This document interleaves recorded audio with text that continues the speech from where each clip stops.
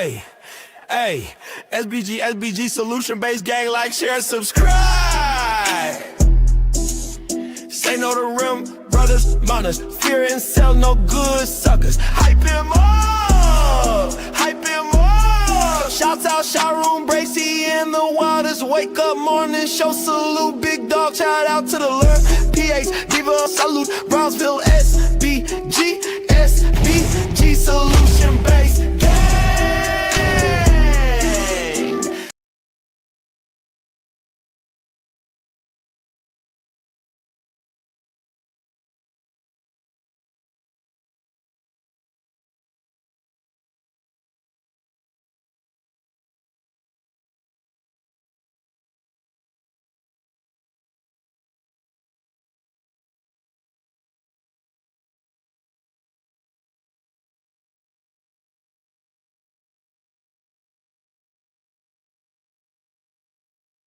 About to be a situation. Hey, hey, hey.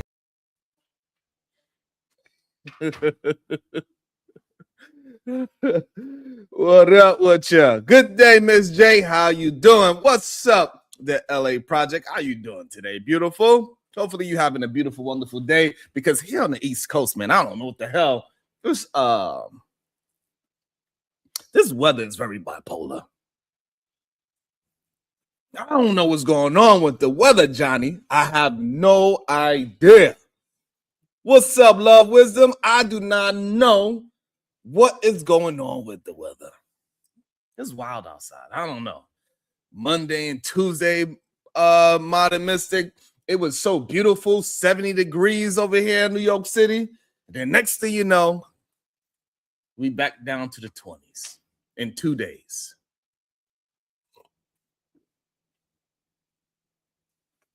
God damn it. Yeah, the title got you. Hey, Modern Mystic, these men be wilding out here. They be wilding out here. Yeah, we even had snow yesterday after a 73-degree day. Crazy. What's up, Reese Cup? These men be wilding out here. You know, I do find it interesting at times. A couple of days ago, Fatty came on to the show. We had a nice conversation for the most part. We had a decent conversation about Coach Greg Adams and how these men supposed to live this, what is it called? A free agent lifestyle. And that men should be just out there paying to play, but also those same men are the ones complaining about how there's no good women out there. But yet they only chasing down the ones that's willing to pay to play. It's such an interesting contradiction. They are living oxymorons. Like, you cannot have it both ways. I'm sorry. You cannot have your Kate and Edith too.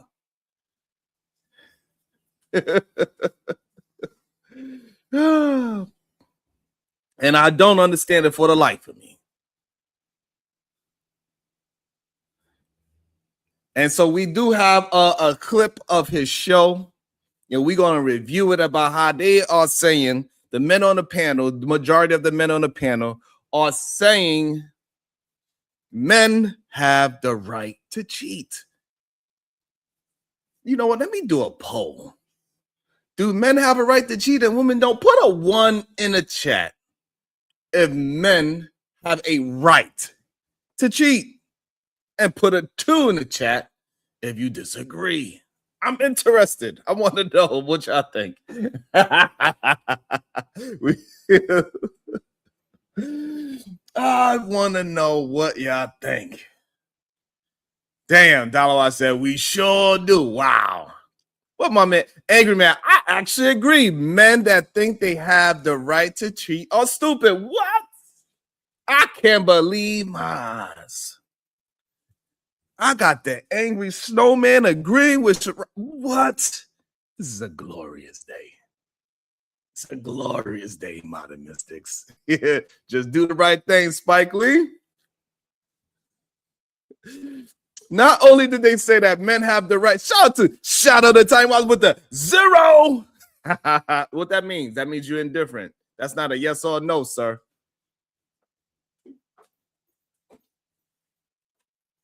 What was interesting about the whole situation, they also framed it as men have the right to cheat to keep their family together. It is such an interesting thing, Haitian Sensation One. You ever hear an argument so backwards that your brain stops like a Wi-Fi router? Right? It just stops like a Wi-Fi router that needs to be unplugged.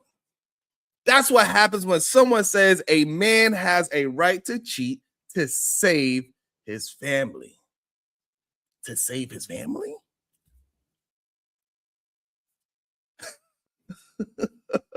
Brother, that's not saving the family. That's, that's starting a sequel nobody asked for. It's like saying, you know what? I crashed the car to protect the brakes.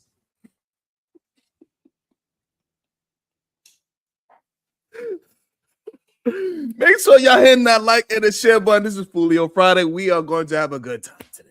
That is this saying that I cheated to save my family is like crashing a car to say I was protecting the brakes. Shit. Clip that. What are you talking about? And then the explanation.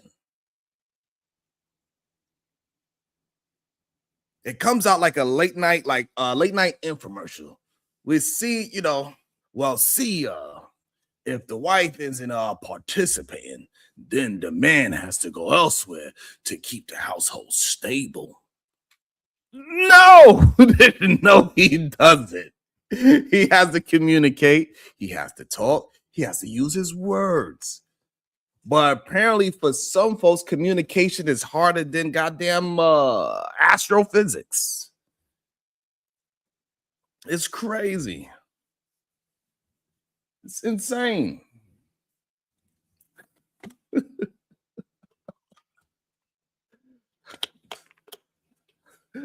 You know what I'm saying? And then the Bible's probably going to get dragged into it because I ain't watched the full clip because I like to be entertained with y'all. We're going to review it together. I'm pretty sure because most of the time when we hear these conversations, the Bible gets dragged into it. I'm pretty sure it's going to.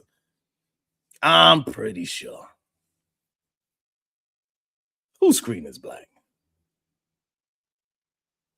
And I'm pretty sure once that happened, this is where it gets wild because suddenly people who haven't opened a Bible since they use it to prop up a wobbly table are now biblical scholars. They're going to start quoting verses like they read it from a menu. Yes, I'll take the Old Testament combo, extra patriarchal sauce, and hold the accountability.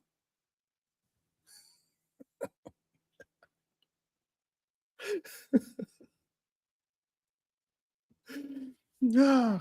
And then they go to say, I know, my bad. I be laughing at my own jokes. So what?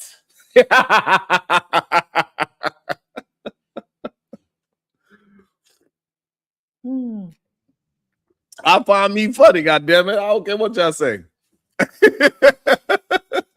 Listen, I don't care what they say. I be finding myself funny. I don't care. Oh. You know what I'm saying? They're gonna be like, hey, see, back in the day, men had multiple wives. Yes. And also back in the day, people also fought lions with sticks. We not doing that either. You can't pick ancient customs like you picking toppings at a frozen yogurt shop. If you're going to use scripture, you have to use the whole message. The parts about respect, commitment, compassion, and not treating people like spare tires in the trunk. Y'all forgot that scripture.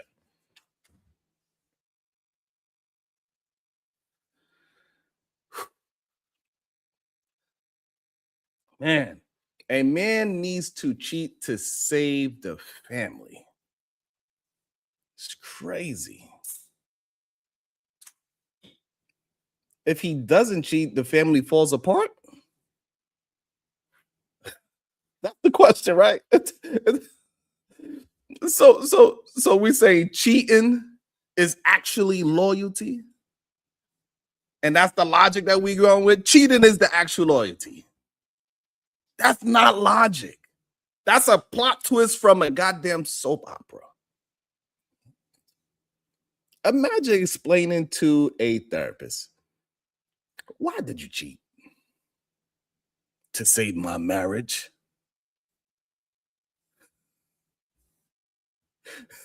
That shit is crazy.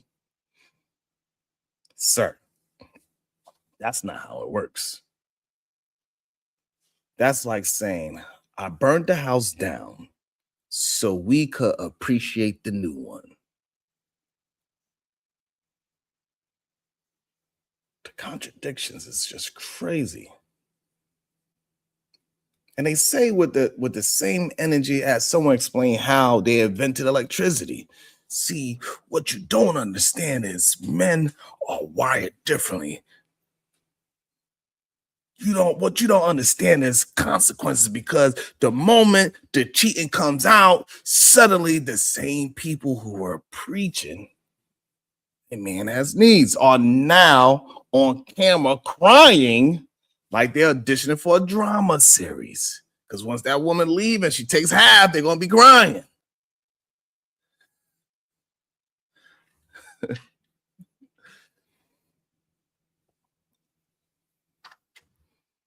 And so the real problem is that, like, all we gotta do is really have a conversation about this, avoiding communication, avoiding accountability, avoiding emotionally, right? They avoided the emotional work. It's easier to create a philosophy than to say, I'm struggling. I feel disconnected. I need to talk. But instead of doing that, we have folks, they build a whole belief system, like they start a franchise, a cheat mart. That's the new name of the franchise, Cheat Mart.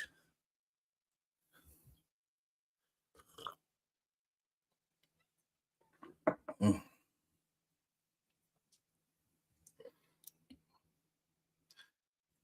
You know what I'm saying? Where infidelity is a family value.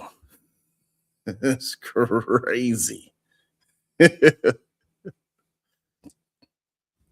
Just crazy. And like cheating doesn't save families.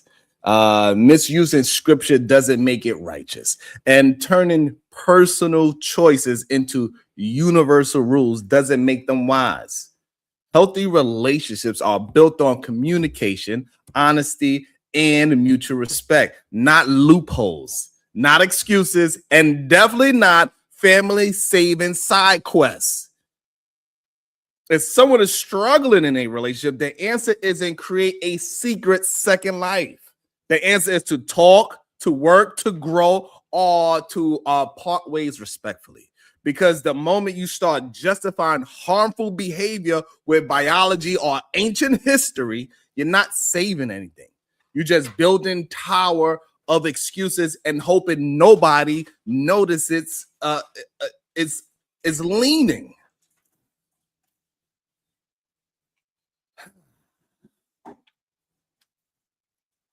All right. I got out my morning rant. I got it. Now, let's see what is actually happening on the show. Hopefully, I didn't misquote their asses or anything like that. We're gonna see what they actually is being said, but that's my morning thought of And so the name of the stream is, if you are denying him the PUSSY, you are a scammer. That is crazy. You know what I'm saying? Like, that is crazy. If you deny him the PUSSY, you're a scammer. Ladies, if you don't feel like having intercourse with your man, you're a scammer now? That is insane.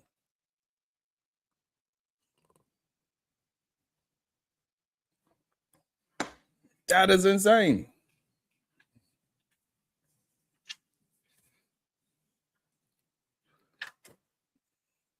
I want to know. Robbing them, yeah. The space sometimes it seems like it is. I agree.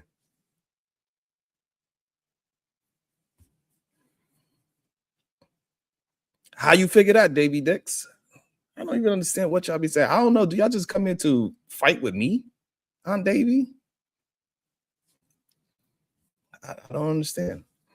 It's weird. Yeah, motherfuckers is weird. You know what? Somebody time out Davy Dix for 5 minutes. I think he need a 5-minute break. He not understanding where he at. I think you need about 5 minutes to reevaluate your system and understand what you're saying.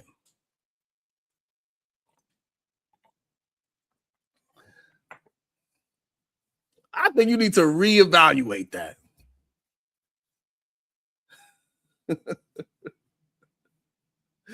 It's weird.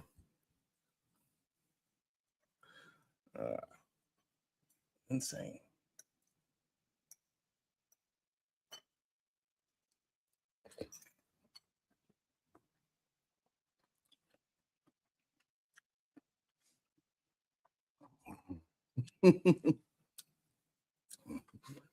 And I need to let y'all know, if y'all can't stick to the topic, y'all gonna have to start watching your mouth when y'all come here.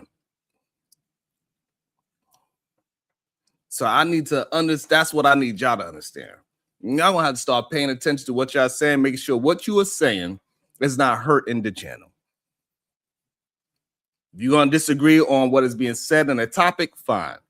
If you go off topic, hey, we're gonna start to regulate that.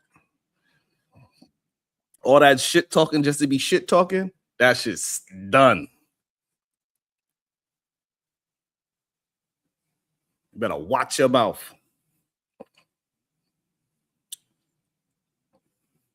Better watch what you say to me. I better watch what y'all say to me. That's all I got to say.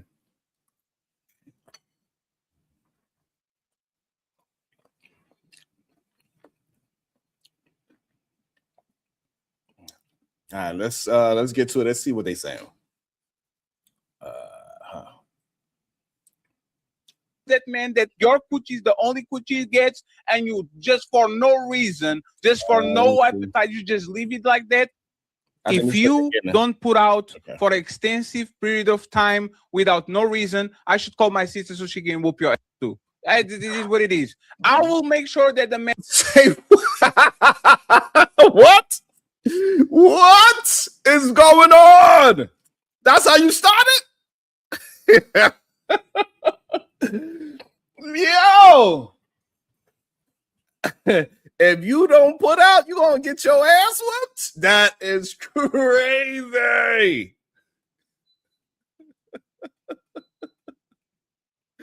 Oh my God. The ideas that these people say, maybe that was just a joke. It has to be a joke. Hold on. That has to be a joke. Ain't no way. Ain't no way. If you don't put out for extensive period of time without no reason, I should call my sister so she can whoop your ass too. This is what it is. I will make sure that the man doesn't touch a woman while she doesn't want that shit, so we can make that. But if you promise that man that your coochie is the only coochie he gets, and you just for no reason, just for no appetite, you just leave it like that, I believe that you get your ass whooped too. I'm not doing it. I'm not.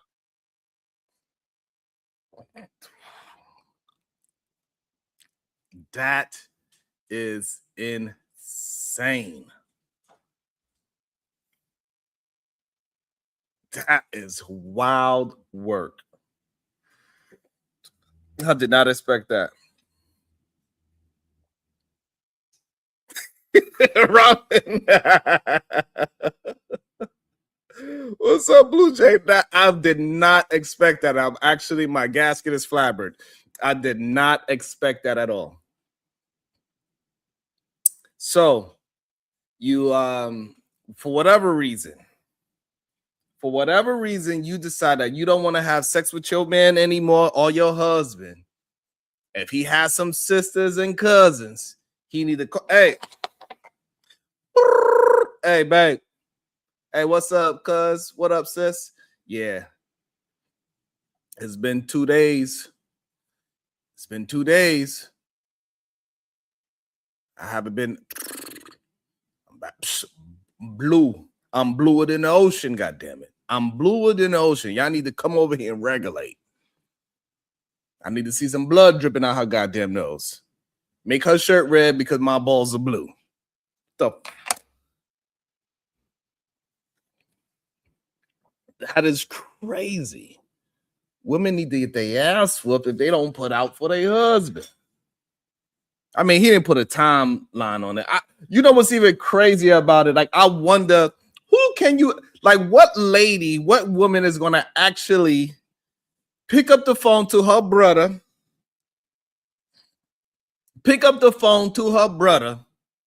and he said, hey, my girl ain't giving me none, so y'all got to come over here and regulate. That is wild. That is one wild ass statement.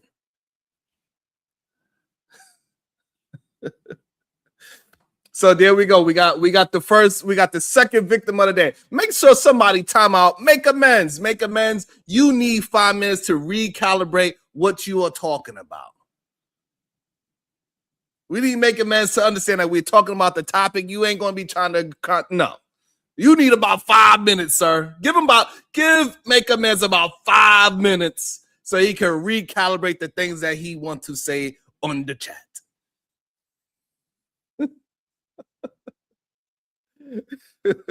He needs about 5 minutes to recalibrate. We're going to have a new recalibration system. Y'all cannot just be saying things just to say them. Talk to the topic.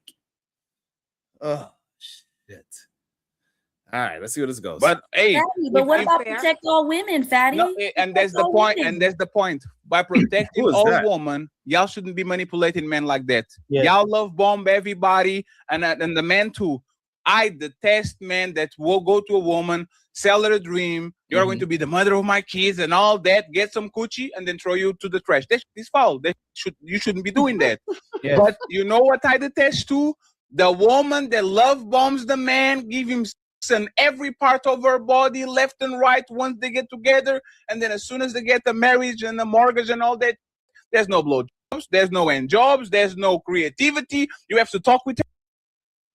Wow, that was crazy. So for some reason, this man and woman that was in good standing when they was being all without responsibility, they was just living together, they was hanging out with each other, they would just keep building a relationship. She was getting all of the access to her body. And then now that they got life together, they got a mortgage, they got children, and they got all of these things that now you have what most men do not understand. Love without responsibility is a very easy thing to do.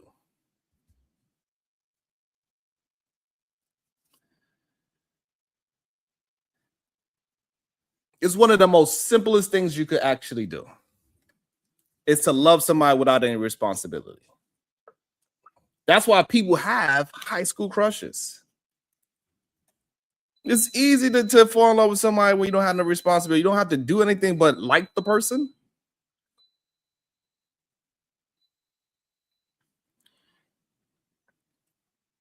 It's the most simplest thing to do. You're not responsible for her. She's not responsible for you. Y'all just together. Life and love without responsibility, anybody can do that. A relationship and a marriage gets difficult when you have responsibility. Children do not make the relationship easier. It makes it more difficult, to be honest. Getting a mortgage that you might not be, it makes it more difficult because now you're getting pressure to maintain something. You don't have to just maintain happiness. You got to maintain responsibility. So if you're not able to communicate and have an understanding why these things are happening, then yes, that thing's going to dry up. But the funny thing is, all you men have to do is stop taking those pills because y'all been taking them since y'all was 18. That's all you gotta do. You can't do it on your own anyway. Goddamn way. Just stop taking the damn pill. You'll be all right. It don't work without you taking the pill. So hey, just when y'all going through y'all little spells, just don't take the pill. Stop taking the pill before you had the conversation with her.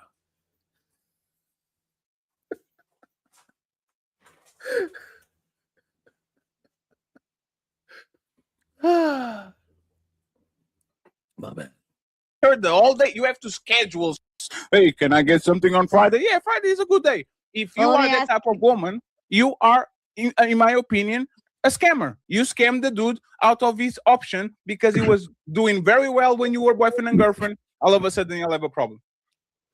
Are there still date nights with that, Patty? Now I've been waiting my turn a long time. Yes, date nights is for a woman, not for a man. Go ahead, Jonathan. That is another crazy statement. And that's where the issue lies at, right? Is that so men are not supposed to enjoy dates. Like I enjoy whenever I could get the chance to, because between children and grandchildren it gets difficult. But hey, listen, I enjoy a date night just as much as my wife is going to enjoy the date night. Are you insane? That's just crazy talk. That's insanity. For some reason, they think everything in a relationship is supposed to be one-sided. The intercourse is supposed to be one-sided for him. Long as she starfishes, that's all that matters. No, it gotta be reciprocated. We know the knife. We know you're in, bro.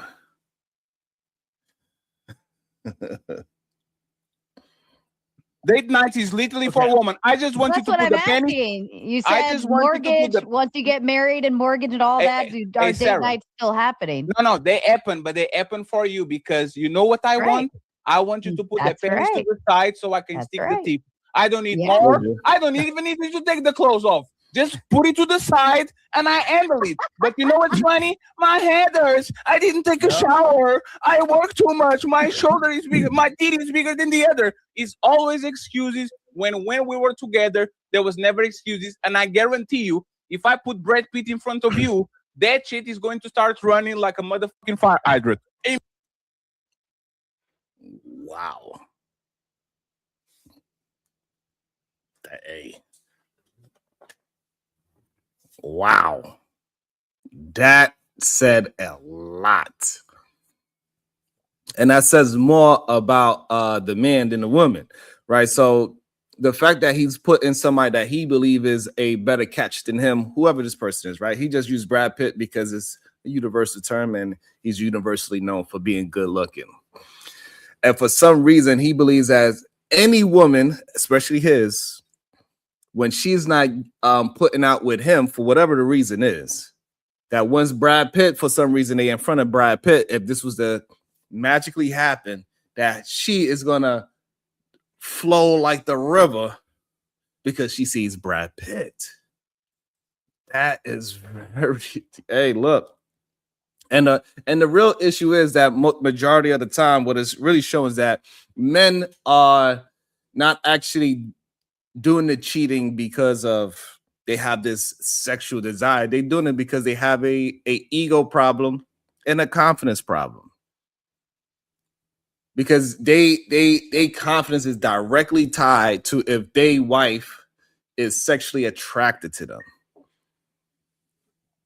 And so in their mind, they're not paying attention to all the other things that happens in a relationship that makes the partners sexually attracted to each other. Because let me let you know this, if a woman is allowing you to just starfish and pull the things to the side on a dated on every encounter, she is not sexually attracted to you either. She's allowing you to get your rocks off, but it's something else happening and she's doing her thing.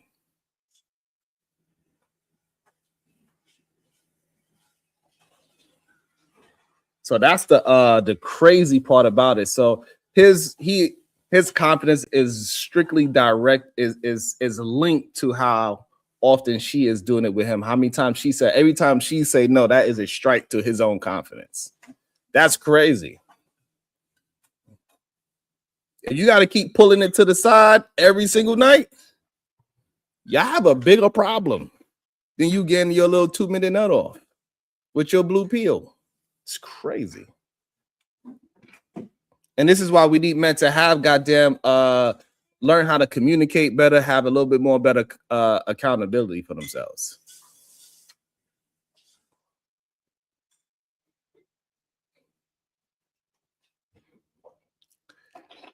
And no, this is crazy to me.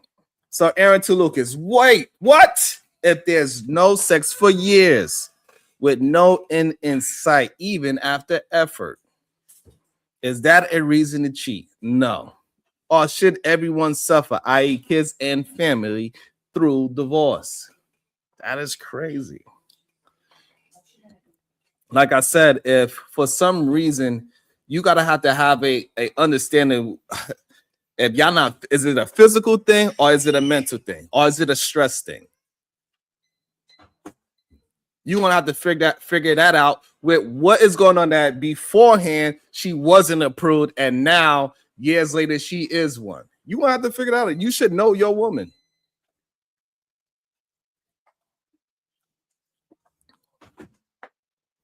Because the number one key to not getting your woman aroused in that way is stress. It's the number one. If it can't be identified, and what, hey, you gonna have to figure that out. What is it that you are willing to stand on? Are you willing to just act as if that's the only reason you was with her? If that's the only reason that you was with your woman was just that component, hey, it is what it is. Because I do find it very interesting. So now when you get older and that blue pill is not working anymore, you are now 40 years old. You've been using that pill since you was 20. And now at 40, the pill is not working at all. What is she supposed to do? Are you going to say it is okay for her to cheat to save the family? I just want to know. Aaron to Lucas, that question was for you.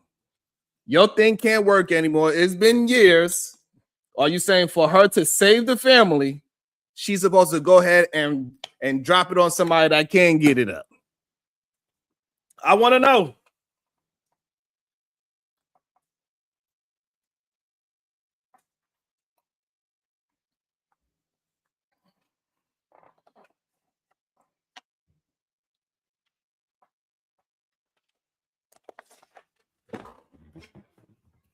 Because we do know the stats.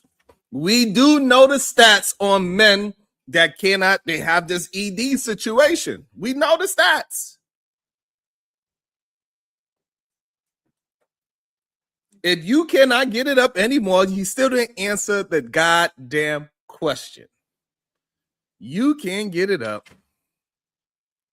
Is it okay for her to save your family for her to get dicked down by another man? Yes or no?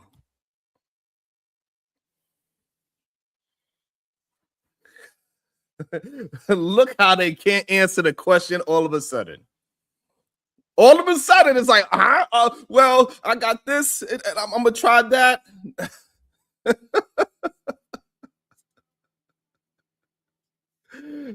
It should be crazy. That should be crazy. I'm just curious. He still didn't answer the question. Is it okay? He don't want to answer the question. He feels a certain way now. All of a sudden, hey, yeah, I know you don't have the answers. And that's the weird part about it, is a lot of men, especially the ones that is communicating like this, they feel like they have the answers to their woman. But for some reason, if they woman stops wanting to have sex with them, they have no answer but to go outside and cheat. That cannot answer.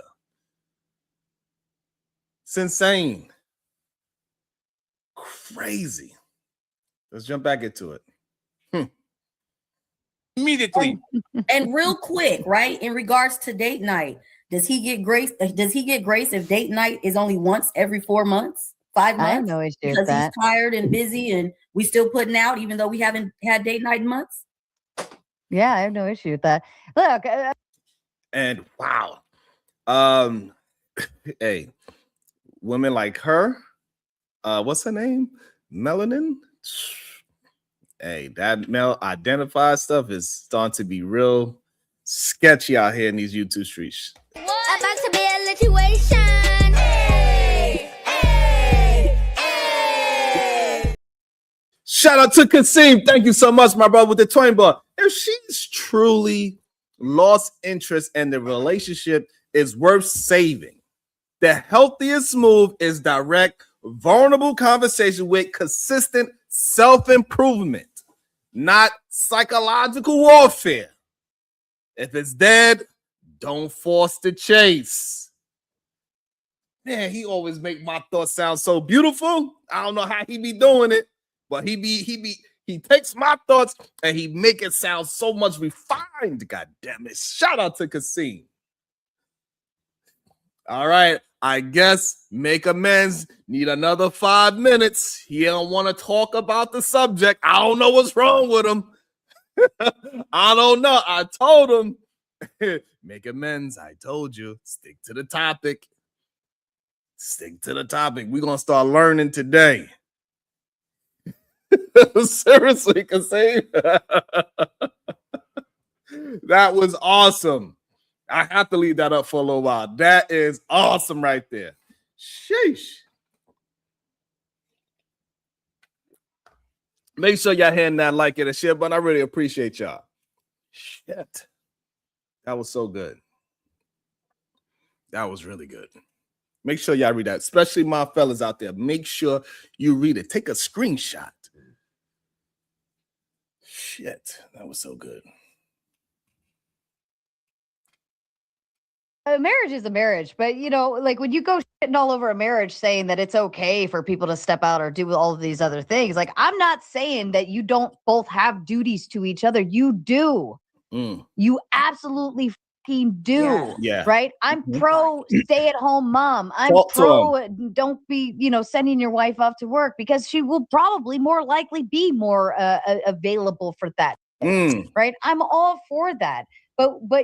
But if she doesn't put out, right, you're going to use that as an excuse to betray her, betray your marriage, and disrespect your marriage. And even more so, if you got married under the church, you're disrespecting God and your vows to him. That's where I find that to be fucked up. And now I can come in. No, Jonathan. You hold on. I told you the Bible was going to get brought into. We're going to see where this goes. Ali look like he's supercharged over this part of the conversation. Let's see where this thing goes. No, soon as you don't you don't fulfill your responsibility to me and your duty to me, you're being unfaithful. Whoa.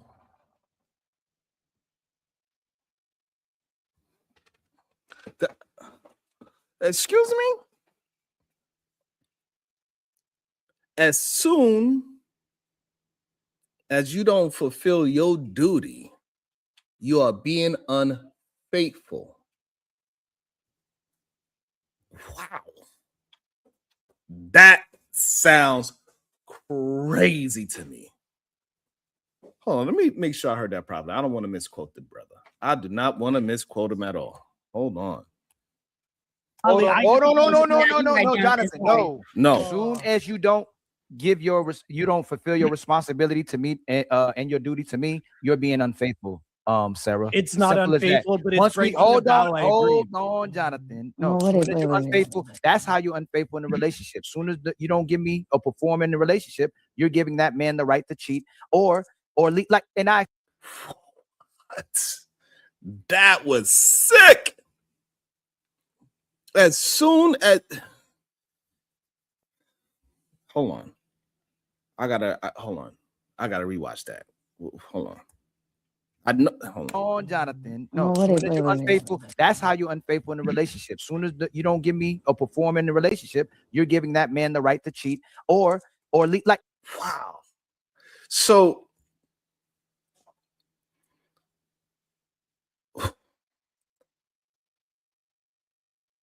So what about okay? Okay, hold on. Let me slow myself down. Like that's my gasket is flabbering yet again.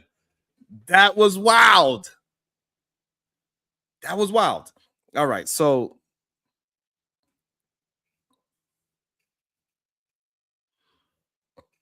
if she doesn't provide the performative situation, she is being unfaithful to her husband. The only problem I really have with, I got plenty of problems with it, but one of the problems I have, I should say, is the performative things that a man have to do that he fails at every single day, trying to be a man. Is that him being unfaithful as well? When do the faithfulness starts and stop? Does it only start and stop with her responsibilities, or does it also start and stop with his responsibilities as well? Shit. About to be a situation. Hey, hey, hey. Whew. Aaron to Lucas with the 5-ball. Why do you assume I'm on either side when I ask questions?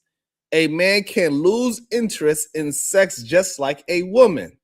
The question was impartial.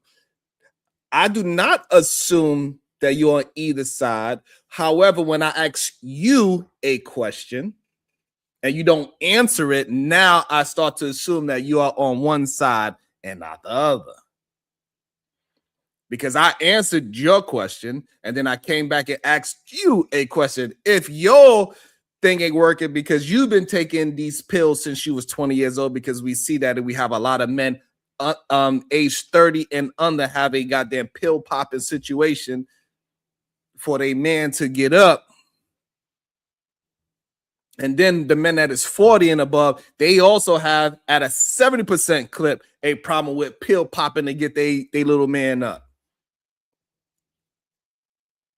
So now it comes to the point when eventually those pill popping ain't gonna work anymore.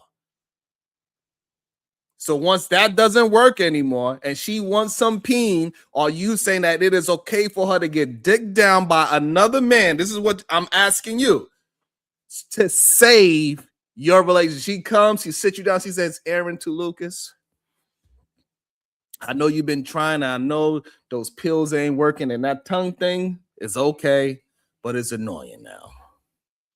You're looking everywhere else but the spot that I need. I need to get dick down, Aaron. And so now that she says all these things, and I'm doing this, Aaron, to save our marriage. I need to go out there and drop it up. I need to drop it like an eagle, Aaron. I love you, my husband. But yet, to save our marriage, I need to go drop it like an eagle. Is that okay with you, Aaron to Lucas? Yes or no? That's all I'm asking. I want to see what you say.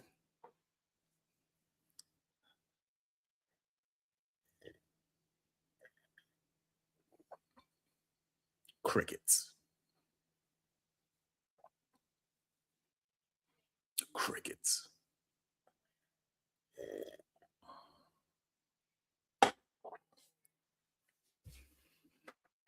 He didn't answer the question, y'all. He did not answer the question. About to be a situation. Hey, hey, hey.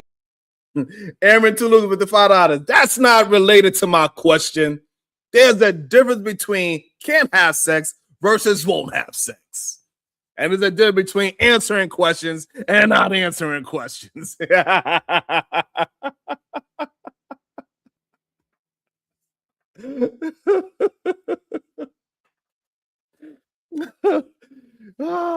But also we need to address what Ilkan Ali just said, that she is being unfaithful when she is not performing that act anymore. So when he cannot perform his acts, is he now being unfaithful to his wife and his marriage is the question that I have. You didn't answer no damn question. You still didn't answer my question.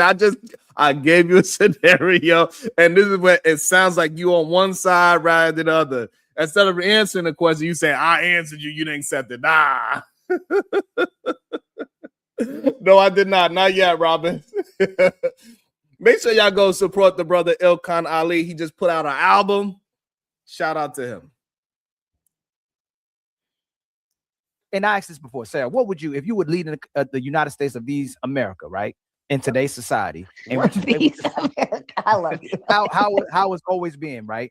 Would you rather a man, and I'm with you, I don't think there should be no justification for cheating, honestly, right? At the core of it, we should not cheat on each other. No one's denying that. I agree with you, right? Okay. But would you rather, if the woman is being lazy and inconsistent and being unfaithful in a relationship, but this is a phenomenal man, cheat and keep his family together, or for the man to break the family and we have a bunch of single mothers and single parents because the women are not fulfilling their duty to the family? Which one would you, if you're a leader of the country, would you rather? Yo, that is one crazy premise.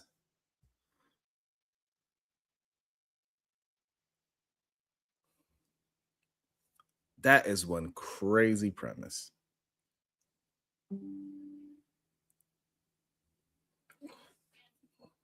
One of the craziest. He's a phenomenal man. And the only way to keep his marriage together is about going outside and cheat, because whatever the reason is, she stopped wanting to have sex with him, this phenomenal man. Whew, that is a 1 in I don't know how many million of a chance that's happening at I don't know.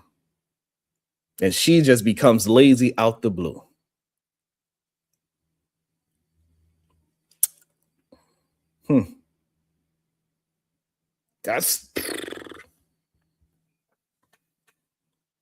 That's crazy. That's insane.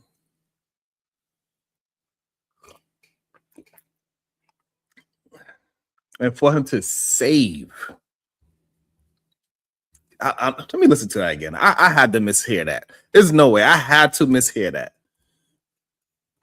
Being unfaithful. I don't think there should be no justification for cheating, honestly, right? At the core of it, we should not cheat on each other. No one's denying that. I agree with you, right? But would you rather, if the woman is being lazy and inconsistent and being unfaithful in a relationship, but this is a phenomenal man, cheat and keep his family together, or for the man to break the family and we have a bunch of single mothers and single parents because the women are not fulfilling their duty to the family? Which one would you, if you're a leader of the country, would you rather the man stay a president, Miss Sarah? Like, she's not fulfilling her role to me, but I want to keep my family together. I'm still going to perform my role, but I'm going to go get me some to stay in this relationship. So I'm going to go get some peace because she's not giving me no peace, so I can still stay in this relationship. Or Sarah, president, going to tell me, no, create more broken families, create another single parent household, a single father, single mother household. What would you advocate for, Sarah? From those two options, please, without doing the And I think the issue is that you're only given two options, and those are not true options that people have in relationships. Is the problem. People have a plethora of options other than what you are just pushing. But you cannot expect it be so one-sided that, hey, I did everything and she's doing everything but this one thing, and that gives me the reason to go ahead and it's just crazy. Because the only way you are representing her being lazy is in the bedroom.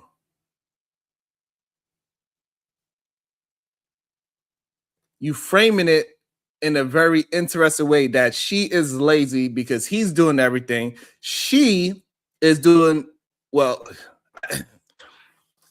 when you say lazy, are you saying lazy just in the bedroom, or are you saying lazy as an overall wife? And what made her turn into this lazy overall wife? Like, it cannot be that simple that she just said, you know what? I don't want to do anything. I don't want to do this anymore. Doesn't happen. Shout out to Time Watch with 2 balls. You do that a lot, sir. What do I do? I don't do anything of the such. That is a complete lie. I don't do anything. I don't frame anything like this. Absolutely not.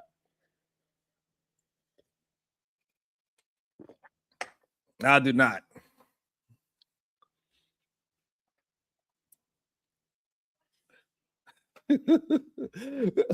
My cornering options is to deal with logic. So that's where the misunderstanding is at. I corner you into standing on what you are saying. This is not standing on what she's saying. This is giving her two ridiculous options. I'm trying to get on your logic. Do you mean this? Yes or no? Corner you into a logic and then get you to stand on that logic is completely different. He's not trying to get her to stand on the logic. He's giving her option. Hey, this man is an upstanding. He's the greatest man alive. And his wife just became absolutely lazy for whatever reason. And the only way he's going to keep his family together is going outside of his marriage. Or do you want to tell this man and woman, no, he's going to go do it anyway. And he's going to create broken home because now he's going to divorce her because she's not giving out any vagina. It's his argument. He took away everything else that a wife does. And he gave her this one thing that is the bedroom. That is two completely different things. Because also, if he had a wife and she said, the only thing I'm going to do is F you and that's it. All we're going to do is have great sex. I don't do nothing else. The whole Cardi B song, I don't cook, I don't clean, but damn, I do X, Y, and Z. Men don't want that neither. So that's the difference, Josh. I can't believe Josh trying to put me as a boy. Yo, sit your sitting ass down. Who you think you is? Classic John. They'll put it in an extreme. Your wife gets into a horrible accident and she's like disabled from the waist down. Are you gonna go fuck around on her? Right? Yes, Exactly. no. Answer. No, I am answering. That is my fucking my answer. wife Baby. is no. Hey, but that's the point. But that's the point. Hey, Sarah, no, just 1 second, please. But Sarah, but that's the point. Let me tell you, I'm going to be perfectly honest. You're missing it. No, Fatty. I promise. Hey, Sarah, if you have a husband and he become a paraplegic, like or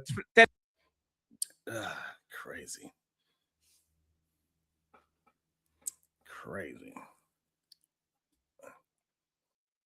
I don't know. I don't understand this at this point. I don't get it. That's crazy. That is crazy. If y'all, it seems like y'all got some disagreements with what I'm saying. I'm more than welcome to anybody that want to have a conversation. I'll drop the link.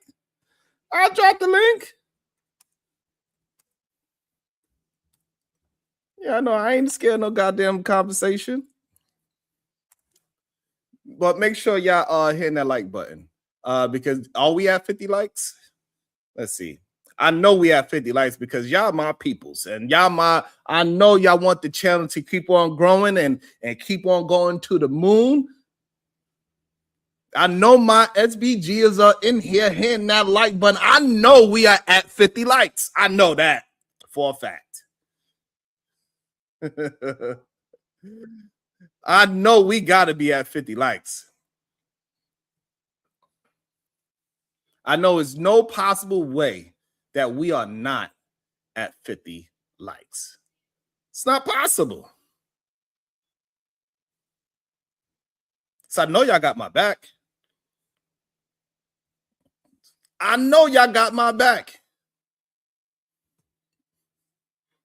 About to be a situation.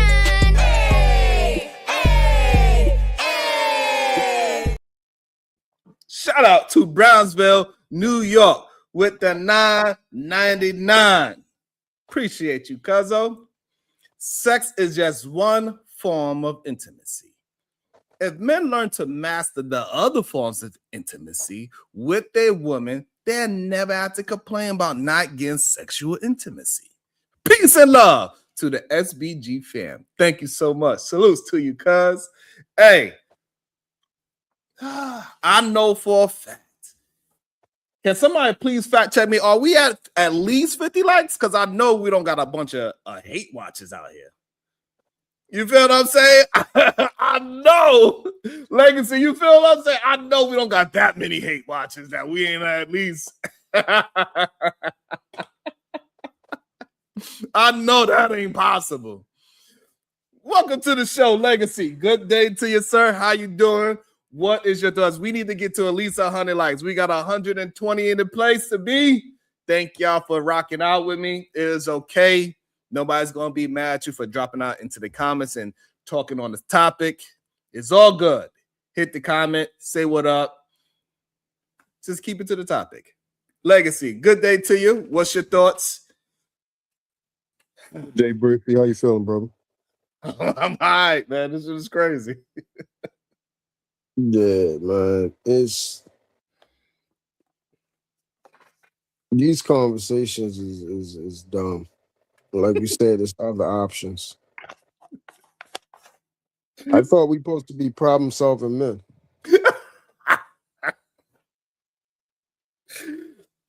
I don't know. How do we get here? Like I don't understand. And I think it's even more crazy is that it actually has women. It seems like Melanin, she actually agrees with her man cheating on her to save her relationship. You know how crazy that sounds? How toxic that sounds? Hey, babe, the only reason why I cheated was to save our relationship. But now that you know, I don't have to tell you, I don't have to hide it anymore. I can just tell you I'm going out to, I'm going to Fridays. Fridays is my code word for I need some release. I don't gotta cheat no more, because now I can tell you, because you found out. Yeah, that's crazy. Why would I be with a woman that allows me to cheat on her? I mean, that doesn't make any sense. I don't understand it for the life of me why it gotta be so extreme in the intimacy part that is the one thing that they hang their hat on, right? So it's interesting to hear it now, right? So he's cheating to keep the family together because she don't want to put out in that one situation. And when she don't put out in that one situation, she is now not being faithful to her husband because of this one situation. That's very interesting. It doesn't make sense. I'm keeping the family together by disrespecting her, myself, and God. It's kind of insane when you really think about it. I don't understand. How does it work that way? In my life. And they dead serious about it too. What's up, Fig? They dead serious about, hey, I'm going to cheat to keep my family together.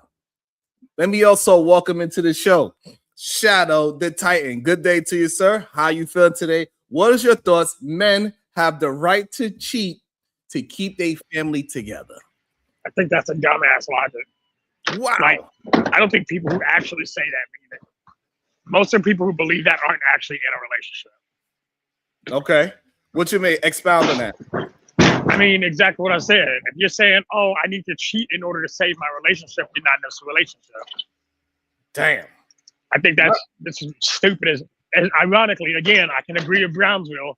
I think people don't know how to actually form intimacy. And because of that, they don't know how to hold an actual relationship. Okay. And so, and we also welcome into the show, Fatty. How can a man cheat to keep his relationship together? Make that make sense. Hey, Sharon, who is in the back? Because I recognize, is that Nexus? Yeah. Like, is that True Dever something Nexus? Is that him on the back? Yes. Yeah, this is me, Fatty. You know that. Oh, so he's the one that's saying that this conversation is stupid when he literally cheated on Tequila and sent messages to his ex-girlfriend saying that she was the woman of his life when he wanted her back and all that. And now these conversations are stupid, Nexus? You are the embodiment of that. You had a good woman that was doing things for you. Now she's the mother of your kids, and you literally were sending messages to your ex that were cheated on you with the little midgets, right? Went to his house, took pictures with him, called him daddy in front of everybody, and you went ahead and you sent messages to that woman saying that you missed her, you wanted to be with her and all that, right? So how are these conversations stupid when you are literally the embodiment of that? Can you answer that, please? Okay. I'm not going to ask for something stupid. Hey, don't stutter. Don't stutter now. I'm not stuttering. I'm not going to answer something stupid like that, man. Okay. Uh, By the way, am I lying? Are you lying? Yes. Are you lying? Yes. Yes, am I lying to what I said that you were with the current mother of your kids while you literally sent a message saying that you missed the woman that put you through a tremendous amount of trouble and that was literally calling their long daddy? Am I lying? Yeah. I think you might need Okay, to come to the front of I'm church not for lying. I'm not lying, and this is why these conversations are not stupid because you are the embodiment of that shit. Thank you very much. Have a great weekend, friends. I have no idea what he think he just did. But anywho, it's still stupid. all right. I don't know. Kunar, I'm only muting you because you have a lot of background noise. Kunar, welcome to the show. How is this making any sense to have a man cheat on his woman to keep the marriage together?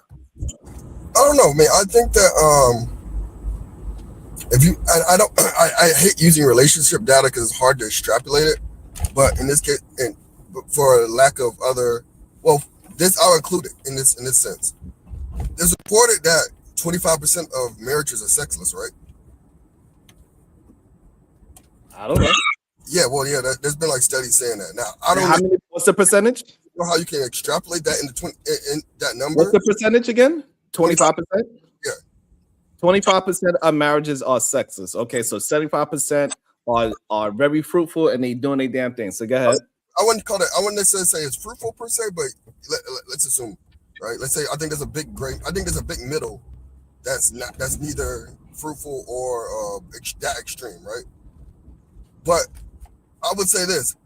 I think that in general, overall, both men and women play games with sex, and this is what I mean by that. I think both men and women weaponize sex, and on man's side, for example, we would say cheat. Let's say, because we're saying that man's cheating, right? Men sometimes say, "Hey, I'm cheating in order to keep the relationship together." Women say that as well. Some people say, women sometimes say, "Well, if he ain't doing everything my way, then I'm gonna hold out on sex," right? There's so many different things that are like weaponized to get using sex as a weapon. I think that causes one of the biggest issues in the problem. So I think it makes sense because it's happening a lot. Okay, but we do understand that it's a very small minority of people that actually use this sex as a negative weapon. Majority of the time, both parties are enticing each other to have a good time. So, hey, you know, the clothes that she wears, she's teasing and she using sex as a weapon. Yeah, babe, I'm going to do this and you're going to take me on vacation. Fine. But we talking about successful relationships, right? We talking about a man that is doing all the right things. She's doing all the right things. But whatever the case is, this woman in that intimacy part, she's not feeling it for whatever's going on. Is that a reason to now cheat to keep them together? I mean, it depends on how much you value sex in your marriage, right? If you think that is a huge part of it, and that woman is like, or that man, whatever, or for whatever reason, are refusing to have sex, right? And it's not because they can't; it's because they don't want to have sex. I think some people might psychologically be hurt by that. So they might say, "Hey, this is the only way in order for me to not act a certain way." You know, because some people are grumpy. Some people mood changes when they can't have sex, right? So maybe they might say, you know what, maybe I'm relieving some stress in order to get it out, and then come back to this relationship or this marriage in a stable state of mind as well. Okay, so now let's talk about that man that needs to do all this. So now, is he using sex in a healthy way? If he's using it as a way to get out anger and all these things, is that healthy sex? No, that's not what I said. I said some people, when they don't get it, they act a certain way. That changes their mood. They may change their thoughts about their spouse, right? And it may change the attitude in which how they show themselves within a relationship. I didn't say to get out anger, you gotta have sex. That's a totally different. Right, because sex is supposed to be intimacy with the person that you love. When you're using it for all these other things, is that not now using it in a different? That's not what I said. Maybe you not understand what you're saying, right? You're saying people get angry because they're not having sex. Well, yeah, okay, so now when he's getting angry when he don't have it, right? Yeah. So that means he's using sex as a way to cope with whatever he's going through. And there go your first problem. You should be intimate with your wife because you love and you appreciate that person that you are building a life with, not using her as a goddamn as a fifi, like you in jail and you just need to just get any kind of nut out. That's insane. No, Sharon, because you don't think because you love and appreciate somebody and you care for them, right? And they're not reciprocating in certain ways. You don't think that would cause frustration? It could cause frustration, yes. And anger in some people, right? No, it should not cause anger. If you love the person, you need to be trying to figure out what's going on. Why this person once was like this, and now they are now moving in a different light. That means there's something else going on within that relationship, and we need to have great communication skills and have accountability for what is actually happening in the relationship, and stop looking at because she's denying me sex. That means that there's something wrong with me.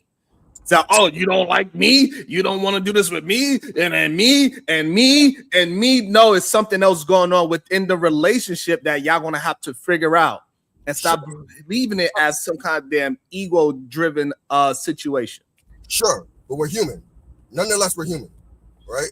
And although that may be true, we're human, and so therefore, humans are not perfect. We don't sit there and read it like robots. That thing may happen. That does not take away from the fact that person may still feel a certain way about it. Right. So if they feel that way about it, yes, that is understandable. So now they feel that way about it. Yep. So now they got to actually use the skill of communication and accountability to say, hey, my partner is going through something. This is not a fault on me. That's accountability. Yes, but you got to take that ego out of the relationship. You cannot put anything in front of that relationship and act as if you could just attack the woman. The relationship is always in between you and her. So you cannot go around the relationship and attack her and say, you are doing this to me, you and you and you, and think that that's not going to hurt the relationship. So once you realize and take your ego out of the situation, then now you can have a fruitful conversation about what's actually happening. Sure, Ron, but you have that conversation, and 3 years later, you still didn't have sex. Y'all try. That means you didn't, and right, and so she's still denying it. That therefore, that means it's not resolved. Okay, then. So you don't think if several years have passed of you not having sex, right? We're not talking about just one thing. You asked her Tuesday, and she said, "Nah." How about later in the week you have sex? We're talking about the serious problems that people are having right now, right? Okay, so let me understand. So you saying like, so all this has happened 3 years later. You just want her to pull her pants to the side and you get your nut off, and then you'll be happy in a relationship? No, because actually.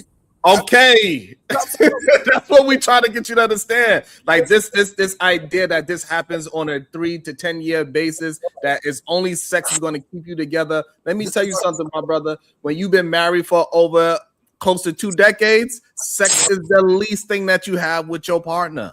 It's not as big as a deal as people attempt to make it to be. Is it something that you want to do? Yes. Is it something that you want to enjoy? Absolutely. But once you got young kids involved, it gets very difficult to navigate through this situation, right? It's a plethora in real life. It's a plethora of things that's going to slow you down for having sexual intercourse. That's why people get pretty excited when they kids and they turn to empty nesters, because now they could go ahead and be you know you know what I'm saying? This is what people can't with you, because when you ask a question, right, and you want somebody to answer you directly, you jump you don't let people add context. I did allow you to add context, and I added some context on top of yours. I said it, I give you an answer, then you jump right into it, but you gotta let me answer the context, add the context, right? Because after 3 years, at that point, you're not just sitting there saying, man, I want some sex tonight. At that point, you're frustrated now too. All those thoughts that we were talking about earlier, about the frustrations, about the vulnerability, right? About the and all the other things, all those things are coming out now, right? So now you feel a certain type of way, you regardless of whether the initial whether the initial reasons for sex, refusal for sex were valid or not. Now you feel a certain type of way. So now it's beyond the sex now, and now it's two problems. Now it's so now let's go to that. So now 3 years come, and I want to add the other people into the conversation. So now that 3 years happen, you saying that the only way to maintain that relationship and stay in that marriage is for him to cheat. Sometimes that might be the solution that he came. I'm asking you a very direct question, right? So you saying the only way to save that marriage is for him to cheat on her, and that is going to save his marriage? I don't think it would save it, but okay. So now you understand why we having the con. So therefore, you agree with me that him cheating on his wife, no matter what the circumstance, is not going to save his marriage. And now that's how easy we get to, the real answer. You got it, Sharon. I'm not.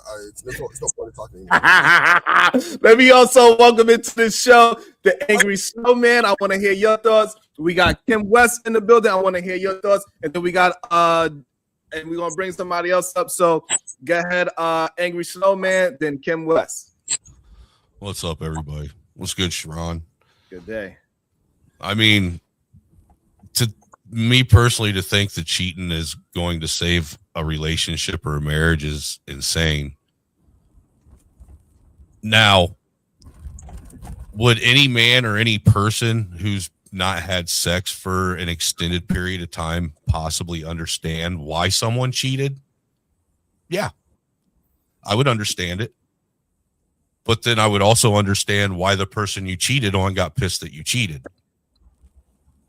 There's consequences to things here. I mean, this is crazy to think that going out and stepping out of your marriage or your relationship is going to save a marriage or relationship if you don't already have some kind of agreement with each other that you're going to be able to do that type of shit.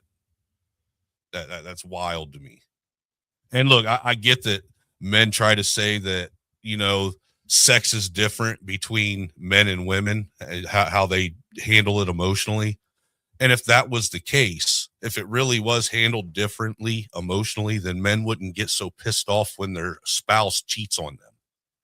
It wouldn't matter to them because they handle sex in a different way than women do. But no, we both, men and women, get pissed off the same way when someone cheats on us, when we've said that we're going to be, specifically with them. I mean, to think that cheating is going to save anything is crazy to me. It's crazy. And to think that men should have the right to cheat is crazy to me. Nobody has the right to cheat. Nobody.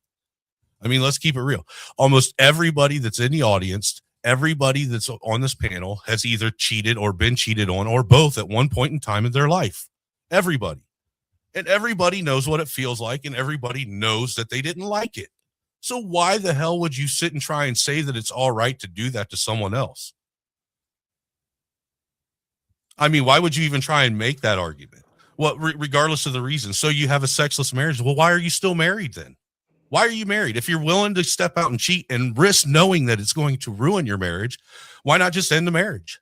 Why add extra shit on top of it to make the ending of the marriage even worse? Because now it's inevitable that the marriage is going to end. It don't make sense. And Sharon, I disagree when you said that it's hard for people that have kids and that have been married for 10, 20 years to have sex with each other. It isn't hard. Two people that really love each other and like to be around each other and enjoy each other's company, it isn't that hard to find time to be intimate with each other and have sex with one another. It isn't. Me and my wife have been together for 13 years, going to be married for 10 here and next month. We still have sex 3, 4, 5 times a week. Are there times throughout the month that it slows down? Absolutely. Is it always 3, 4, 5 times a week? No. But we do always make sure that we find time for each other at least a couple times a week. Always. It isn't that difficult. I mean, you fucking sleep right next to each other every night. Most couples go to bed at the same time, damn near. Same time. Hold up, Sean. Our cover is fine. Yeah, because I even put up that we don't use the N word and the F word. Angry Snowman is a $2 fine for each one, okay? My bad. It's okay. Got it. You good there? All I'm getting at is to think that you can cheat and that it should be okay on either side is absolutely redundant. To think that you should be able to step out on your marriage and think that that's going to save anything is crazy work. Crazy. We all know how it feels to be cheated on. We all know how it feels to cheat. And look, let's be honest. If men really thought that it was okay to cheat, they wouldn't get that sick feeling in the pit of their stomach after every time they do it. Because I don't know about you, but every time I ever cheated on someone, while I was doing it, yeah, I was into it, having a good time. But after I was done, the minute I was done putting my clothes on and walking out the door, that knot in the pit of my stomach on how am I going to talk my way out of this one and try and convince her that I didn't do what she knows I'm out here doing. If we knew it was right, we wouldn't be trying. We wouldn't get the same reaction from doing it. We know it's wrong. So why are we sitting here trying to make excuses on why it's right? Bars. I love it. Welcome into the show. Ken West, what is your thoughts? Can a man cheating save his marriage? Is my mic okay? I don't know Yes, if you my mic sound is- great. Okay. Hi everyone. Good Except day to you. Josh. No, I don't think. What was the question? Can cheating save the marriage? No, but Yes. I have heard that before. I have heard that. I heard a man say, "You women, y'all just don't understand. Really, the mistress is saving the relationship because she's taking a lot of stress off the man. That otherwise, if he had all this stress, who knows what would happen to you? Your relationship would be ruined if this kind, sweethearted mistress would not take this stress away from your man." But All yeah, right, so, but you don't agree. All right, I like it, Kim. I like that point that you brought up because a lot of times we did hear that. Let me also welcome into the show, BMU. What is your thoughts? Can cheating save a marriage? And then I'm gonna bring somebody else into the conversation. BMU, can cheating save a marriage? I don't think cheating can save a marriage. I think cheating exposes what the problem is in the marriage. the problem is the cheater. No. Well, what I'm saying to you is, before, and I'll put it to you in terms of like this. If my sister just yesterday had a problem with her car, and the car just died, and I said, "Baby girl, what happened to the car?" And I said, "How long has this check engine light been on?" She says it's been on for about 3 or 4 months. I said, "Girl, why didn't you say something earlier? Now it's broken down." Every marriage or relationship, when the check engine light comes on, you have to service your relationship. You have to sit down and have these conversations. And you have to understand that a man has made a commitment to you in front of God and his family that he's going to be with you for the rest of his life. And he understands, if he's a believer, he understands that your body belongs to him and that you're supposed to be sexually active with him and all those other things. When a man commits to one woman, one sexual partner for the rest of his life, and she takes that from him, it's inevitable that he will start to be attracted to other women because he's not getting that from his wife. No, it's not. Okay, so you're telling me that the nature of a man is to produce and be fruitful and multiply, basically by biblical principles. So you're telling me that we're created to be sexual creatures, but we can be denied that and not have them. We are not created to be sexual creatures. Whoa, I can. What? Sex is a part of the human experience. It's not what we was created for. Yes, we were. We were. Absolutely. I'll give you the scripture in the right now, the scripture and the chapter and verse right now. We were created to be fruitful and multiply and to fulfill our role as a man and a woman. All right, so perfect. So we are only supposed to have sex to create babies? We're supposed to, no. Sex was created for the pleasure of the husband and the wife. I can give you scripture, chapter, and verse on that as well. So which one is it? Is it for It's us both. It's both. It's both. No, hold on. Because you didn't say sex You didn't say man was created to enjoy sex. You said men were created to be fruitful and multiply. That don't have anything to do with enjoyment whatsoever. Okay, so let me give it to you again. And this is how it gets all confused and discombobulated. No, it doesn't get confusing. If you go to Genesis, it says that you will fruitfully multiply. If you go scroll over to Song of Solomon, it teaches you that sex between a husband and a wife is supposed to be pleasurable for your husband and pleasurable for the wife. And it also gives description on how the pleasure is between Solomon and his wife.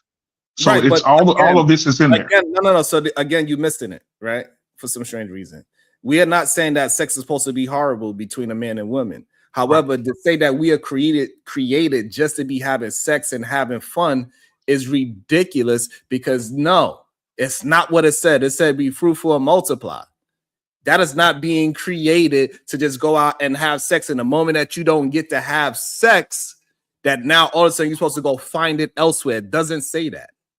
No. Okay, so the Bible says this particularly. So I have to give you the scripture because I want to know, because sometimes I'm not saying this about you personally, and sometimes we're not well read in this. So the scripture says, when you are married, your husband, your body no longer belongs to you, but belongs to your wife. Wife, your body no longer belongs to you, but belongs to your husband. It says, woman, this is the scripture. Woman, do not deny your husband of his sexual desires unless you both agree. And if you both agree, then do this for a limited time and then come back to having sex with your husband so he won't be tempted by the world. Okay, that's scripture. That's exactly what it says. That is just crazy. Also, welcome into the show.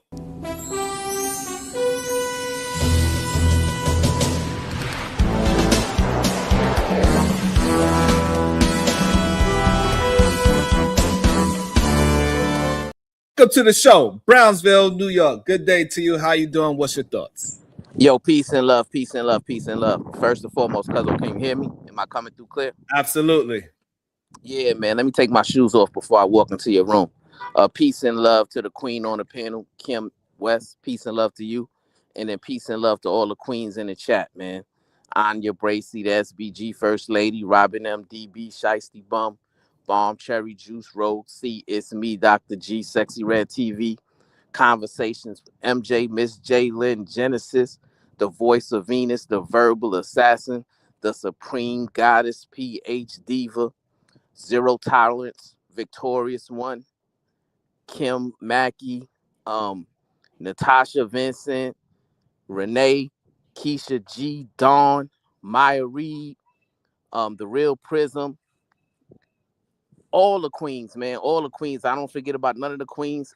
Every time I hit this platform, I'm gonna make it my purpose to lift y'all up, give y'all flowers, and show these men, show these knuckleheads how they should be treating the ladies, the queens, and the women on the internet, man.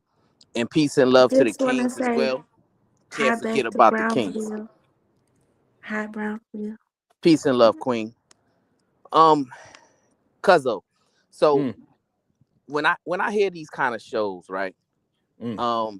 It's just very clear to me. What up, Brownsville? I ain't get a chance to speak to you, bro. My bad. I had to get off for a second. What's up? Oh, peace and love to you, my brother. But it's very clear to me when I hear these brothers speak on this type of topic that they lack understanding when it comes to a woman. They lack the ability to cultivate a fruitful relationship with a woman because they aren't attentive, right? They aren't very observant, right? And they flat out are selfish. They don't realize, that they're speaking from a misogynistic, selfish place that will turn their woman off. And that is why they're not getting the desired results that they want, right? Fatty, he made this, argument that, well, when you're dating a woman, right? And everything is good, you're having all this sex, right? But soon as you get married to the woman, all of a sudden the sex cuts off, right? That's a logical fallacy because that is not how a relationship works, right? Here's the thing. the reason why men are complaining about their wife not giving them sex is because they stop doing the things required to get the intimacy going in a proper direction, right? Exactly. I agree with that. For example, right, when you're dating a woman, right, you're on a date with her, let's say you go out to dinner with her, right, you're looking at her as if she's the only person in the room that matters. Not only that, you're giving her words of affirmation. You're telling her how beautiful she is, how much she smells good, right? You're giving her compliments. You're probably holding her hand. You're probably being very chivalrous, opening up doors, pulling back her seat. You know what I'm saying? You're giving her quality time, right? And you're also giving her acts of service, right? You probably bought some flowers with you. You know what I'm saying? Gave her some flowers. You know, you're doing the little things to build the intimacy up that's going to lead to an explosive moment that you want, right? You see, men don't understand that women and men aren't wired the same when it comes to intimacy, right? And a lot of these brothers, you know, they need to be taught a class. So I'm gonna be real brief. I'm gonna be real brief with my teaching, right? A man has the ability to just turn on a switch. Now I realize some of y'all brothers don't have that ability because the cuz already pointed out a lot of y'all brothers are struggling with ED and y'all need to be taking those pills, right? But for us brothers who ain't struggling with ED and don't need the pills, we can just turn it on in an instance, right? And then we're aroused and we're ready to go. Women can be wired that way as well, right? But also, right, they have to be built up in the intimacy sometimes, right? So when you marry that woman and then you neglect her by choosing not to date her anymore, choosing not to take her on dates, look at her like she's the only one in the room that matters. You're no longer holding her hands. You're no longer cuddling her. You're no longer kissing her on the neck, kissing her on the forehead. You're no longer telling her how beautiful she is. You're no longer telling her how much she smells good. You no longer, giving her, words of encouragement and all of these things, right? Now all of a sudden you just thinking about yourself, right? Now all of a sudden you done turned that woman off because she's like, well, does he really see me anymore? He used to see me. He used to tell me all of these things. He used to look at me this certain kind of way. He used to take me out on dates. But now all of a sudden he put me to the back burner, right? And all only time he want to spend time with me is when he wants to be self-soothed. See, a lot of y'all brothers, all y'all care about is self-soothing, right? But that is not how to cultivate a fruitful relationship with a woman, right? You see, it has to be give and take. It has to be some companionship there, right? And like Cuz said, the sex part is just one form of intimacy, right? And I get it, the way men are wired. Yes, that's something that we want. That's something that we desire to have all the time. I get it, right? But you also got to, make that woman feel like you still are in love with her and you're just not trying to use her for her body, right? BMU brought up scriptures, right? And see, I hate when these brothers do this because they only bring up halfway things, right? The bottom line is this: Christ gave the command to men to love his wife like Christ loved the church, right? And BMU would tell you that the way Christ loved the church didn't lack for nothing. The church Absolutely. always had everything that it needed, right? When Agreed. the people needed a healing, Christ was there. When the people needed provision, Christ was there. When the people needed protection, Christ was there. When the people needed words of affirmation, Christ was there, right? But he didn't tell you that, cuzzo. He just went to, well, you know, the Bible says the woman is supposed to do this and this and that for the man, right? That's being a halfway crook. That's what Mobb Deep said. Scared to death, scared to look you shook. Because ain't no such thing as a halfway crook. Halfway and crook. I need y'all brothers, hold on, BMU, hold on, I'm about to land it, right? Yeah. I need y'all brothers to stop being halfway crooks. If you're going to bring up the Bible, bring it up and give both sides of the responsibility, right? Don't just give one side that's more beneficial to men, right? Because what you're doing is you're misleading the people, right? And you're going to cause men who may have a lack of experience and understanding of the scripture text, they'll have a false dichotomy of what is required and necessary for that relationship to function in its proper way, right? So, my brothers, what I need y'all to do is pay more attention to that woman who you committed to, who you felt was above the rest, right? Spend more quality time with that woman, lift that woman up, and date that Are you woman. on mute or am I just not hearing? Hey, can I say something? Browns. I'm gonna say this. I'm gonna respond to Brownsville real quick. Brownsville. Can y'all Now, still hear me? Did I cut Yeah, out? we can hear you. Yeah. Brownsville, So can you hear here's me, the thing. Brownsville? Here's the thing. Hey, I'm about just to land it right here. I gotta go. Can I just say one thing? And then you can respond, right? I need y'all brothers to get out of y'all soft guy era, get out of y'all selfish era, get out of y'all self-soothing era, and start being a real man who care about women. Because the things that y'all are expressing on these public airwaves is just very misogynistic, and these women are looking at y'all crazy. And if y'all got wives and y'all got women who they gonna be looking at you crazy too after they hear the mess that y'all are spewing. Peace and love. All right, Okay, so let me Sharon, can I get a chance to talk? I said one Yes. thing. Just say it on mute real quick, Jalen. I got you. I'm gonna bring you in the show. Before I go, I gotta go. Just one thing. Okay, go ahead then, man. So one thing I gotta say is, Brownsville, you have a point, but you're denying the other side of the point.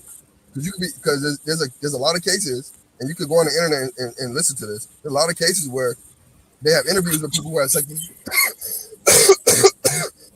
Whoa. Sorry, they have interviews with people who have sex experiences, and they said, she's like, you know what? One day I just stopped liking him, and I stopped wanting to have sex. He does all this. He still did all the stuff I wanted him to do. I needed him to do the things that we did in the beginning, and I just don't want to have sex anymore. There's no desire for me to have sex anymore. It wasn't anything that he necessarily did wrong. It wasn't anything that he stopped doing. Sometimes she didn't want to have sex with him, and vice versa. You know what I'm saying? Because it also happens on the other side too. So we got to take that into consideration. We can't just sit there and say, because you didn't do this happened, right? And there's also got to be the point where on the other side of things too, just because you messed up in a couple ways doesn't mean that she doesn't have a responsibility to also to also find out what's going on with you, right? We gotta be accountable on both sides of things, right? We can't just sit there and say, well, man, you're not doing this, and she's perfect. Or vice versa, he's perfect and she's not doing what she's supposed to do. There's a combination of these things, and then one thing sometimes influences another thing because we're humans. And now you just, because you took away one thing, now it compounds into something else, right? And now there's two things, and now you have to do even more. You have to go back even further and uncouple that and figure out what's really going on with both of y'all now. Let me respond to Brownsville. Yep. So Brownsville, one of the things that I did growing up with I have my father and my grandfather. He passed away, but one of the things that the men in my family taught me when I wasn't listening My grandfather said, son, you can't be deaf in one ear and can't hear out the other one because you're going to miss something. And I want to share that with you, Brownsville, because you missed something. When I first got on here, I wanted you to, I like for you, Brown. I love the fact that you know the word, the scripture.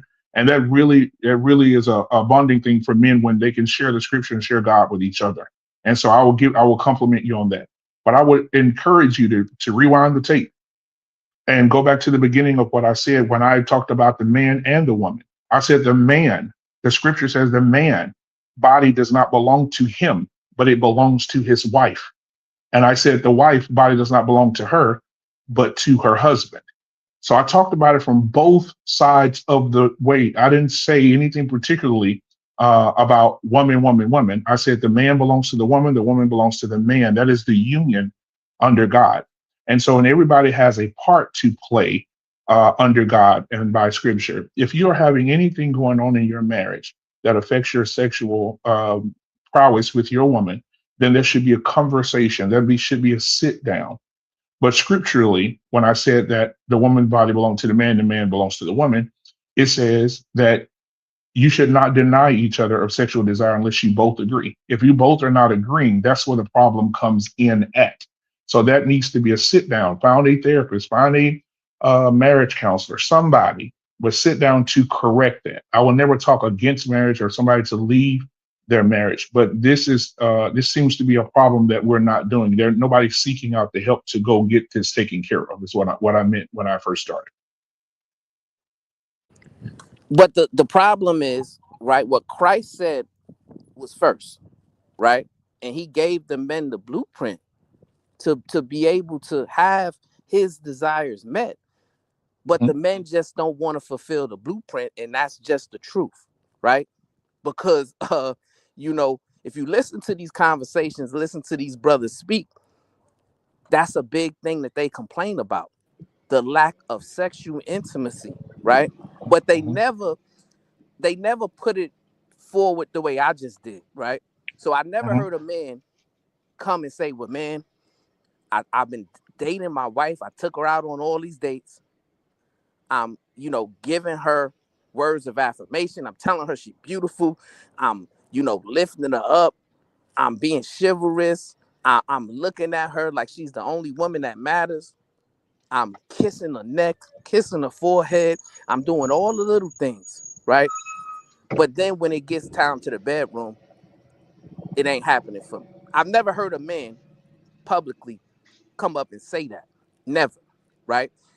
And if you can find me one video where a man has expressed something like that, then I will admit, hey, you got it. You're right. Literally do brought it up. Hold on. So Brownsville, hold on, Brownsville. I don't want to interrupt you, Brownsville. I don't want to line step, but Brownsville, real quick. I want to interject something real quick to help you out.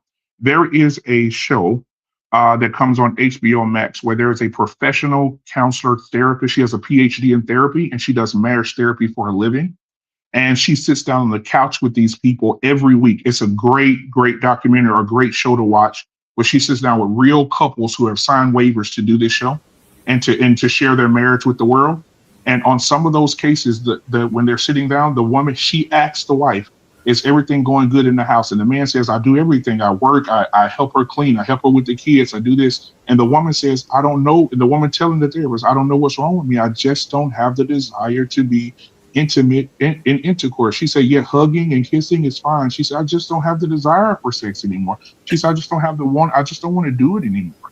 She said, I love him. Why can't men respect that? Why can't men respect that? Hold on, before you go to that. Hold on, before you go, Kim. But BMU, did he do all the things that Brownsville said? Was he making her feel good, appreciating her, and all these other things? Y'all keep going to the. Sharon. I just said it. If you put go watch it, it's on chat so we can. Yeah, it's on HBO. Yeah, it's on HBO Max. You gotta understand what Brownsville. Hold on, because you gotta understand what Brown's saying. The man that is doing all the right things to get a woman to be, because like foreplay it's not just kissing on her neck and eating vagina. It starts way before that. Is what Brown's. I agree. So now, if he was doing all that, that's the part. Not just saying that she don't have a sexual desire because of whatever he's not doing, because he's probably not doing a lot of things. Well, Sharon, you missed it, Sharon. Not desiring her. Sharon, Sharon, you didn't let me finish. So when they went, so the lady dug more into her as the weeks progressed, and they found out that she's suffering from something. So it's like a mental thing or something. And so they're trying to find specific type of therapy or some types of medication that may help her with her mental, something she has going on. I don't want to say it's mental illness or anything like that, but it's like her desire is turned off medically. So her husband is like, I want sex with my wife. And she's like, I just don't desire it. I don't want for it. I don't, she said, he's a great father. I'm glad that you said that. But now relate that to the general population of married people, because she is a one-off. The general population of multiple people. Jesus Christ. Y'all are pandering and it's driving me crazy. No, he did not. Y'all aren't even trying to help. A very specific one person, right? That did not. She has some kind of chemical imbalance where her sexual desire completely turned off. That is not majority of women. He literally led with the sentence. There were multiple women who had the same scenario happen. Like, again, y'all are so busy trying to say y'all are trying to find solutions and then giving bullshit responses. Hold on. Put it in the back. It still means it's a small minority. It's a small percentage. I'm gonna say this and I'm gonna leave. I gotta go back. Hold on, BMU. Are you saying that this is a vast amount of women that this is happening to, or a very small amount of women that is happening? From I will say from a medical perspective, like what this lady's finding out about these women, like one woman had a medical condition where she said she would have sex with her husband, but how many? No. I'm talking about particular cases. How many you just said? How many? I said there was another woman, right? Not just the one I just told you about. Another woman had sex with her husband. She said that the desire wasn't there, but they found out she was born with the taste out of your mouth. I'd like to see it. And again, you just said one woman. That's what you just said. You said one. I need these brothers, right? Because I don't believe what y'all are saying, right? So I need to see it. If you telling me that a man is doing everything that I got that stipulated, right, and the woman is still, just when it comes to the sexual intimacy, she's refusing, put it in the back chat, because I don't believe you. You need more people. Let me, I think that's crazy. Let me also welcome into the show, Kulu. Good day, Kulu. What is your thoughts? Good morning. Shout out to the panel, man. Like the video. As y'all know, man, I don't think cheating is a good thing, but I feel like I'm gonna argue in defense to cheat today. I'm gonna play devil's advocate today. So I think that cheating can save a relationship. Holy shit. I think cheating can save a relationship. You asked how? Yes. If I'm coming home from work, didn't I tell you some men think like this? I told you. Hold on. Y'all know that I don't really think like this, but I'm arguing in defense of it today. Just to argue. But if I come home stressed every day from work, and now I'm stressed at home, and the only stress release is sex, and my wife's not giving me sex, why shouldn't I go outside of our marriage to get the stress relief to make the house a better situation? Because you can go buy you a PlayStation or an Xbox or a Cootie Cat Pocket or a blow up doll. That's why. It's not the same goddamn thing. Yes, it is. Go get your goddamn Cootie Cat Man, miss me with that. No, Go ahead and get send you money because I'm Cootie Cat Pocket. I'm finna send you money. Hold on, I'm finna have a nigga moment. I got this. No, He's saying Josh. I'm in my feelings right now. Okay. Hold on. Hold your feelings. Hold on. Go ahead, Cool. Finish your thought. Yeah. We got a couple more people that we got to bring up. Go ahead. Mind you, I'm playing devil's advocate, but I'm stressed at the house. I don't know why you want to be a devil. I just feel like it today. Hold on 1 second, Jay. Keep saying it on mute. We hear you loud and clear on mute. Go ahead, Kulu. Yeah, so if I'm stressed at the house, if that means I'm not going to be a productive husband, I'm not going to be nice around the kids, I'm going to be mad. Every little thing that doesn't go right is going to make me mad because I'm stressed, because I'm not getting no sex. So why not go and get it relieved from somebody that wants to? I didn't get nothing in 2 days. Give me a goddamn. Exactly. But if another woman relieves that, then it doesn't matter if I have the coffee. It like any little thing is So gonna what be happened when you smooth as have a water. stressed baby?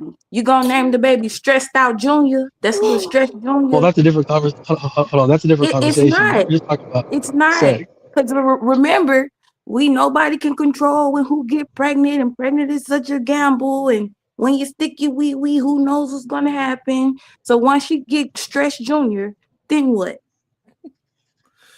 Shit. I guess I'm providing for two families now. Oh, But Lord. let's just take the baby out of it, right? Then that means after I get my stress relieved from another woman, I'm gonna come home, cook dinner, take care of the wife. She ain't never gonna see me as happy as I would have been, if she would have took care of me. And what about when the wife get the stress STD? Ooh. Wait a minute. I agree with Kulu. Wait a minute. So I get to go and ride some D and come home so I can cook and clean and everything, right? What goes on with the goose is good for the gander. So ladies, apparently we got a card to go and ride. Do you want to No. You know what? I Bob. actually agree with Bob Not- and Kulu. Wow. No. Since we all on bullshit, I'm in it with Bob and Kulu now. Everybody. I'm using Western logic. Carousel. All right, hold carousel. on. Before I want to get everybody in, hold on. Also, welcome to the show. What is your thoughts? Otis Who podcast. Good day, sir. What is your thoughts? What's going on? Peace to the panel. Real quick, no disrespect to you at all, but the title, of course, is retarded. Of course. Ron, if you don't get this motherfucker out of here. Oh, dang. Absolutely. Well, can I finish before you so No, off? okay. It's coming, Sharon. It's coming. Well, until it comes. Go ahead and drop Until it one. I'm comes. sending you the money. Until it comes. Ain't no until it come. Wench, will you You let gone me now, finish? bitch. Wench, will you please let me continue? Okay, Wench, now Sharon, let me continue. what we doing? Wench, let me continue. I'm trying to get my You point the out. only wench up here. No, trust me, you're the wench. You're the one that got your pink pee up here. You're the Slap the wench. taste out of your mouth. I'd like to see you try it. Oh boy.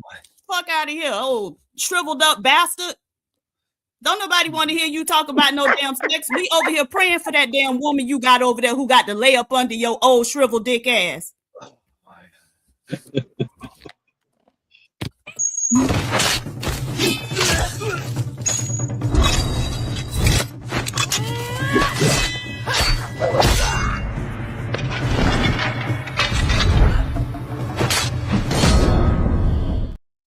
Welcome to the show, Supreme Vaginal Vessel. Good day to you. How you doing?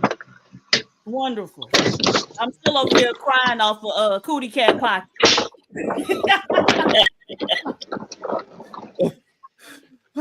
Okay. Also, I got a couple of super chats for you, Diva. Aron to Lucas, $2. How do you know what's a minority? Aron to Lucas again, $5. So what if he responds with giving her exactly what she wants and he also stops wanting sex even after she's back in the mode? Now what? Acid bath, $2. Most folks in hell are cheaters and scammers. Absolutely, acid bath. Virgo girl, thank you for the $3 super sticker. Also, for the cash up, it says, I got 10 for Titan. Go in. Hold on. Also, hold on.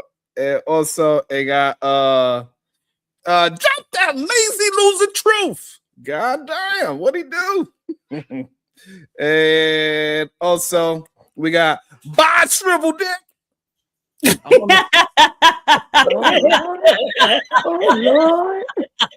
I don't know who said that one. I don't know. Arrow. I don't know why that sounded so funny coming out of your mouth. I say it all the time and it's never funny to me. Nevertheless, Shadow the Titan Wasp, $5. Give me Kim. What that mean? Oh shit! What? She knows what it means. I don't. And I definitely don't. No, get your happy I'm not a ass up here. 7. I'm not a 7. No, so hey, I'm not in you your need to. group of women For some can reason, you deal keep with, putting my name okay? in your mouth, and I need to know why. I don't want you.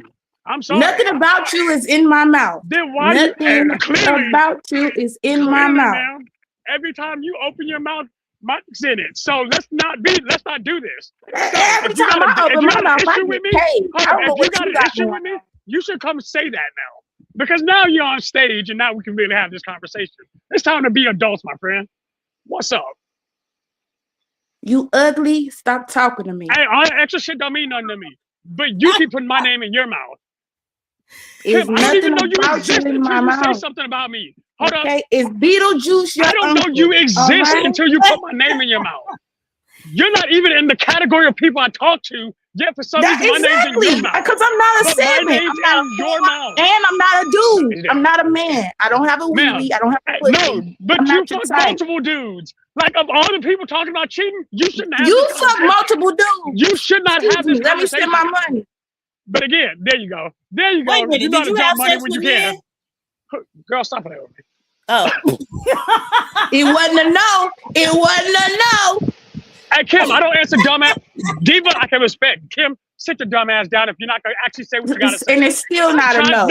And Hey, it's still not a no. I came in at you because you keep coming at me. I don't have an issue doing that. Here's the thing. If you got something to say what the fuck you got to say. I said it. You're Beetlejuice Junior.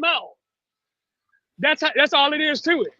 Say what you gotta say. Say what you gotta say or shut the fuck up. Bro, command and conduct your wife and your children. You don't have nothing to do So with you it. don't speak English now, trash right? for today? So you don't Are you understand done English? collecting trash for Do today? you not speak English? Yeah, go out with my sky. How much people I need? What language do you need me to speak it to you in for you to fucking You got on your Naruto. If you got something to say, come say it. Because all you're still doing is bumping now. I've actually come to you. Man, I think just talking to you have brought me down to a 9. Again, so stop talking to me. you keep doing it. So if you're done talking to me, keep my name out your goddamn mouth, homie. Like if you got something productive to say it. Or else what? You gonna get your 7 to come do me something?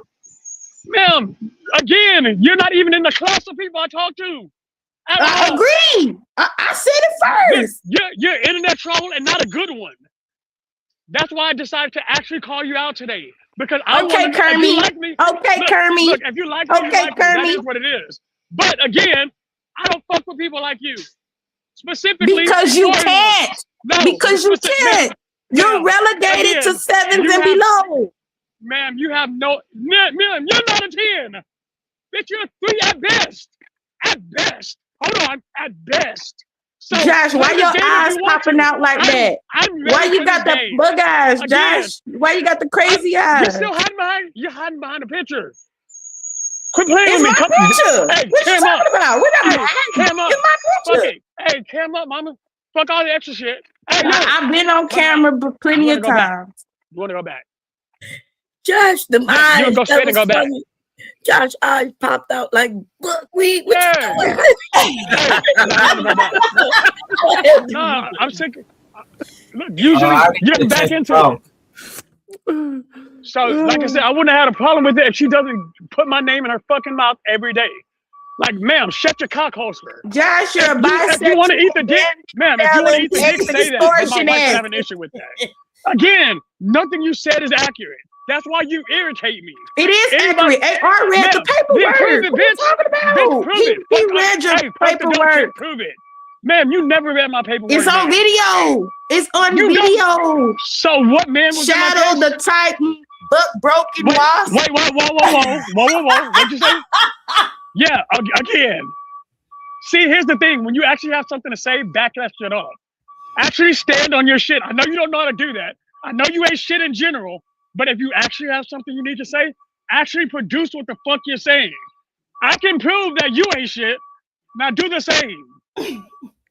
Yeah, we read your paperwork let's play online. again. So y'all can go ahead and try to So find what about the mine. paper again? Hey, you know what's weird? You keep making assertions without proving it. You keep talking about paperwork. What did my paperwork say, ma'am? That you're a I did bisexual what? bandit. Exactly. You're a dumbass. You can't even justify what you're saying. That's why I'm mad about you. Because The paperwork said it all. Hey, It said shut you the were fuck up. stalking Hey, you don't learn to teenagers. stop talking It said to you me. were stalking Ma'am. teenagers, that you Wanna were bet? extorting But no. teenagers Hey, out their I wanna money. make sure. I want to make sure what you're about to say, because again, I am not afraid to sue your stupid ass over defamation of character. Bitch, I went to the Sue me. feds. I don't have no job. Yeah, Where you going with exactly. that? You goofy ass bitch. Exactly. And that's what I'm saying. All you're doing is bumping. All you're doing is bumping. Like, I'm actually about that life. All that dumbass shit you're talking, nothing you said has been true. And again, I can acknowledge that. Hey, you're just on bullshit. Josh, you I'm weren't asking you to convicted of be stalking? upfront. You weren't convicted of stalking? No, bitch, that's the first count that got dropped. And I was convicted of cyberbullying at that. So you was accused of stalking. Cyberbullying. Oh, No, cyberbullying. cyberbullying. Hey, It's cyberbullying. That's stalking. I was a cyberbully. I'm convicted of things you pretend to do. Like, I really do the things you try to do. Nobody was cyberbullying. What are you talking about? Hey, so let me help you understand. What you do with me every day is legally cyberbullying, you dumb bitch. Oh, I'm cyberbullying you. No. Hey, stop talking. No, stop talking and listen, because you clearly don't understand how math works. So there are federal statutes that you've actually violated. Again, I don't care, because I don't play with dumb trolls like you. I came after you because I know you can't substantiate anything. You like talking a lot of shit and you like backing, but you can't back Josh. anything I up. just came. That's math. I came to tell PhD, Wait, Josh. you was right. You was right, PhD. I'm so sorry, PhD, but I want you to say that I need to start being quiet. What you told me on that other channel is 100% right. I did not see it until you brought it to my attention. I apologize. What did I say? That they really in love with Josh. Oh. Nah, ain't nobody in love with Josh. So that means, so either man, so that means every time I bring up Josh, I gotta play that Mariah Carey song. Mm-hmm. Absolutely. Boy, I wanna know why you so. And here's the thing, and I'm gonna keep it a buck. Kim can make some very good talking points if she actually stood on what she said. But all she does is talks. What am I not standing on, Josh? What am I not standing on? I'm honest, just like you claim to be. I'm honest. I got a husband and a boyfriend and a side man. All of them is tens. None of them is trash men. None of them are fellas. They all provide. They don't Uber people around. They don't go deliver people their pizza. So what I'm not standing on, because you definitely ugly. You definitely look like Beetlejuice Jr. You definitely sound like Kermit the Frog. So what I'm not standing on. But I still support my family. You know, the family I'm actually loyal to. You should try it. Hey, I know it's hard to understand because you and your husband want to sleep with dudes. My men support me too. No. My men, I have a community of men that support me. You have a community of dick. You have a community of dick. I want to get on that program, Kim. I'm okay, the way it should be. Josh, you trying to add you to the community, bro. Don't get recruited, Josh. Don't get recruited, Josh. Hold on. She can't recruit me. Look, first and foremost, you have to be above a certain limit for me to even put my dick in you, and she ain't it. Second of all, she can't even have a good enough. Josh, you was in prison for 9 years. No one believed you. Oh shit! Oh well, Josh, I hope you stand on Josh, Josh, don't do it, Josh. Don't. I'm ready. No, Josh. The reason she don't qualify because you're a happily married man. Don't fall for these traps, brother. Don't do it. Listen, He's been delivered. I want you to stay delivered. He loves me. Stay above the rim, Josh. You got to go below the rim. No, you got to. About to be a situation.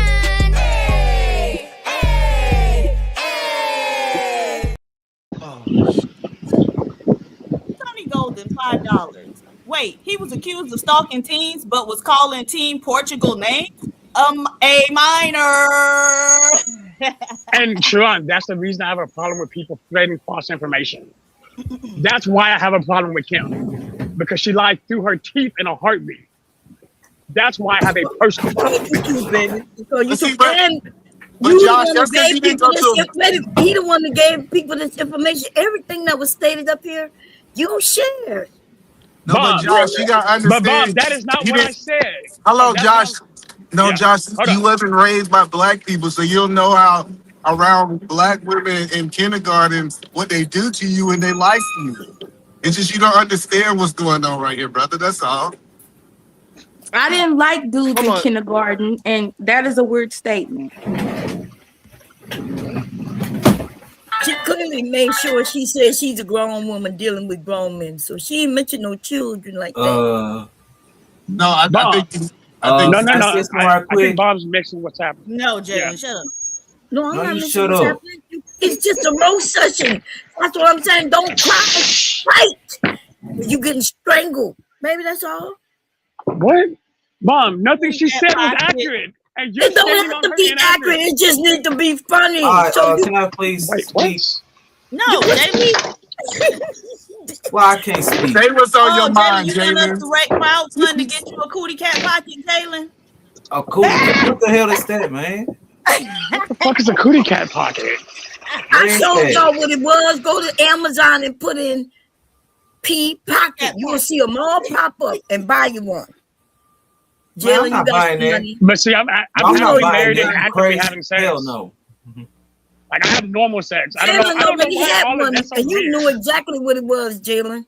Because remember when you showed yours and that Vaseline? What the fuck? Oh, I'm not old enough for this conversation. Ask somebody in the chat a question. Jihad, so what you is you a 7, above a 7, below a 7? Put it in the chat. Tell me what you is, because we looking at your profile picture too, bro. Go ahead, y'all. I'm sorry. It's not about what you is, it's what you can pull, brother. Keep the fight. You know something, man? Most of these women love liars and cheaters, bro. Then why you ain't got one? What about you? Because no, why you ain't got one? We know you a liar. I don't like Jalen these have a women. woman ever cheated on you? Jalen have a woman ever cheated on you? Jalen ain't never had a woman. Well, I had black women did me wrong, so what's the point? Ain't no black woman did you wrong. Stop. He talking about his Yes, he mama. did. He talking about his mama did him wrong when you're she right. was cheating. That ain't got nothing to do with my mama, man. What you mean? Tell us. Ain't got nothing to do with my mom. All right. Let's tell us about the black women that did you wrong. This about to be good. Oh, man. We never get to talk to you. I thought I left the goddamn adults running the damn show. Welcome to the show. KT to go. What's your thoughts? That's crazy. You welcome him and not me. Yo, Y'all fight Kim, every day. yo, my thoughts is Kim have to be a 10 off her pick alone because that tongue long as hell, so she would give super neck, which instantly boosts her value in the streets. Just saying. What? What is going on? You came up here to talk about that. That's crazy. Brownsville, you're supposed to be praying over us, recalibrating us right now. Where's Brownsville? Oh no, I ain't really recalibrating. I'm a toxic motherfucker. I keep it a buck with you, and I'm not against it. Your ass know it's $2. And I ain't paying your fee, nigga. That's $2, Josh. That's $2. Yeah, Josh is like he well over the limit. He like about like a him and Kim West was, but it's Foolery Friday, Queen. So y'all got it today. You know what I'm saying? It's Foolery Friday. I'm gonna leave y'all alone today. Y'all got it.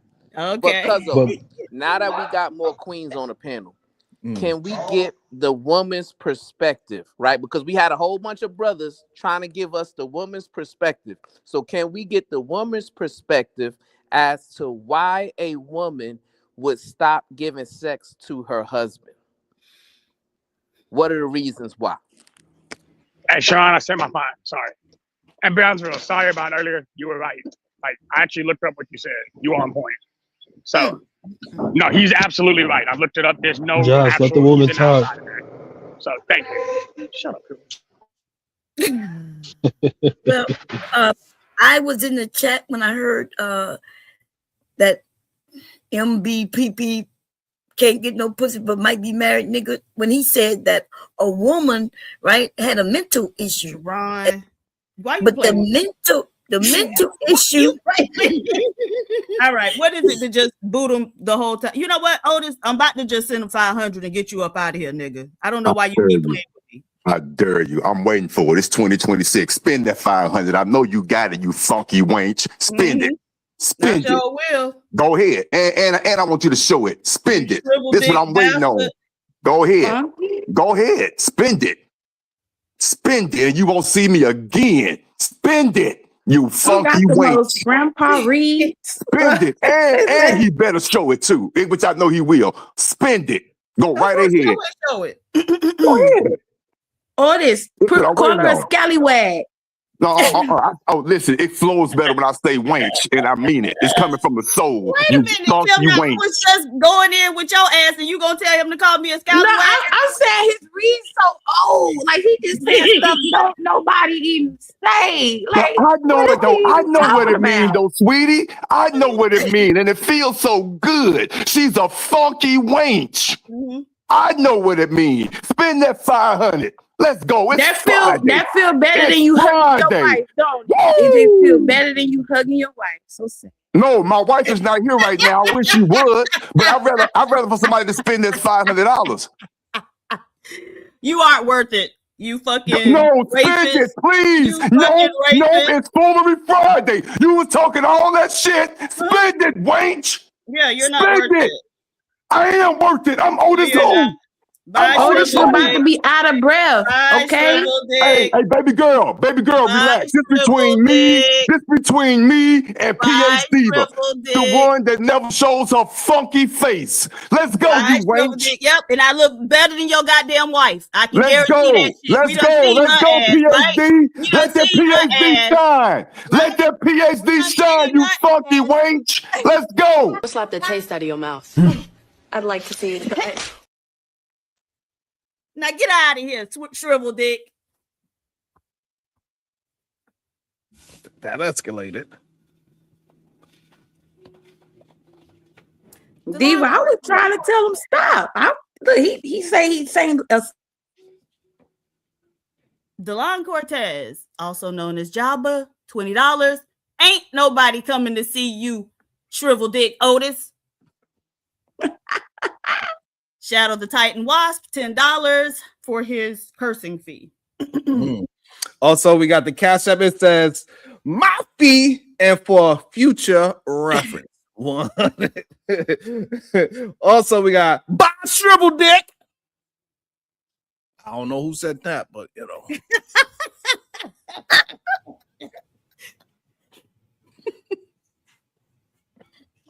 know. Oh man. Back to my answer of Yes. okay. I just want to make sure because I'm having fun listening. See y'all wild and I'm having a good time. So the man who may have a wife don't have he mentioned a show, and they always like to go to shows, which is weird because if they really have wives, they can use their personal experience, which would make more sense. But as a wife, right? Why there are times when hubby he could cook and clean and even rub my back. Wait, it might be if he rub my back, but he think that he's doing everything right. When it comes to sex, they want to go right for the thing. You said it's right. Just because they want to eat vagina, they think that's all it takes. Sometimes we need our mental stimulated as well. The men are physical. Y'all just want to get straight to it. I could touch him on his knee and he starts standing up. But he got to mentally get me ready. You know what I'm saying, Sharon? What you standing up over there, Sharon?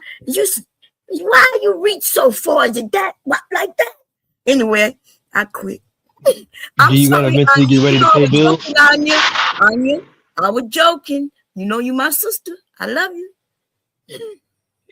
It blows my mind, right? Right? Is when I'm tired, is when I'm stressed out, I still pay the bills though. I still take care of the manly duty. So why can't a woman, like when she's tired or stressed out, still single offer men sex? don't pay bills. Incels don't pay bills. Y'all y'all really Wait, hoping y'all incels don't pay They don't bills? want nothing going into our vagina. Oh, that's fair. Wait, incels don't pay And I don't bills? want I thought they nothing. have to pay all It's their coming out of my bills. wallet. I don't want nothing coming out of my wallet, P. Diva. Wait You a live minute. there So too, you nigga. pay? These your kids, so don't pay it. I leave you and these fucking kids to go bounce on another nigga. Right. You gonna So always cool. If a man don't have like sex, him. he just gonna be a homeless bum. If Hey, if Diva, you I only got if 5 your fines woman for you. don't give you sex, you just gonna go live under a bridge and be homeless? Yes, these men No, apparently will. no. I'm gonna go find another woman that can relieve the stress and come back and rub my wife's back. Let's come back and clean the house. And then she just gonna divorce you and take your money, and you're gonna be paying the bills anyway, and end up being a weekend dad. Wait, is that So woman y'all- also y'all- rubbing your wife's back? They really think of us as hoes, ladies. Like I'm talking about like our vaginas. Because this is crazy. If you know that she mentally needs to be stimulated, then do that so you can get what you want. But this idea of not paying bills and things, it is crazy. I would So I gotta divorce be my mentally husband stimulated today. to pay bills. Mom, nobody's teaching boys how to do that. What? We hear it? You don't hear it? What? Nobody's teaching boys how to pay bills. Nobody's teaching. No. Again, yeah, that's one thing we are taught. What we're not taught is how to stimulate a woman's mind. That's something we learn through experience. But most of that is the people you're experiencing it with. But get this, when you're jumping from woman to woman, guess what? You end up having to learn multiple different styles. Unfortunately, that doesn't always work, which is why a lot of dudes run into the problem. Where your wife at? Call her so she could come to the chat, and I want to hear you say that again. She's at work. Somewhere being another nigga's 10, probably. You mean at work? You mean doing that normal job? Something you should try? No, but I want to know would you say the same thing when your wife is in the chat that you need to go from woman to woman and you'll be a better man, a better husband? Mom, I didn't even say that. What? Mom, I don't even advocate for casual sex. Yeah, Mom, I said that. I don't advocate for casual sex at all. But I'm sorry. Maybe I gotta agree with it. I agree with Am I Foolery wrong now. that he said something about a man being with multiple women? Ma'am, I did not say that. No, I said that. I do not advocate for that. Yeah, I'm against I'm gonna casual go sex. Okay, let me rewind on my phone. I'll be right back. All right, so let me ask Eda, man. He's being an adult. He haven't did no Tourette's outbursts. Hey, Eda Man Williams, do you think it's possible for a man to cheat to keep his marriage together? If he's there, let's see if Eda Man is there. Eda Man might be out there keeping his Making marriage a deal. Yeah, he making a deal. Either man is at Walmart picking out them fresh roasted chickens. Hey, KT I didn't to even go. realize Eda Man was still here. Hey, KT to go. Is it possible for a man to cheat to keep his marriage going?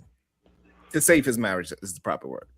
Oh yeah, I was about to say keep his marriage going. Hey, yeah. To save it, I don't know, because I think saving means like y'all both will be acknowledging it, right? I guess maybe a man can, because I get what Foolery's saying in terms of like you might be stressed out, something your wife ain't providing something. That don't mean you don't love her. That don't mean you don't want to be with her.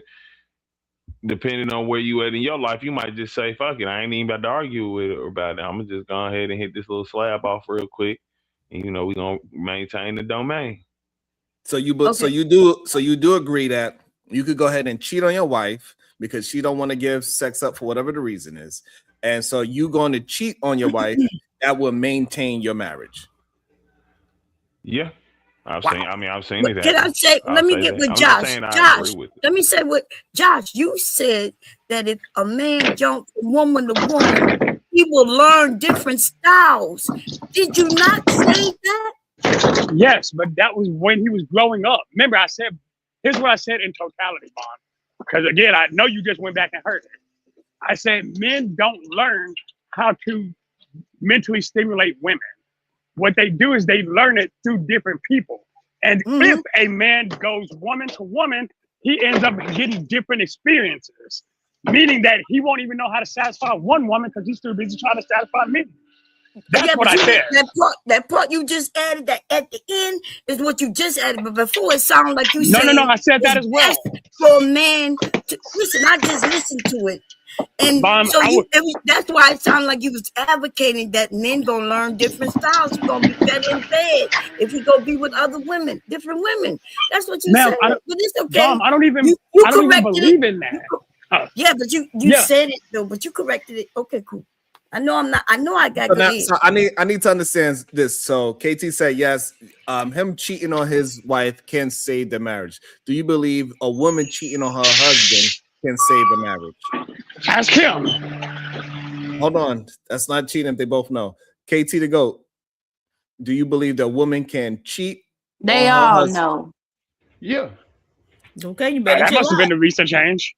She done flamed your ass already. You better chill out. Man, she still ain't said shit that was true. I'm worried about that goofy ass. Okay, all right. I'm trying to get back to the conversation. All right. So KT go, you say yeah. So if you are not able to please your wife, you think it's a good thing for her to save your marriage by hopping on another stick. No, so I see where you be conflating the thing and trying to make it about what I'm saying. I'm saying what happens. That's what I'm pointing out. Yeah, I think that many women have probably like cheated on their husbands. Their husbands didn't know, and they had a long he thought was a good marriage. You know what I'm saying? I don't know if you ever seen this video of this white woman who literally had cancer on her deathbed. Why are She you asked her changing the husband. topic? He I'm asked not you a changing it. question. I'm pointing out like an example of this happening. No, you said that you was okay with cheating on your wife. It'd make a better marriage. And then when he put it in reverse, y'all not down with the woman doing it. I said I'm with the woman. What are you talking about? Oh, you are with the women doing it? Yeah, I'm not. Yeah, Mom. See. I'm not. Be listening to a tape. You feel me? Yeah. What do you mean? Ready to fight. KT down with whatever. You down with OPP? Yeah, you know me. Hey, I'm not with it. But I'm saying, like, I know how the game go. I ain't no fool. If that's the first thing first, and I'm saying, like, they hear what you said, but it's okay. That is crazy. I don't know. I think that people believe that cheating in peace and cheating to save a marriage just sounds absolutely insane to me. But clearly, I'm the odd one out with this. Sharon, a man can cheat to save his marriage, but a woman can't cheat to save her marriage. A man can cheat to save his marriage, but a woman can't cheat to save his marriage. No, according to KT to go, he said both parties can go out there, and if they're not feeling like the person is doing the proper job in the bedroom for whatever the reason is, they have every right to go out there and cheat to maintain a relationship. That is crazy. Kulu, how is it not good for the goose but not good for the gander? Like, I don't understand where you're coming from. Because using red pill logic, right? A woman, when she has sex, she gets physically attached. But for us, men, you brought it up. Just a physical release. So I can come back to my family and still love on my wife, my kids, after just busting it down, in the car, in the parking lot. But when a woman does it, right, she has an emotional attachment to it, and it'll start to pull from the family. Oh, nah, I'm gonna say this. Shout out to Red Pill Kulu. I didn't know he was Red Pill, but it's coming out on the Friday. Let me say this real quick. Josh, if your wife go to prison for 9 years for prostituting, you gonna stick by her for them 9 years, and when she get out, you gonna love her down, eat her out, and put that thing in there, that little wee wee thing. Nah, nigga, it's crazy. It's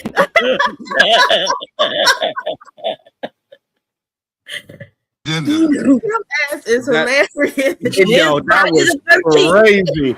Hey, Either Man was. What's your thoughts on a man cheating to save his marriage? What's your thoughts on that? Be the adult, please, and thank you. Me? Yeah. Why you looking at me, Shada? You was quiet, so I think you didn't want to respond. Because you let her shoot a shot at me and didn't let me fire back. Ask the question one more time, Sharon. I want to make sure I heard it right. Hold on, Shadow want his rebuttal. His link back. You want his link back? So you better get it back. You better get it back. So first and foremost, man, rebuttal. Here's something new. Something I know you think about a lot. Ain't shit little about me. So we can miss that whole conversation. Second of all, yes, because I married my wife, I don't give a fuck what she went to jail for. I'm stuck with her for life. I made a lifetime commitment to this woman, and I will keep a lifetime commitment to that woman. So yeah, but you know, you should try to Exactly. It You helps. understand you stuck with your 7. No. You should understand. You should understand. You actually, I know you can't commit, but if you try it and you actually try it hard, I'm committed to all these men. I'm very loyal. Hey, yo. How are you committed to everybody? What? Kim, That's right. Shut up. She's Super Saiyan loyal. Get out of here with that. Girl, stop. Nah, Kim I'm won't loyal. Hey, while I'm listen, fucking hold on, but Shadow, Bro. I just want to. Nah, she on Hey, one, hold bro. on. I'm trying I to say am loyal while fucking 3 people. Shadow, Make that Shadow, shit make sense. Hold on. I just want to know. Hey, Shadow, if she's loyal to 2 men and you only loyal to 1 woman, is she more loyal than you? No, she loyal to 3 men. Sir, you better not play that dumbass game with me. Play that goofy ass word game with somebody It's dance. 2 and a possible. 2 and a possible. super Like a loyal. space game. Spades Yeah, hand. spades Yeah, you got a Isn't the bad other one? spades hand? Isn't the other one hidden right now from your husband? That's what you said. I don't hide nothing. Okay, I'm on You my said Time Daniel. Okay, Hold on, ma'am. I'm on my Time Daniel. Kim, this is the trolling now. Oh, shit. I thought you said that. I thought you were the one who said, well, he doesn't know about him yet. Did you not say that? I have never said that. These niggas got each other's number. They might be like, "Dang, is she with you? Cause come on now, she need to come wash these clothes, okay?" Feel me?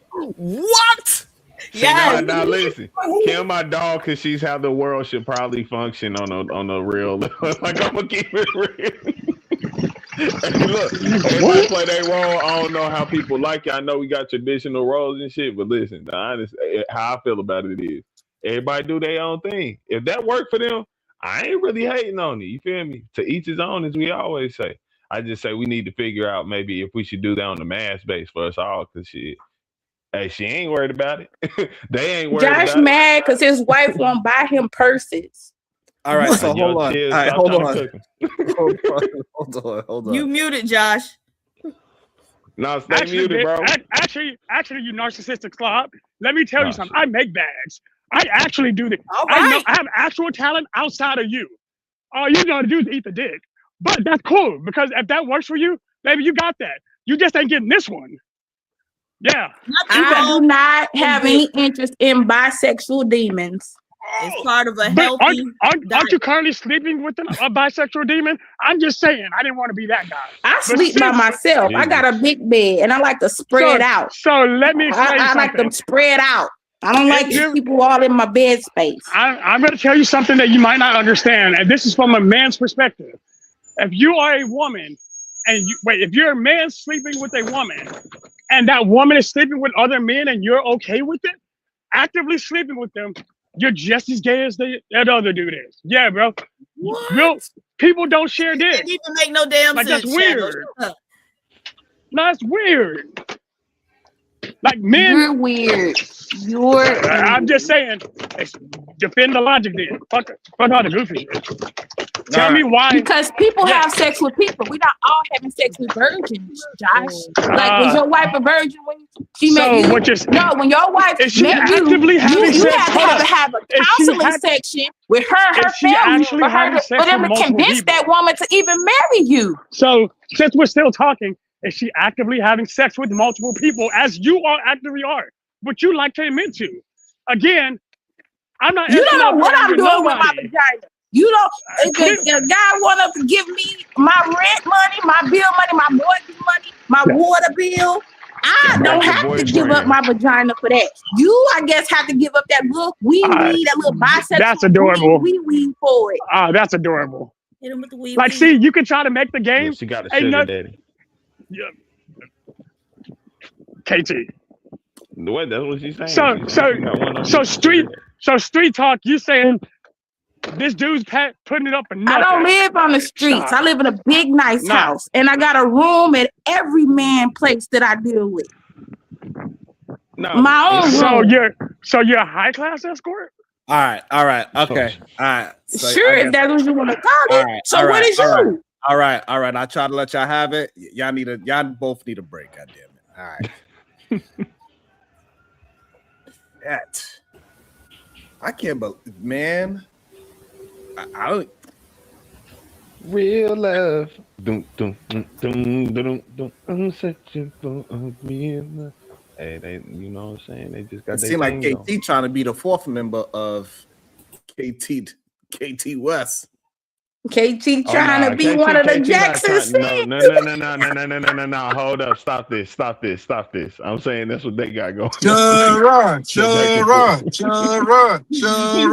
Sharon. Hey, either man. So now let's get back to the actual conversation. What is your thoughts on a man having a right to cheat to save his marriage? I think that I can see it. So I look at cheating different from other people.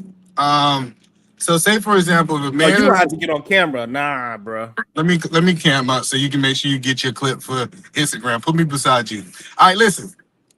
What I am saying, I don't look at it as cheating if a man and woman sit down and have a conversation on how they're going to run their relationship. Cheating is deception. So if you're saying that he's deceiving this woman and he's telling her that they're monogamous and they're not monogamous, he's cheating. That he's just lying. What I'm saying is when two people sit down and they have a conversation and they say, hey, I want to do XYZ, whatever their agreement is, I don't look at that as cheating. So I do think that that might be the rules and regulation they need to run their relationship. Sharon. Okay. So now the woman don't expect or want the man to step out the marriage, but she is not sexually active with her husband. Do that man have a right to step outside the marriage and get his nut? No, he do not. So he do not. Hello, and that's what I'm saying. I know people don't want to bring the biblical principle into it, but that's what the biblical principles say: submitted to one another. So when she quote unquote don't want to have sex, and that person say, "Hey, well, I'm just gonna go out and get this nut," that's the level of submission that they're talking about. Is that you are going to hold your body back and forsake all others, even if you say, "Well, I don't believe in the biblical principle." The idea of what it say, forsaking all others in the marriage vow, saying that your body is hers and her body is yours. So no, I think that it's two different things, Sharon. I want to be clear. If a person have already came to an agreement that, hey, you can go out and do whatever you want, that's one thing. But if he's in a situation, Sharon, that he's deceiving this woman and he's lying, he's putting on a persona that he's monogamous and he's stepping out, he's not doing that for his relationship. He's doing that for his own selfish gain. So I hope that answers the question. Yeah, so all right, so yeah, because the quote that was said is that once the man is doing all the things that he's supposed to do and the woman is being lazy in the bedroom and she don't want to give up sex, is how Ilkan Ali started the conversation. That man now has a right to cheat. That's the word he used, cheat on that woman to save his marriage instead of just divorcing her and creating a happy a broken home. No, I think in half of the times people are scared to communicate. I think what him and his wife need to do is they need to sit down and they need to come up with a game plan that works for both of them. He need to be vulnerable and transparent. This is a problem with a lot of men, is they're not willing to be vulnerable and transparent to the woman they take, that they marry. So I'm saying that person need to literally sit down with her and say, hey, these are some of the things that I need in a marriage. And then what she might voice some things like, hey, I'm an oven. You trying to just jump in me like I'm a microwave. You might got to prep me all day. You might got to do some flirting. You got, like, what I am saying is that two grown adults need to have a conversation. And when they have that conversation, they need to make a decision. Hey, we gonna find a way to make this sex thing work, or we gonna separate because I can't live in this type of pressure. Wow. Okay. I think that's a little bit more fair because once you say cheat, you mean, the other person doesn't know. Yeah, cheat. No, you cannot cheat. Listen, you cannot deceive or manipulate that woman just because you're not getting something. Like it is so dangerous to say, hey, since you're not doing this, now I'm going to do this with my actions. This is the thing that we have to be accountable. My actions have nothing to do with what my wife is doing. It's 100% to do with what I am doing. And so people don't understand that. So like, I believe the point that I'm telling you is I believe that, hey, my wife can do all these crazy things. That don't justify me to do X, Y, Z, because I am still accountable for my actions and vice versa in relationships. So that's the point that I'm making is no, you cannot just go out cheating. You need to sit down. Everybody supposed to be gangster. Everybody supposed to run their relationship, Sharon, but they scared to have a conversation with the woman they married. Listen to what we're really saying. Sit down and tell this woman, hey man, this hurt me or whatever it is. Voice your opinion. Y'all have a conversation like adults. Don't just go behind this person back and say, well, since she said this and she ain't in the mood, why are men not getting invested in how to get her in the mood? So Edom man, as a married so man, I want to let most men know this. I give you some counseling right now if you're going through this situation. It's an oven. You got to preheat women. I got a question for you, preheat. And hold on, before you go, shout out to the Cash App. It says, don't know how to super chat on the show. So here it is. Thank you so much. I really appreciate that. And before Brownsville have a question for you, I don't know if you can hear him or not, either, man. But before Brownsville with the question, one more thing had happened in the show that we was reviewing. Fatty said, if the woman do not want to have sex with him, she is now being unfaithful. Do you agree with that statement? No, I disagree with that. You got to understand, we're talking to unmarried men. So what they're doing is they're speaking from a theory, right? It's times that my wife have been pregnant and just her developing a baby, she just did not have the energy. Listen, especially that first trimester, I think is different from the rest of them, right? But what you got to realize is that women bodies go through these things, right? And if a person, quote unquote, say, hey, I don't have the energy, what men need to do is they need to try to understand what is going on. Stop diagnosing your wife. You ain't most of y'all ain't got no wives, but stop diagnosing the girls you with because you, quote unquote, ain't no doctor.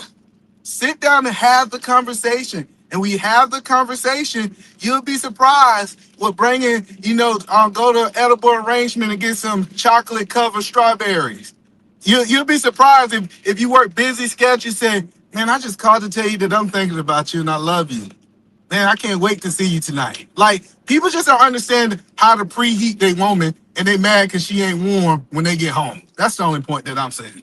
All right. And before Brownsville, he got a question for you. Go ahead, the beautiful PhD. All right. DeLon Cortez, $10. This is my fourth gay charge levied. This is the fourth gay charge levied against him, and he still has not denied it. I guess Pride Month came early this year. Go ahead, Shadow. Hashtag. Can I go ahead and address this? Exactly. Look, at the end of the day, I'm not gay. I don't have time to argue that dumbass argument. Kim literally doesn't know me enough to have that conversation, which is why I don't have it with her. You bisexual, it's okay. If you're bisexual, you're gay, you dumb bitch. I said, quit playing with me, bro. You literally ain't about that life with me. Again, you're sleeping and I don't want to be with other dudes. And I don't want to be. You're sleeping with dudes while sleeping with other dudes. They're sharing fluids through you. You're just encouraging. So are you. So are you. But again. Now prove it. Now prove it. That's all I'm gonna say. Now prove it. I can prove it from your 9 years. Then do it. Actually, you know what? Can I be blunt real quick? Can I be blunt? Hey, can I be blunt, Sean? Because I'm getting tired of this dumbass, bro. No, you gotta stop. You crashing out. Nah, fuck that. Because I'm ready to crash out. Because look, here's the thing. So when you was in prison, you was satisfying yourself around a bunch of dudes? Wow. Chill, bro. Josh, just let it go. Just let it go. This is all job. You keep your bunkmate next to you. Let it go. This is all job. Stop telling me to let it go. You got to, bro. She gonna try to roast you. You gonna try to be serious. We don't care if you like dick. Hey, Sharon, I know Brownsville had a question for me. I got to wake you up, Jalen. I am working harder than talking about penis got Jalen whoop. I haven't worked this hard, Sharon. In 5 years, Sharon. And you know why I'm working this hard. So I need an answer about Brownsville questions so I can go back to work. Go ahead, Brownsville, New York. Ask Eda Man the question so he can get back to it. And Shadow want to get back into being messy again. Hold on. Let Brownsville clear the air first. Hold on. Go ahead, Brownsville. Yeah, peace and love, Eda Man. But you kind of touched on it a little bit. The question that I have when you was explaining at the end, right? But I want you to kind of expand further on it. So for all the newlyweds out there, the guys who might have just got married, for the guys who might be in a relationship and trying to, thinking about getting married, right? What would you say, like, if their goal is tonight to have an explosive night with their woman, right? And they say, hey, I want to have explosive night with my woman. In your opinion, Eda Man Williams, when should the intimacy start during that day? And if you can explain how they need to get to that point to where they want to get to. Yeah. So first of all, I think that a family that pray together, stay together, but that's just my thing. I think it start intimately when you first wake up and you guys invite God into your day, right? Into your relationship, right? I know that's my first thing. And it started as a simple kiss and saying I love you leaving the house means so much to most women. I can't say all women, right? And then what I have learned is women want to feel like that they was wanted throughout your day. Being able to say, hey man, just call and say, man, I'm thinking about you. Telling her, like texting her. Like I like sending like little funny memes, marriage memes. I'm gonna say that back and forth to my wife. That's what we do. That might not be for everybody, but I think when I'm saying preheat the oven, you should be engaging with that woman as much as you possibly can. I understand we got jobs. I understand that we're busy, but when we start I'm showing that she's a priority to me, and you're stimulating her emotionally. That oven, when you get home, you rubbing on her thigh. You might just be rubbing on her back or scratching her scab or whatever your woman is into. I think that what you got to do is you have to be emotionally attached. So once you actually come to the physically being attached to these women, they're already connected to you and they don't feel like they're just an object. But that's just my opinion. I hope that answers your question, Brownsville. Nah, that's a good solid answer. But most of these dudes, the problem is most of their Brownsville, the problem is most of these dudes are used to putting $40 on the dresser. And so since they used to putting $40 on the dresser, it's no stimulation and emotions. So people don't understand them out there paying for this is actually showing them a dysfunction in relationships. And then when they get into these relationships, Brownsville, it was like, I always put the $40 or I always quote unquote paid the bills. I'm doing all this. Why is she not responding to me? It's because you learned how to be in a relationship with a woman in a dysfunctional way. Yeah, but I think it's even more nefarious than that, Eda Man Williams. I can see what you're saying, but I believe the reason why these brothers have these ideologies is because they're weirdos, right? And I believe what they're used to is relationships with men, right? So they believe that the same thing a man needs, the same thing that drives a man should drive a woman. And it's because of their lack of experience and understanding and really having cultivated intimate relationships with women, because they haven't done that, right? They're trying to correlate their relationships with men as if they need to resemble one another. And this is where they go wrong at. So they need to stop being lovers of men and actually try to really understand what a woman wants and needs. And then they got stupid talking points. They was like, oh, you believe in happy wife, happy life because you say you're gonna stimulate your wife all day. Like they're retarded. Like I'm starting to realize some of these men who ain't got no woman, they really don't know how to sustain a woman, and they try to blame it on the state of women. You just didn't learn that skill, and you won't humble yourself to a man who have learned this skill to teach you these things. I have a little bit of a qualm with, well, not I agree with everything Edelman is saying and Brownfield is saying, but I also think something men don't realize is that a woman can just not want to. She could be tired. She might have had a lot of kids. She done gave birth. She's doing all this. Maybe she doesn't just want to keep being your sex doll. Maybe she just want to be a person and not have sex and take care of her kids and do what she needs to do. So you saying that a woman, hello, so do you believe that women typically like emotional connection?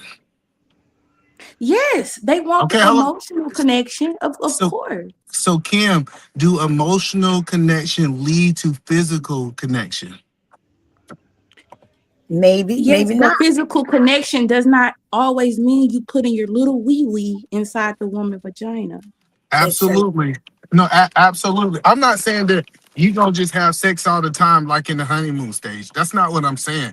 But typically, if you stimulate women emotionally, I'm not saying that these men are going to bat for 100%. But I don't think this woman is going to go a year without having sex with you with a man that she's emotionally connected to. I just don't think that makes sense. And that could be, and I guess I am perhaps speaking of an edge case, but I'm also saying those edge cases should be respected. If your wife is just tired, through, done, or whatever, or just whatever, she came to the conclusion that she's not in the quote unquote mood for 6 months, a year, 2 years. You need to take her on vacation, Kim.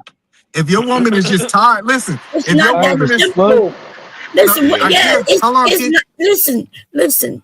You may not get it, right? Especially when you're of a certain age. Everything you think about is related to your vagina. But things happen with women as we age, especially when we get up in age, where you may not get sex for weeks, if not months. And you just gonna have to deal with it, or y'all gonna have to figure something out. But the way y'all making our value work, just the sex was disgusting, right? And that you think you could figure it out on how to get into her vagina instead of just saying, "Hey, I love her," intimacy, right? Yeah, but you asking us to think like women and we're different creatures, right? So what I'm saying is, to understand women and not think of us like we just sex dolls. I know. So if my woman is just tired, she's exhausted, the first thing that is gonna tell me is this woman need a vacation. I need to take her somewhere like she like tropical things. Let her get away from this. When we get on vacation, let her go out and do what she want to do. If she want to sleep for a day, I'm going to take the kids. I'm going to be able to let her rest, because if she's showing me that she's tired, this ain't got nothing to do with sex. If she's showing me that she's this exhausted and this tired, that means I need to give her rest. What I'm saying is of sex, of something relentlessly entering her body. Relentlessly. It just must happen. It just must occur. And she must comply. What if she just don't want to do it? Wait, I have a solution. If you men switch roles, right? Like y'all into us for years and years and years, babies come out of us. Why don't we switch roles? Y'all turn around and let us into y'all for about 6 months. Hell nah. And then See, I get. Hold on.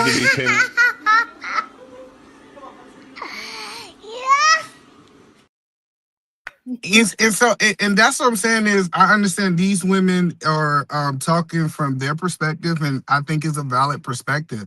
But I have learned if a man is loving on a woman, if he's taking in consideration that she need rest, she's tired, she's exhausted because these kids run around. Hey, check this out. I'm gonna take a day off work and I'm gonna take the kids to the park. I'm gonna just make sure we go away somewhere for 12 hours and do something so you can kind of recover. I think women in relationships, they like when men actually sacrifice certain things for them, and it usually. I get if she need a week off, 2 weeks. I just think what y'all are saying, 6 months off for sex, is crazy. Yeah, and that's the problem because it's not crazy. Okay, because it's our body and our choice. You're right. So then you get replaced. But don't get mad about being replaced. We're not gonna I'm be tired, mad so I'm about gonna being take 6 months off replaced. work. You just gonna be mad about the outcome of being you replacing us. That's all. So Bomb, if you're gonna allow your husband, is because he's tired to take 6 months to a year off work just because he feels tired? No, Then you're he not gonna gonna be allow it. living under a Yes, bridge. if Then he gonna be my, living under a bridge. if my husband that tired where he needs to take 6 months, but remember, y'all talking about just simply being tired. I know there's estrogen, there's all kind of imbalances that go on with women, right? But y'all don't give a shit, and that's why y'all just relating us as vaginas. Because And here's the y'all problem. not missing our Y'all are seeing it emotional in a selfish anything. manner. You're not talking about selfish because we won't give you something No. that you think Hear what belong to you. So, Bomb, think about this. And here's all I'm saying. You can disagree with me, and I'm fine with that. You're saying that we need to, as men, pay full attention to you and understand that sometimes you're just done with it, right? No, I didn't But say again, that. hold on. Okay, I didn't say can you anything about you correct gotta that? pay attention to us. What we saying, how about leave? We might need you to leave us alone, is what I'm saying. On a Okay. sexual level, she's still doing the other things. She's still cleaning, taking care of your kids, and cooking. Okay. So what do you mean? Now, So okay, if y'all I'll want to take stop that. working, then I guess we want no groceries and we want no So home no. for her to clean and cook. I'm tired though, Bomb. We're tired Hold on, though. Bomb. I'm gonna take what you just said, okay? And so now you're saying your biological imperative. You're just saying, no, I'm done with it. Well, if this man responds to you're saying you're not gonna fuck him. Jesus. Just because I don't want to. And who And if gonna he's be saying, hold homeless on, because they don't have sex? and hold Who on, who, and who if pay he, their rent? Hold on, Kim. By Hold on, having Kim. sex Hold with on, the Kim. landlord. Hold on, Kim. Hold on, Kim. I mean, shit happens. All right, go just finish your thought. So, and if a man is saying, hey, if his love language is physical touch and he desires that physical connection, and then you're saying no because I don't want you, y'all are now incompatible because you aren't making the sacrifice for him, just like he wasn't making the sacrifice for you when you needed it. I'm saying that it's a two-way street and y'all are ignoring I one of know, the but ways. you keep wanting to make it a two-way street, but it's not, because remember, she's still doing all the other duties. She's still loving on you. If you want to sit and watch a movie, go and do all of that. But y'all You're doing everything but the thing he's asking for. Yes, the one thing that he's asking for something right? specific. So that's because you think our vaginas, that's all you thinking is about vagina. Again, you're missing the fact. You will go But and Shadow, cheat and No, enter. it's prime real estate. You'll go and they don't even hear themselves doing it. And ladies, Yeah, we need to hear I this. think, This is so sickening. yeah, I think we're ignoring the you- fact that hold on, physical Shadow, intimacy is real a real quick. thing. Shadow, real quick. What's up? I'm listening. I think you're missing a point, right? I understand what she's saying. So she's saying that, like, for instance, me and my wife, right? We're regular. You know what I'm saying? We don't have any intimacy issues whatsoever, right? But if something happens within her, right, causes things to change and shut down, then now, right, I know that it's not intentional. I know that it's something going on. So what I should be trying to do then is prioritize her getting back well versus worrying about, me. Well, Brownsville. I don't know how you just skipped everything I said, Brownsville. I'm actually still agreeing with you. She said dead. And you're like, no, that's not, you still need to prioritize her. Okay. And now I'm asking you to do something you do not do. Okay. So understand what I'm asking you now, because I'm going to be very fucking clear. At the point when it comes to where there is now a year has gone by and you've done, hold on. Wait, what? You owe money for your cursing. No shit. I pay that. You try it. Again. So if it comes to the point to where now it's been a year and I've done everything within my means to try to adjust that, and if I go by what Kim says, she just doesn't want to, or if I go by what Bomb said, she just changed and she can't, or whatever the case may be. At what point do I need to start looking like, well, there's not being a sacrifice made for me as well? I made a very specific point. Why y'all go to the That's extreme? not an extreme. It's literally No, the solution to a problem. First of all, you're not listening. That's why you don't know what I'm talking about.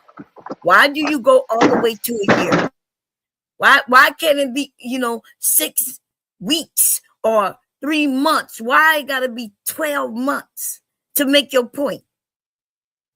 You know why? Because your point doesn't make sense. If you got to go to the extreme to make a point, then that means your point doesn't fit. It don't make sense. Because I'm quite sure if she love you, she gonna do something for you within that year, right? She gonna realize. Bob, we're saying the same fucking thing. No, we're not, because We're saying two different things. We are not saying the same thing. Y'all you gotta stop saying that we saying the same thing. We're not. So hold on. At So what point is somebody sacrifice the problem? Hold on, no. Shadow, because you said the. So Shadow. You said the one thing. You're not. You asked her to cook, clean. Hold on, y'all. I'm muting you because I'm trying to get everybody involved. Go ahead, Eat Man. So Shadow, it's different. So let me give you an example. If a woman's pregnant, and typically after she have the baby, even the doctor tell you you're supposed to go, I think it's 5 to 6 months without sex, right?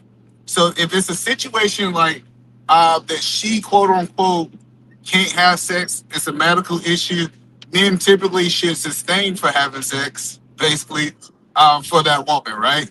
If it's a situation that is mental, like I think we all need to find a way to get our woman help when she need help. Say if it's mental, whatever these things is, and we have to be patient as men to work with those things. I just haven't seen. I haven't seen, and Brownsville might be in a different situation that it took her a year to work through those things. And I'm not saying that's not impossible. I'm not even saying that I'm not willing to wait for a year. But typically, if you're getting them the right help and you have empathy for that woman, typically she recovers. That was the point that I was making. Right, and you're 100% I understand both of correct y'all's on that. points. Hold on 1 second, Here's Shadow. the problem. Both y'all keep skipping what the fuck I'm saying. No, real That's quick, why Shadow. she getting Real mad. quick, Shadow. Real quick, Shadow. Jesus God fucking Christ. What it's about, the question then becomes, right? Do you love your wife more than you love her vagina? Right? That's what it comes down to, because if you are regular, like me and my wife, we're regular, right? But all of a sudden something changes within her. Now, do I love her more than I love our physical intimacy? And that's what you gotta, your priority should change to getting her back well and healthy. And you shouldn't even be worrying about your sexual needs at that point. That's what you're missing. I'm That's screaming wild, at Brownsville. Brownsville, making sure we know it goes down over here. Make no mistake. Yeah, this is what we say, because what I'm saying is it is something actually wrong with my wife that she needs some help, right? And we need to make sure we prioritize her help before we prioritize our sexual life. I'm trying to say this shit in English so y'all can understand what the fuck I'm saying. But clearly it's still being missed. And I don't know if it's intentional now or if you're just gaslighting. So we're gonna stop all that nonsense now. No, I'm not done yet. I'm not done yet, Bob. No, I'm finna make this point again so we can understand what the fuck I'm saying. Number one, at what point, because y'all keep talking about these female sexual mentalities, I'm fine with that. Hey, sometimes you gotta make sacrifices for your wife. At what point is that sacrifice supposed to be returned? At what point When did she she's say, healthy. even though I don't, hold on, that's not a sacrifice. What does the word sacrifice mean? When she's healthy. So you want to force your wife to have sex? No, again, you want I'm not going to talk to you. You're an idiot. Satisfied. No, you're an idiot. I don't even talk to you. So somebody with some sense actually was fine. When she's healthy. When she's healthy. Okay, so you don't like and say no. I don't fuck with him. That's why I'm moving on from that conversation. Again, so if what y'all saying is true, wait, what? Saying, Bob, moving on from the conversation. Wait, is that what Sharon said? No, you're not listening to nobody, babe, and we don't know what you're talking about. Because every time I start talking, somebody's got some shit to say. And I was trying to answer Sharon and somebody jumped in. All right, so I said when she is healthy. Okay, so again, now I'm going to bring up the exact point I just tried to make, right? Mm-hmm. Because I'm going to use the words that were actually used by the women on this panel. Bomb had used the fact that sometimes she could just be done. She said that, not me. And I'm supporting that. I'm supporting when you said that. You said sometimes she could just be done. She could just be uninterested in the physical act of sex. Did you say that? Because me and you both agreed on that. Okay. Then maybe it was Kim who said that. Listen, calm down so I can hear you. I'm done calming down because every time I calm down, y'all talk. Well, we can't hear you because you got a lot of background noise. Well, now there should be no background noise. Okay, now go ahead. Now, what did you say? I said what? Earlier in this conversation, when we started this, did you say that? Hold on, I'm buckling my seatbelt. Did you say that sometimes a woman could just be done with the physical act of sex, but she'll continue doing everything else? No, I didn't say that. I never said that the woman could just be done. If it wasn't you, one of y'all said that. I'm not sure who said it. That's Chrono. Nobody said that. Yeah, the women up here are not against sex, with our partners. So nobody's, maybe you misheard, which could have been, right? But no, what I did say though, maybe, remember, I'm the one who said maybe something might be imbalanced, right? There could be some kind of imbalances. She might be tired, right? Or something. I know there's some things that go on with our bodies that y'all don't know about. Right. That's what and what Ida and Brownsville have been saying this whole time is they've been sticking to talking about dealing with those issues in order to recalibrate that situation. And when that got brought up earlier, it was a female voice on here, and I wasn't sure who was talking, but somebody said, and what if she still just doesn't want to because she doesn't want to? I don't remember who said it. Yeah, and because she doesn't want to at that moment. So was that you? She's never going to have sex again. Okay, so again, now that's a clarifying point, and I wouldn't have made the point I made after that if you said that to begin with. But what I'm saying is, I did say that to begin with. Okay, well, sure. Otherwise, I would have made the argument with you just for the fucking. So people, I want to argue with you. So, Josh, you said that you're willing to temporarily wait. You're just not permanently willing to wait, Josh. Is that a fair statement, Josh? That's what. Why do you wait? Yes. Why do you even think I brought up the question about sacrifice? That's why I even made the comment on it at all. Because if it comes to the point to where it has, that's why I went for a year, because it's a reasonable number to talk about. Because we're talking about people cheating to save their relationships. And Kulu made the comment, I know he's playing devil's advocate, but Kulu made the statement of people cheating so they can feel better at home because they need that physical intimacy, right? I can accept that. Now I'm asking, what if the man, and I think it was KT who said it, what if he's doing everything that he's supposed to be doing and they're intimate in every other way except for physical intimacy, which is still just as important as the other four? So if we're gonna have that conversation, let's have it in its totality. I get mad because it sounds like Brownsville at the high level and Sharon and the medium are advocating for one-sided intimacy, and I don't like that. Because that's ludicrous, because love is the desire to put one before yourself. And y'all are saying make it all about you. That's because they are men and they're speaking from the man's point of view on how to treat a woman. And then you men get mad when they don't speak on how to treat a man when they are the men. And y'all then start saying, oh, you only speak for one side.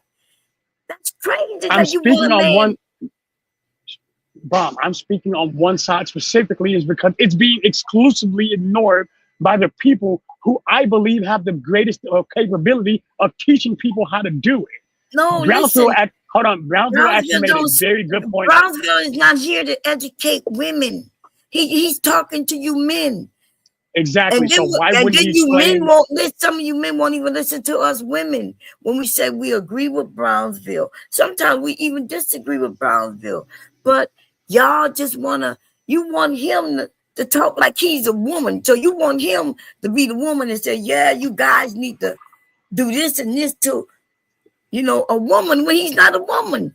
Y'all But want. again, that's not even my point. So And I can even accept that. I can even hold on, I can even accept what Bomb just said. Something. I want so Bomb. Do you believe sex is important in a relationship? Let me ask that question first. I think I think sex is important in the relationships of the people who think sex is important. But if you're asking me, is sex important to me? No. Intimacy and sex is not the same thing, though. But you men, right? Some of you men, y'all confuse the two. Right back to And you. because y'all confuse the two, that's why you think when you speak to a woman, you want to ask us, don't you want sex? And most women gonna say, if they tell the truth, they're gonna say no. And then y'all can't believe it. Y'all think y'all penis is the answer. You think, like, think about it. You getting on top of a woman going in and out, in and out. Most of the time, she ain't getting no orgasm, right? Most of the time, she ain't getting nothing. And I'm not talking about because of the lack of I'm intimacy. not talking about y'all in particular. I don't know what you do in particular. You probably don't even know if you giving orgasms, right? Especially when you're young, because we know how to fake it when we want you to hurry the hell up. Okay, so you can be making it seem like you're all that, and your wife be sitting telling us something different. But anyway, no. Yeah, so go ahead. I'm sorry. You know, as men, we can only see it from a man's perspective, right? And that's what Bomb Cherry's trying to let you know, right? So from a man's perspective, and you're married, so you should understand your wife enough to know when she's going through something and something has changed, right? Now, when that happens, your priority should also change for the betterment of your relationship, right? This specific example, right? There's a show called, I think, Love and Marriage Huntsville or something like that, right? And this is a man. He was married to a woman, or I don't know, I think they might still even be married, right? But this woman got diagnosed with cancer, right? So she had cancer, and the man, the husband, he was still forcing his woman to have sex, even though she expressed that it wasn't desirable, it didn't feel good, she wasn't in a mood, it was painful, and all of these things. And he had that same perspective as the, well, I'm a man, I have needs, you need to sacrifice, and things of that nature, right? And I think some of y'all men just don't understand that that's very harmful, and it's very selfish, and it's a sign that you really don't love that woman. You know what I'm saying? You're just Once again, interested in using that woman. all he's fucking doing is pandering. This shit's driving me nuts. Jesus Christ. And just before I bring in DJ Genesis, I want her to get in here as well. But I want Josh to really explain what his frustration is. If a man have a situation with a woman, his wife, that he claims that he loves, and she is going through something, a year, 2 years, 5 years, you saying that it should be a limit on how he should protect his wife's sanity? See, remember that thing I told you do earlier? You just did it. You actually led with a leading question. I couldn't even answer your question because I agree with your point. I would say no, a man should always protect his wife's sanity. But again, that's why I didn't like your question and why it's not related to what I said. You asking me why am I frustrated? I'm frustrated because this pandering ass conversation. Because while I can understand, again, let me finish. Pause 1 second. You cannot say that you agree with the statement that I'm saying, and then now you calling it, because now because you are now saying that you agree, but it's pandering. How is that? I'm trying to get to the logic, so I'm not trying to pin you in a corner. I'm trying to pin your logic into a straight line. You cannot agree with me and then now call it pandering. Let me make it a straight line for you then. Okay. Number one, the reason why I can agree with it is because I believe as a man and as a husband, it is my duty, not just my obligation, it is my actual duty to protect my wife in every way, shape, and form, whether that's physically, mentally, or emotionally. All of those are what I promised to do in front of the judge and in front of the church when we got married. Number one. The reason I say it's pandering is because when it gets to the point when you understand that, hey, now if I'm willing to make total sacrifice at all times for my wife, but she is not willing to make any sacrifices in that same sense for me, why would I then be out of pocket? Because now it's the same thing Cooley was saying earlier. Because Can I respond to what Brownsville the just said? man is Because I think what he's saying, we Hold on, kind of Eda, man. understand. I don't think you can hear me. I don't think you can hear us either, man. So the problem is that you didn't deal with the woman's issue first. And then now you're saying, hey, even though you still didn't get through whatever you going through, you now have to do something for me. That where it becomes an issue. That is not what I'm saying. And here's the problem with what I keep saying versus what you keep putting out after I say it. One, I'm saying love is sacrificial as a whole anyway. I'm willing to sacrifice whatever for my wife, period. But get this, love, that's why a lot of love is very one-sided. Because one person's doing a lot of sacrificing and the other one is all about them. And every time I say that, y'all try to turn it into something I'm not saying. I'm not saying anything outside of what I just said. That's fine. So now your wife still, after all this time, it's been a year, she's not ready to have sex for whatever's going on. Shouldn't you be sacrificing your physical pleasure to make sure she gets right so y'all can eventually get back to where y'all need to be? Yes. That's what you are missing. I'm not missing that. Because again, you are still making it a one-sided sacrifice per the man. Hold on, no, Josh. I think so. I'm okay with a one-sided sacrifice. So the example that Brownsville gave, this woman was diagnosed with cancer. I think the biggest problem with men in this situation is that they're being selfish. They need to go get on their knees and talk to God and say, hey, God, I've never been down this road before. Can you please help me be able to be the husband she needs through this time? And guess what? In that time of the relationship, it's going to be one-sided between each other. And you got to be willing to endure that one-sided relationship until she can either get to a place of healedness from cancer.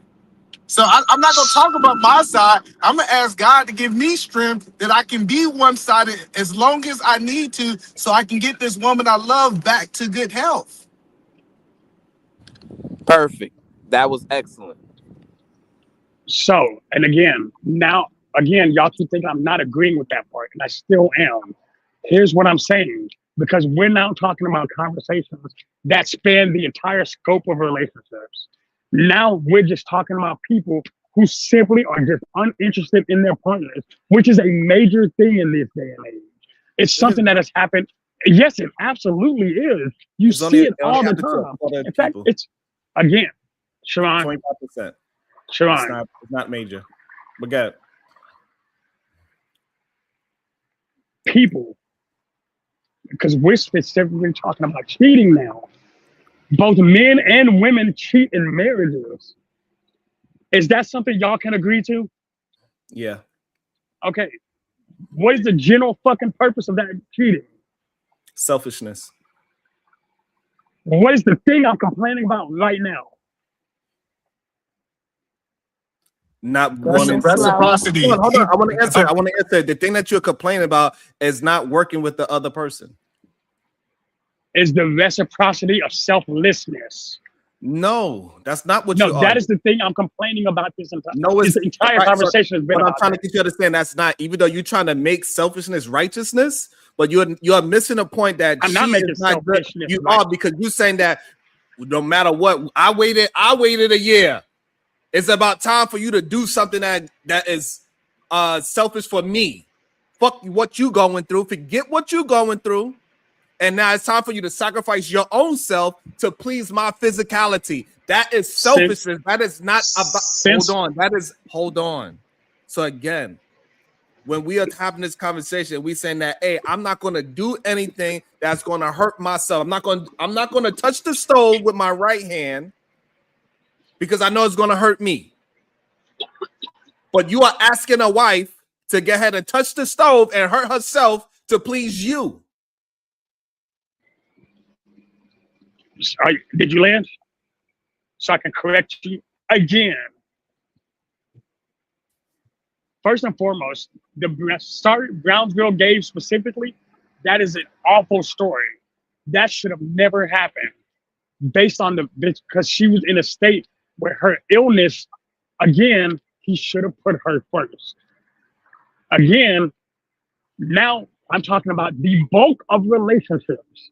I'm talking about a large majority of relationships where people, whether male or female, because keep in mind, men can also lose interest in having sex with the person that they're with. Okay, perfect. I'm gonna flip it. I'm gonna flip it because I think you're very male-centered and you're not understanding the conversation. So now this man that loves his woman, she was looking a certain way when he got with her. Now she had a couple of babies. Now she's overweight, and now he's not physically attracted to her no more because he's waiting until she get back to her physical form. But she want to have sex. He can't get it up because he ain't attracted because she got a little fupa now. What should that woman do? She waited a year. No, that man should still do his duty to his wife. Okay, that's fine. So that man cannot get it up anymore. Whatever the case is, he don't want to have. Hold on, he don't want to have sex with her anymore. That woman should do what? Leave him.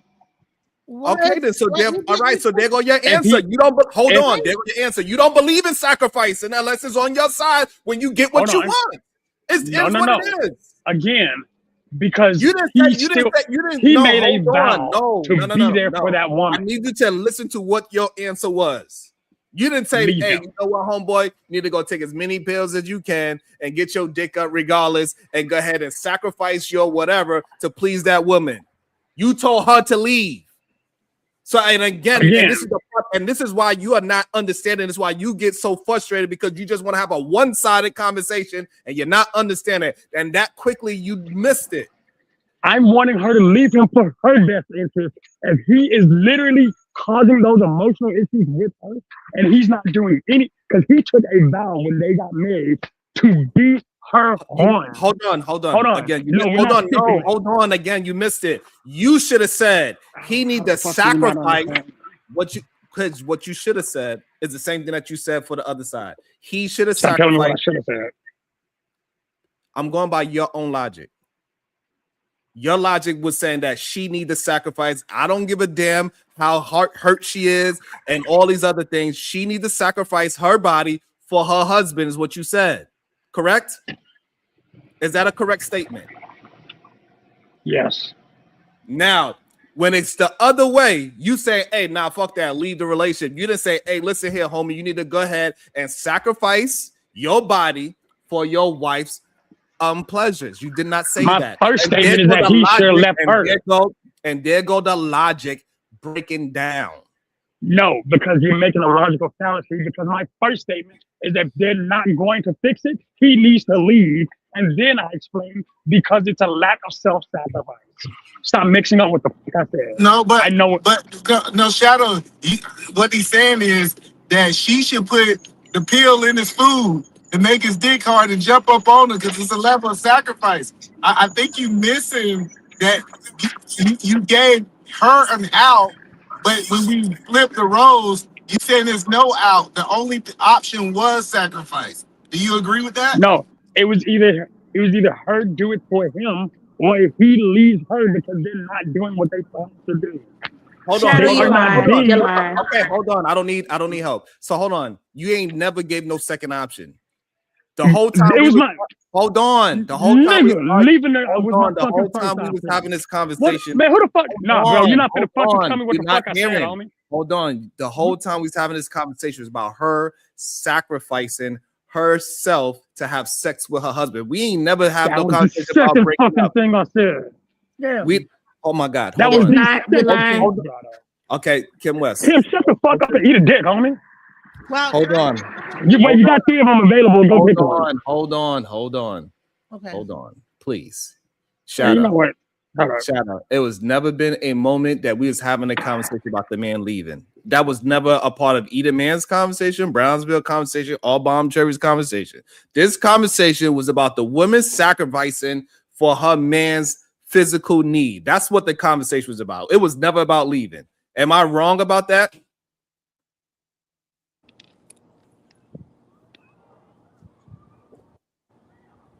I think his camera froze. He froze. It's okay. Shadow the frozen wasp. So now all of a sudden, when the logic is not making sense, all of a sudden we have all these nuances now. Yeah, I'm not arguing. Yeah. So he didn't froze. Are the extra shit? Yeah. Yeah. Are the extra shit she's pulling? Put her ass on the back. I'm tired of talking to her. All right, so Kim West, you understand? So what is your thoughts about what Shadow is saying, Kim West, about? My thoughts is that he's double. I'd like to see you try it. Goddamn. I just don't know. Like it's something about you that can do that. Nobody else on the internet. It's just like a. They cannot see it. Somebody can say you're about to get shot, and they're like, "Where the bullets coming from?" And they still don't see it. No, you confused. We do see it. All right, hold on. All right, so now, Shadow, do you agree that this whole conversation that we was having between Brownsville, Bomb Cherry, Edelman was about the woman sacrificing to please her husband physically with sex? Are we in agreement to that? No. Wow. Because that's not what the only sacrifice. That's not what the only thing is. And I keep trying to make that's what my point is, bro. I need you to sit down and actually listen to what I'm saying and actually hear me. Number one, we're talking about cheating first. Is cheating okay to save a relationship? I said no from the jump. And the reason why is because there should be a level of sacrifice on both ends. I think it was BMG who brought it up earlier when he made the point of saying, hey, look, whenever a man gains dominion over his wife and a wife gains dominion over her husband, I don't have time for sex. That's not something I do or no? No, I think I might be muffled. Right? Yeah. Can you hear me? Yeah. Okay. Can you hear me? Okay. So here, I think it was BMU who brought it up. Whenever you take a vow to your wife and take a vow to your husband, you're sacrificing the dominion of each other to each other.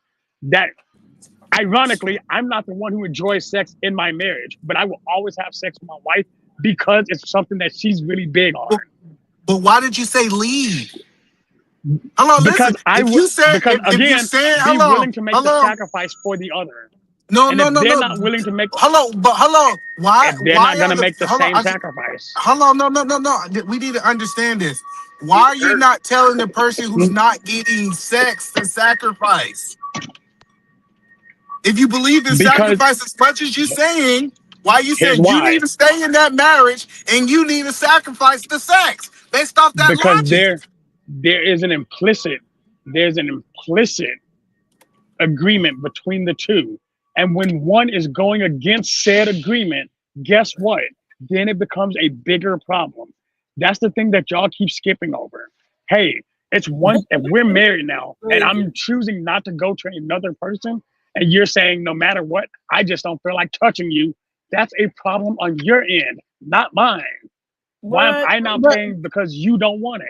But hold on, what about? Hold on. So, all right. So, hold on. Before you go, thank you for your patience. All right. So now that woman doesn't feel like doing that. You saying the man should do what? What do you mean should do what? The woman do not want to touch her husband. If it becomes an excessive period of time with no resolution, that man should leave because clearly that woman you said that before. Hold on. You think you said that? No, I didn't say all that before. I said that initially though. It was the first thing I said. Oh my God. Hold on. Like, I'm trying to figure out. Not because what you accuse Sharon of, one-sided sacrifice, is what I'm hearing now. Because now you're saying that he should only sacrifice for a season. I'm also saying that the wife should be in the same boat if she's the one who has the bigger desire. It's not one-sided. It goes both ways. Okay, so what I'm saying is, based off your logic, somebody need to do all this sacrifice. Why are we not holding the person leaving to the level of sacrifice that we're holding the people to that you're asking to sleep with them? Because they're both supposed to be sacrificing. How was it? They are both supposed to be sacrificing, not just one. Okay, so all right, so hold on. I'm sorry. So yeah, that's the point that I was trying to help you Hold understand. on. So Is you if we gonna talk about sacrifice. So you saying that once my wife don't want to have sex with me no more, right? It's been a year now, right? And we're gonna say that's the limit. That's the limit that you have put up front of us, right? Okay. So therefore, Sure. after she don't want to have sex with me no more, I should have a divorce. One. Yes In or order no, to answer that question, hold on. Don't yes or no me, because there's a question that depends on that No, answer. but we trying to get to the logic of what you're the saying. question is, are you still being intimately fulfilled? It doesn't matter. That's irrelevant. Yes, it does. Because no, that's the point of the conversation. If she is still in general, I'm a man and I want to have sex with my wife. She don't want to give me sex for a whole year for whatever that reason is. Should I consider why she's not giving me sex, or should I leave? Leave. During that year, you're supposed to consider why she's not having sex with you, and then do everything possible to fix it. Okay, I did everything possible to fix it. She don't want to have sex because she didn't get fixed. What should I do? She's not fixed in a year. What should I do? Are you willing to still try to work on it? Oh, now you changing your no, because it matters. Caveats exist person to person. Right, because you're acting like they don't. Because now you're saying that as long as I'm willing to work with my wife, I should stay. As long as you're willing to make the sacrifice, because she's clearly not going to. So you're not going to carry all the sacrifice. Thank you. So now you back to what Brownsville Edelman is saying, right? It's saying that, hey, look, and I'm saying that's not okay. If you want to make your marriage right, you as a man need to have a one-sided sacrifice and keep your dick in your pants. And you're saying that the one-sided sacrifice is okay, and I'm not. Yes, I will never agree that love is supposed to be a one-sided sacrifice. But ever. you just did. You just did. No, and that's why I keep trying to fucking corner you. That's why I keep trying to get out the corner with you. This is why y'all don't understand what y'all saying sometimes, right? So yes, I'm willing to deal with whatever. My wife is not willing to have sex with me in a year. So now what will be your advice to me? My wife don't want to have sex with me. It's been a year, and I still want to stay with her because I love her to death. What should I do? Continue doing what you've done over the last year. Or thank you. Change what you've done over the last year. Exactly. And that means to not have, and that means not having sex, correct? Yes. Okay. You know what? We're gonna play this game, and I'm gonna play it your way now. Yes. That means not having sex with your wife. But you know what my next response is gonna be if she continues on? To go fuck somebody else. Because clearly you're not enough for her. So if you want to play that game, we'll play that game. So now when we do that, so you're saying that you can cheat. Support so cheating. Now you're saying that I should be cheating to save my marriage. If you got a selfish wife, you got the right to cheat. There you go. Why are you calling her selfish now? Why are you? Because she clearly doesn't care about your physical well-being. How is that if she's going through something? We already made an agreement that she's gone through something. Have y'all discussed about what she's going through? Yes. And you've done nothing to fix it? No, you did everything. You are doing everything to fix it. So you sacrificed everything you can to try to help her, and she's still. Then clearly y'all's communication pattern is off because y'all are clearly not communicating well. Okay, y'all are clearly not actually finding the problem. Go see a fucking therapist. Okay. So now all that is happening. It's been over a year. What should that man do? Again, if he's done with the wait. Because again, you can respect yourself enough to be done. And see, this is the problem with y'all logic. Y'all cannot even answer a question. I just did. You just didn't like. No, you did not. You keep trying to add a caveat to it, right? If he wants caveats exist. If she, if so caveats are they agree, if all the things that because the logic doesn't make sense. That's what caveats are for, to make the logic make sense. No, it's not. What? No, it's not.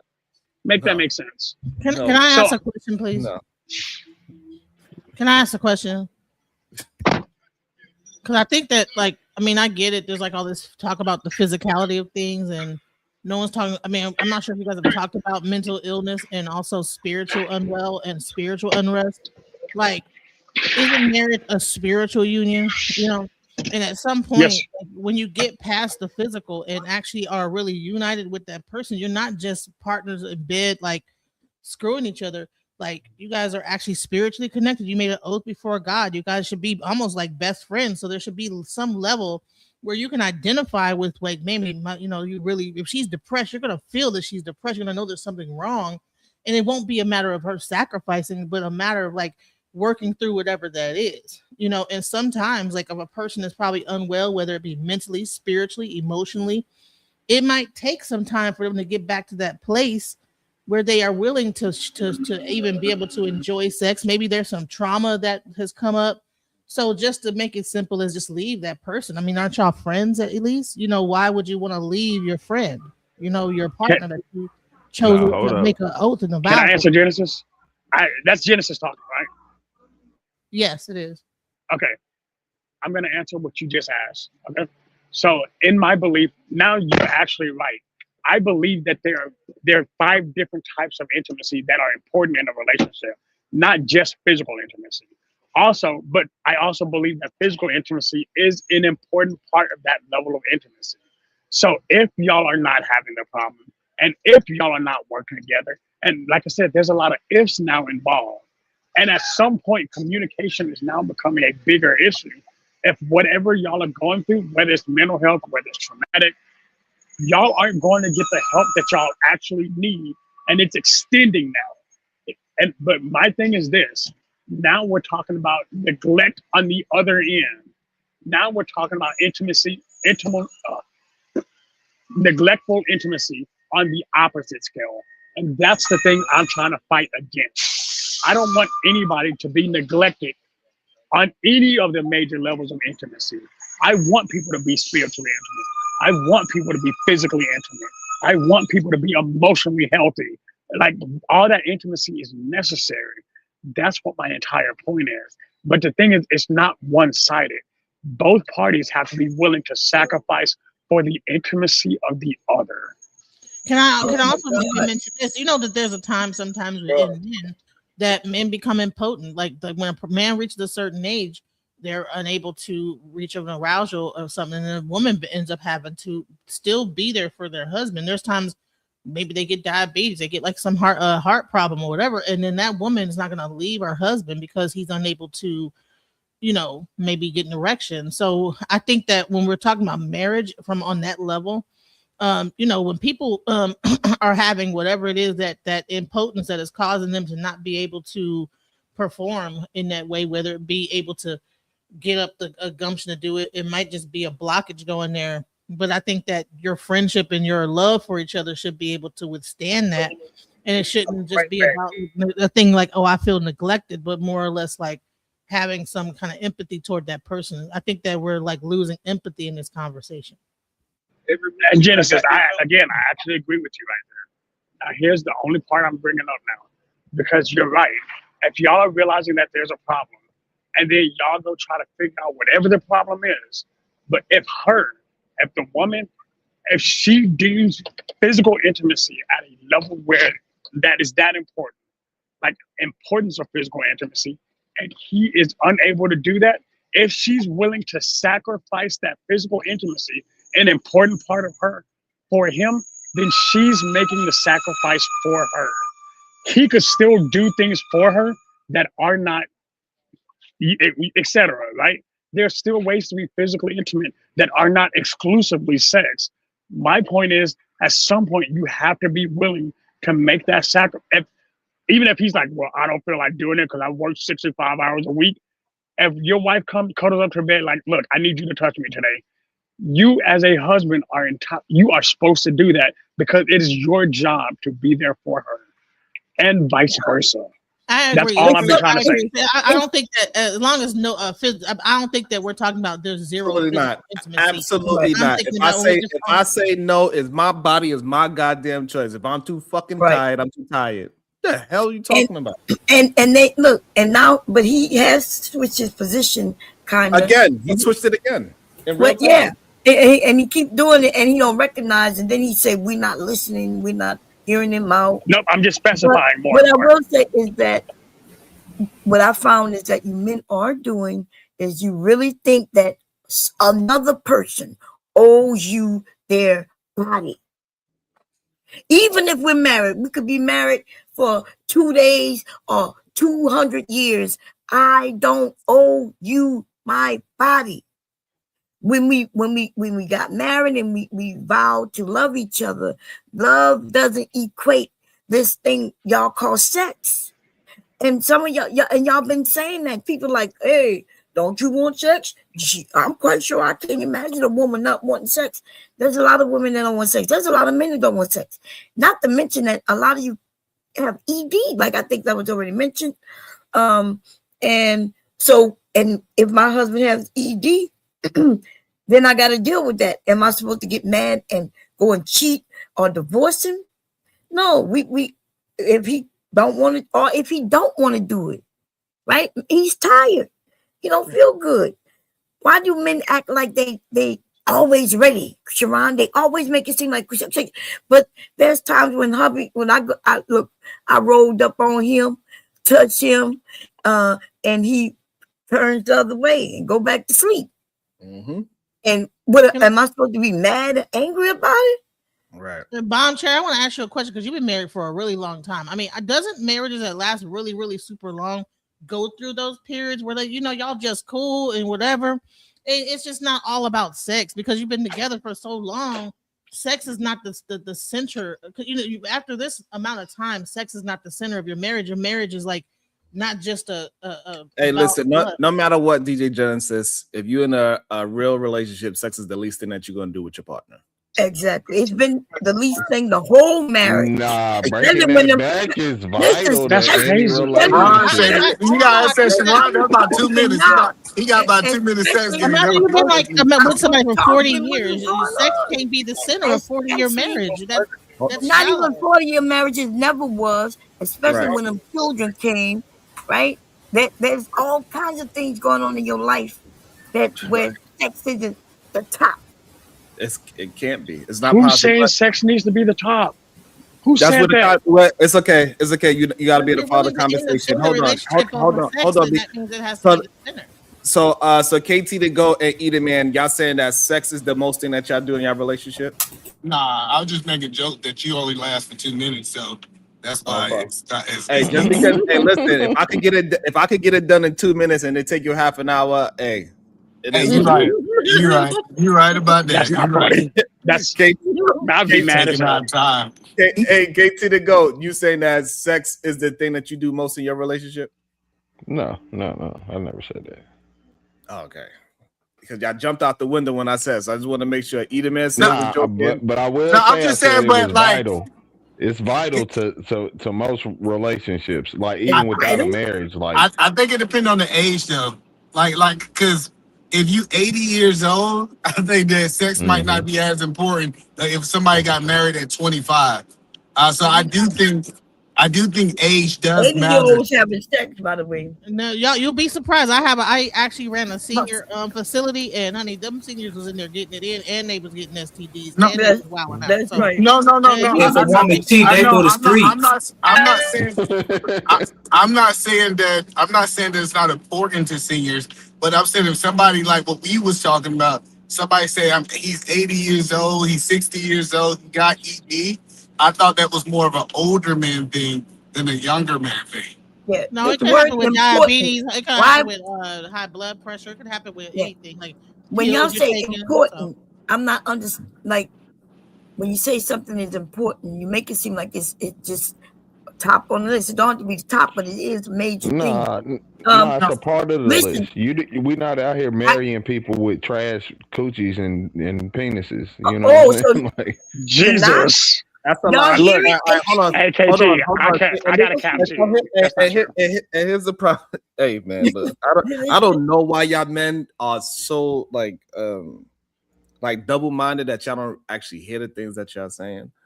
Or maybe y'all Here comes the gaslighting. I was about to say. right. Y'all say those things, but when I'm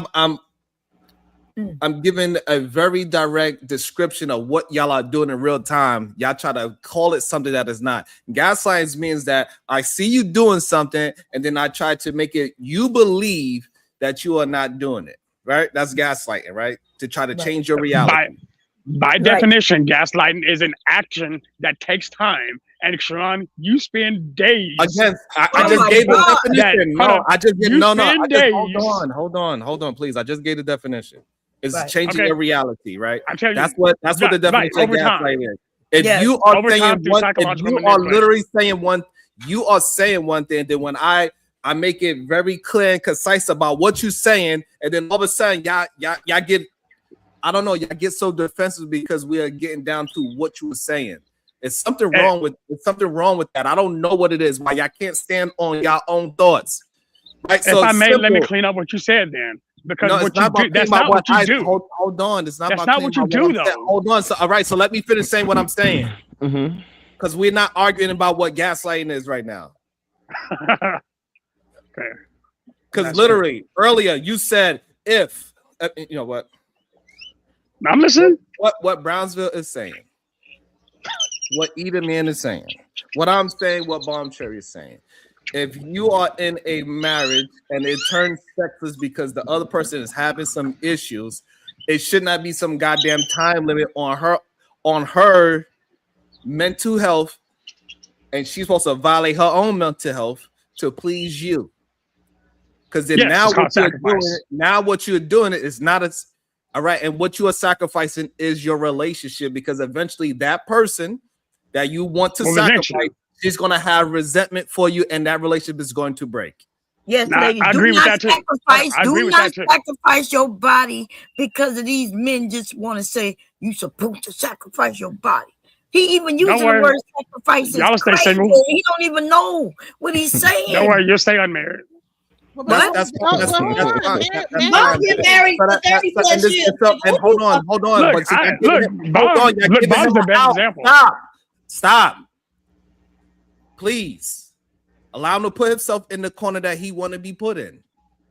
So now that that's being said, you're saying what? That a woman should sacrifice herself for the relationship so y'all can end the relationship later so she can resent you. I believe both men and women should sacrifice for relationships, but apparently that keeps getting missed. Right, because it's a very specific concept, because you are trying to interchange. And so you're also trying. It is interchange. I'm not. It's not. So you talking about sacrificing? Hey, I don't like my dish. I don't like my underwear washed a certain way. She needs to sacrifice that. I want it done a certain way. I want this food. We are talking about something very specific. Don't change it just to be right in an argument. It's very specific. I'm trying to be right. You are trying to be right instead of talking to the topic. That's why I'm interrupting right now. I'm telling you what you're doing. Instead of acknowledging what I'm saying, you're trying to tell me that it's not happening to me, that it's gaslighting. I'm telling you what I'm going through with you while we communicate, and you telling me that I'm not. That's literally gaslighting. I'm telling you, you're being double-minded. He is gaslighting you. That's not what gaslighting is. Look, you the one that gaslighting when you say that somebody's gaslighting, just so you could try to switch the whole conversation. And what conversation am I trying to switch? Everybody recognize you doing it, but when I say do I believe in sacrifice in a marriage? Yes, but not over sex. If you the way you shook your head, you were like, oh, see, but they're not over sex though, right? There's other things. That's the only thing that shouldn't be sacrificial. No, that's not the only thing, but I am saying my body, right, is my body. And if my husband could come and start complaining that I ain't giving no sex, and he could complain about it all he want, right? And if I decide to feel a certain way and I make it up to him by cooking him a dinner, it don't mean I gotta give him sex though. I have a question. I'm sorry. You know what? I think I realized where I was miscommunicating. Shadow Titan, you've been married for how long? How long have you been married? About 3.5 years. How many kids do you guys have? 3. So you got 3 kids, right? So you mean to tell me that because your wife so she had 3 kids. She could have went through postpartum, all type of different things that could have happened that make her not want to, right? You are willing to leave. Wait, hold on. Keep in mind, our marriage pre-existed. All right, sorry. But I'm saying you have 3 kids with her, and you could possibly end up with 4 or 5, whatever, more kids, and you're still young. You look very young. You can end up with a lot of kids right now. Y'all keep going. Y'all can have about 6 kids together. You mean to tell me that at some point you'll be willing to leave your wife and leave her with 6 kids, single mom, because she had a time span where she wasn't having sex with you? Is that what you're saying? No, but also one of the things I mentioned earlier is that sex isn't as high on my scale as it is for most people. Because I'm saying is that because she's making a sacrifice of her body to have your children. She's making a sacrifice of her body to even raise the children. And that could be an exhausting thing, right? And for both people, right? And then you working kind of the household. So sex is not the center of that, because now you are building a household together. You're building this is no longer just like you guys are just dating each other. You guys are going in it for the long haul at this point. You guys have things tied to each other. You have property. You guys are involved in so many ways, tied in mesh with each other. And so to make sex the paramount thing, when there's so many moving parts to this whole thing, because you also took a vow. This thing is supposed to be going on for a long period of time, probably to the end of your life. So you have all your life to get back on track. It's not like that there's a race to a finish line or any point. So I'm just saying, it just like I think that we have to really think about the whole picture here, and not just like this small minute thing of just sex. Yeah, and Genesis, that's why Genesis, that's why I was saying it come down to communication. Because if she just say she don't feel like it, it's more than that. And if she's not voicing that to you, it's typically she don't trust you. Right? It's a trust issue there. But that's the point that I was saying is, I think these two people need to sit down. Both of them need to voice their concerns. They need to understand what is the way back to where they was. How do they reinstate the state that they was in before all this dysfunction in the relationship started to happen? I think that women go through hormonal changes, especially the older they get, especially when they're having children. Hormones come into play. It could be so many things that are stopping that woman from not wanting to do it. It's not just only that because she doesn't like you. It could be all kind of things going on. So I think that when we take away the thinking that someone is trying to be against you, and we actually think that there's so many things that could be wrong with this situation that might not even be her feelings towards you, but just I know, but and why do we have to go back? The thing about going back, like we started here and we feel like we got to get back to where it was. Relationships evolve and they grow and they become different. That's what happens. I know, but the point that I was making to Genesis is, like, if a man is with a woman and she voicing, hey, I'm having these feelings, I just had this baby, like, y'all talking through this thing, it gives him the ability to now assess it differently than assuming. That's what I'm saying. The communication is so important. So having those conversations, understanding the whole situation, what Genesis was saying, hey, she just had a baby. Are you giving her enough grace to recover from postpartum and all that kind of stuff? So that's what I'm saying. Let me say this to the women, because, like I said, I've been married a long time. When I had my children, the doctors say no sex for 6 weeks. And you know what my motherfucking husband did? He wouldn't wait till 6 weeks. Now that might sound funny to some of you, right? But the effects of that affects my body even today. Okay, I want you younger women to understand, because he kept messing with me and touching me and trying to get me. You know what I mean? I had stitches still in me. And I know it sounds cool to some of you men, but I can assure you it wasn't cool. But because I felt like, okay, he wouldn't even wait 6 fucking weeks. So that's crazy. That's sad. I'm sorry and I'm sure it was painful. That was very painful. But it happens to a lot of us women. In fact, women end up pregnant again before the 6 weeks is up. And I love my husband, you know what I mean? Like I love him. I didn't feel forced, so I'm not making it seem like that. But I kept saying, hey, we gotta wait 6 weeks. The doctor said 6 weeks.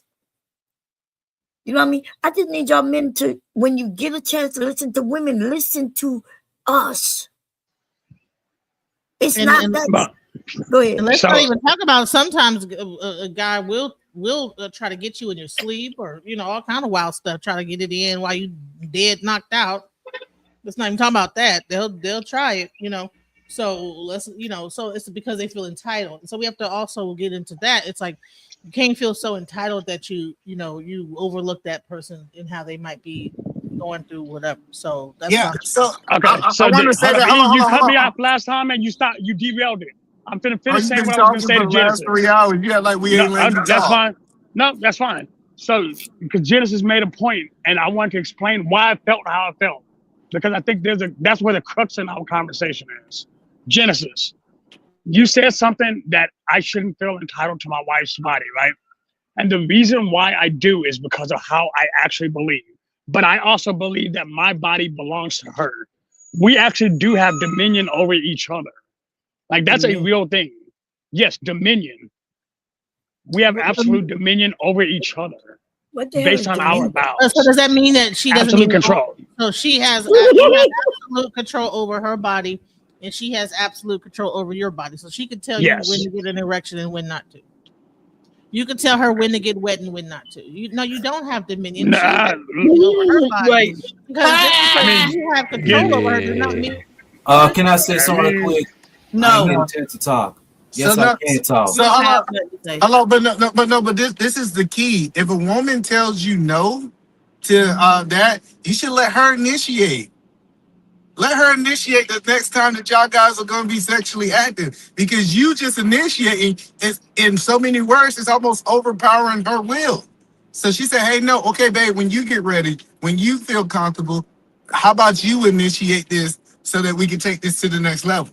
Now it's not you trying to. Okay, hold on, y'all. That's a good answer. Right. Okay, hold on. So they sent me this is one of the videos they sent.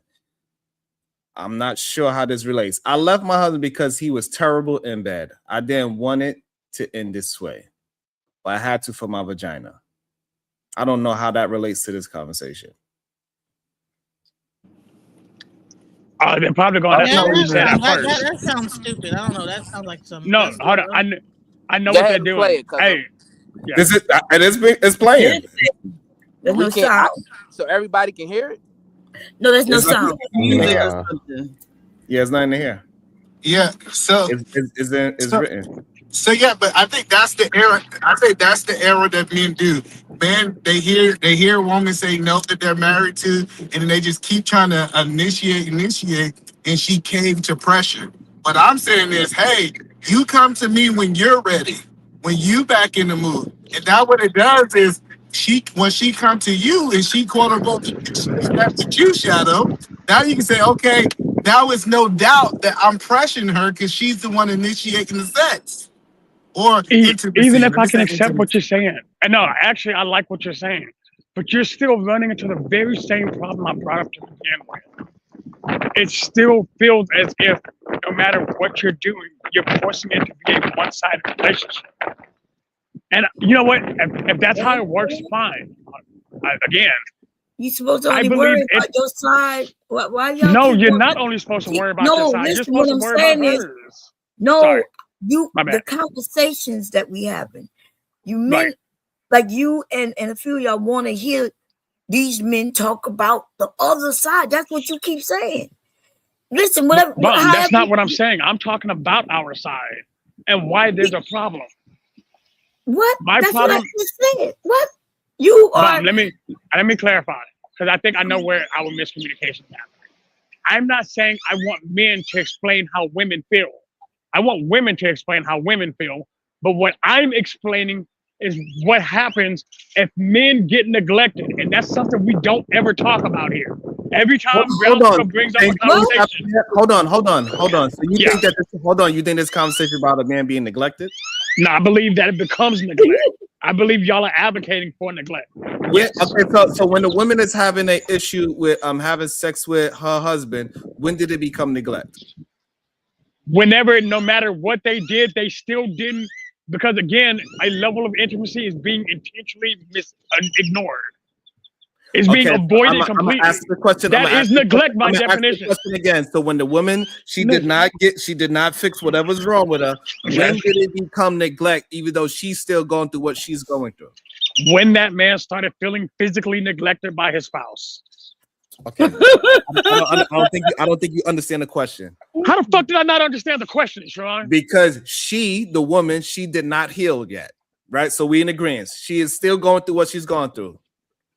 Are we understand? That's Can what I'm somebody saying. in the chat give me how much money I owe him right now? Because this shit's making me mad. Hold on. So, but you understand No, that, bro, you're not having it. Hold on, I keep having the just conversation. answer some questions so we can get to a understanding. So we are both in understand that the woman is not healed yet. Are we both in agreement to that? Yes. That's what okay. So now she is not healed. Now, when do that becomes neglect to you? Because in the time that she is not healing, you are literally being denied physical intimacy. Oh my God. That is, so we don't understand what neglect and denial are, do we? Yes, because and again, stop stop acting like you don't understand. You gonna neglect that she. Then stop acting like you don't understand. Hold on, y'all. Hold on. So I want to understand. So let's put it in a physical form. So she physically cannot have sex because she's going through something with her vagina. She did not heal yet. You saying that we are now talking about a whole different situation. Yes, we're I'm talking trying about to being physically unable the reason why I gotta bring to it, I want to make sure that the logic is going to hold up, right? So I want to see the logic on both sides. So That's now not the same goddamn thing.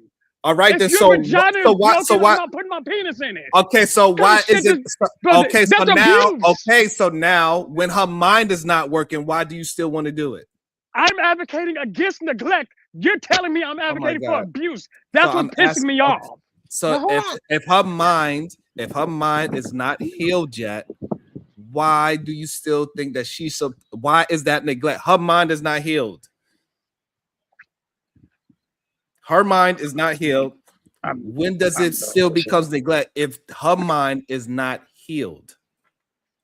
Because he is still being ignored by her.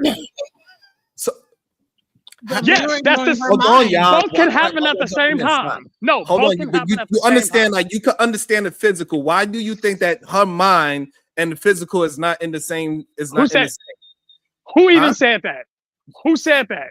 You are. No, I did not say that. So if her mind is not healed, she is not healed. We understand because her mind is not healed. He can still be physically neglected due to her mind not being healed. I don't know why that seems so confusing. It is very confusing. So therefore, so hold on. So if her mind is not healed, she should still go ahead and have sex with him, even though she's not healed. Let's talk order of operations. It's clear this shit doesn't make any sense. Oh my God. Hold on. I don't know why. You clearly don't understand what I'm saying. So stop arguing with me about what you think I'm saying. Because you don't want to answer questions. So answer the questions so we can get through it, right? So if her mind is not healed, why should she be forced to have sex with that man? Sean, what did I say? What the fuck did I say? You said what did I say exactly? He is feeling neglected because she does not want to fulfill what he needs. Now, what does neglect mean? Why are you asking me that? Just answer the goddamn question and you'll understand what I've been saying. Because clearly you don't. So I'm asking you, what does neglect mean? I think Shadow, you missing it, brother. You really is. Fuck that. Then you tell me what neglect means. Anybody who's telling me I'm wrong, just answer the question. It's not intentional, Shadow. It's not intentional, but the person's going through something. That doesn't change the neglect. Yeah, you gotta understand. Y'all gotta understand. He don't care. He wants to abuse her. We gotta stop acting like we don't see what he's saying. I'm ignoring Bond. Anyway, that's not what I said. While she is harmed, right? She's not in the right mind, but she needs to get it right and still take care of him because he neglected. She harmed, but his feelings feel neglected.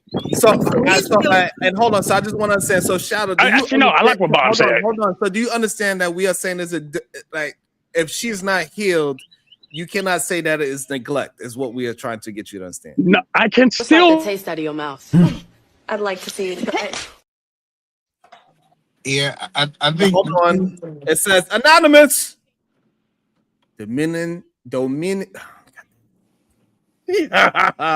Dominion sex slave, sit down. Yeah, I think It when sounded like he's you were going to say something in Spanish. You were like, Dominion. I was like, what is he about to say something in Spanish? They put a 30. They put a 30 on your head.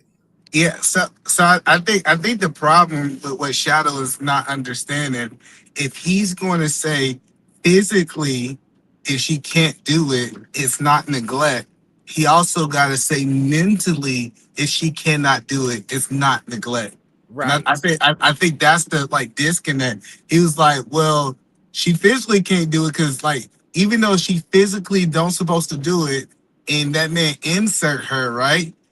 Quote unquote, not to be neglected, then it's a dangerous slope that Shadow don't understand that mentally and physicals are connected. If there's something going on with her and she cannot do it, you cannot say that just because he's feeling this way, that means that his feelings are valid.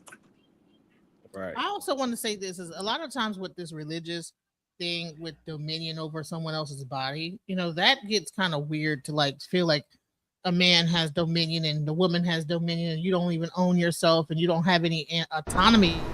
Don't provoke me to anger, or else you'll be in danger. Yeah, because I'm actually about that life today, so let's get it.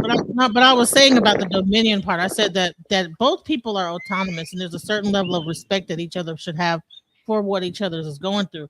But when you think about things as dominion and ownership, then that's where you would get a thing where you would feel neglected, and rather than you would feel like you're two people having an experience together, that you guys came together to raise this family, to bring these children up. And when a person is overwhelmed or overstimulated, they might not be in the mood or whatever, they might express that to you. It does not mean that they are trying to neglect you.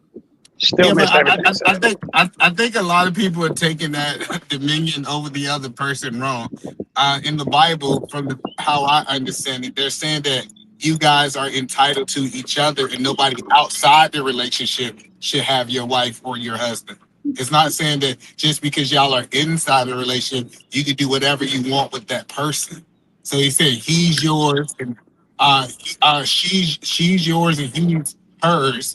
And then they are supposed to be the only one being intimate. I got green light to have intimacy whenever I want to.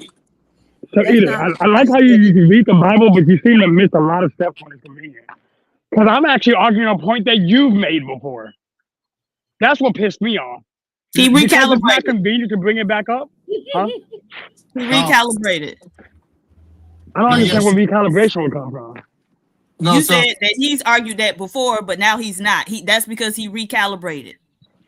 He removed sex from the top of his value system and replaced it with honor, integrity. The other stuff. I'm about to say, what's the other stuff?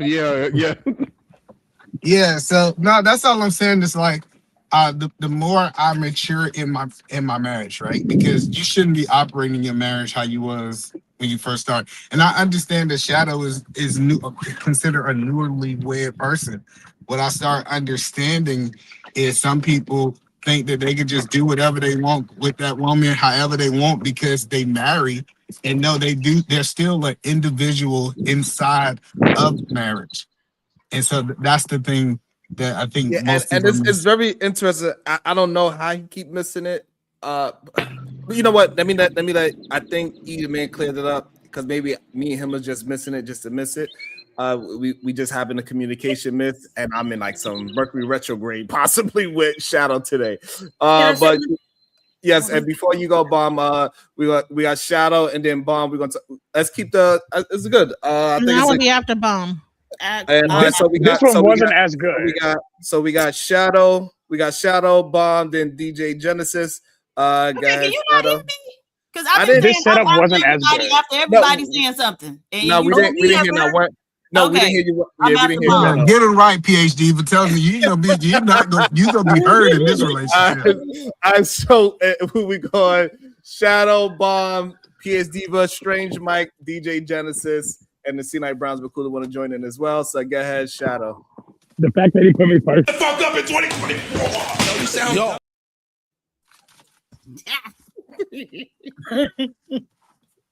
Hey, It says, anonymous, send a cash app next time, Dominion. I hate to mention this, but didn't he sound like somebody, remember? Their wife was underneath them, crying, you know, and because he felt like you couldn't do that to a wife. Right. So since it was his wife, he had dominion over her.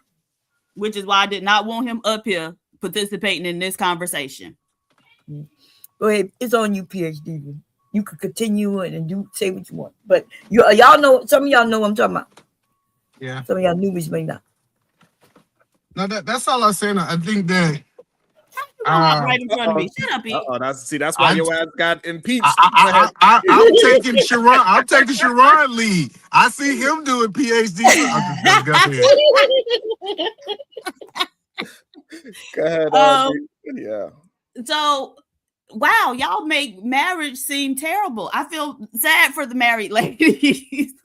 But ladies, you can solve your own problem or keep it from being a problem in the first place when you are in touch with your culture as a root worker, right? Because there is a such thing as sex magic, right? So there's women out here not only controlling this man's libido, but controlling who that libido even activates for. So stop even having these conversations with these men, because you should have this man on a steady diet of herbs that's gonna put him in the mood that you want him in. When you want them balls dry, you put him on a steady diet of the ones that's gonna dry them hoes up. When you want him to get active again, activate, then you put him on a steady diet of the ones that'll bring him up out of that. Give him some watermelon rind, right? And so to me, it just, and that's why I've been quiet the whole time, because how is this even a fight when as a black woman, you know exactly who you are? Witchcraft. Go ahead, DJ Genesis. It's not witchcraft at all. It sounded like it. I was going to say, I thought you said the word witchcraft. I think that a lot of times, and I will say, I'm shouts out to PhD for bringing up that aspect of like, that part of like understanding your body as a woman, like, from that thing of understanding that you are a spiritual vessel, a portal, and you can like do certain things herb wise to bring your libido up. However, some people in a church might consider that to be witchcraft, but there's ways to do it. I'm just saying is that when people bring the church into the spiritual, they read certain scriptures and then they kind of like double down on that in a very harsh way, like you because this is an obligation, and they forego any mental and all the spiritual other stuff that you're supposed to be doing, like providing and this, that, the other. Like, okay, if this woman's unable to have sex, but she's doing everything else in the household, is she cooking? Is she cleaning, taking care of the children? So if she's not neglecting you at that point because she's not in the mood sexually, if she's doing everything else in the household but not having sex with you, how can you still consider that neglect? That's what I'm saying. That's I wanted to ask him that, but he's gone. So. Go ahead, KT, to go. Oh, snap. I don't have nothing to say. Okay. Go ahead, Brownsville. Yeah, the Supreme Goddess, once again, she's correct, right? These men, they don't represent the married life well, right? And it's shameful, because when you are not wise enough to interpret the scripture properly, right, and you're obviously intentionally interpreting the scripture in order to manipulate or control someone else, right?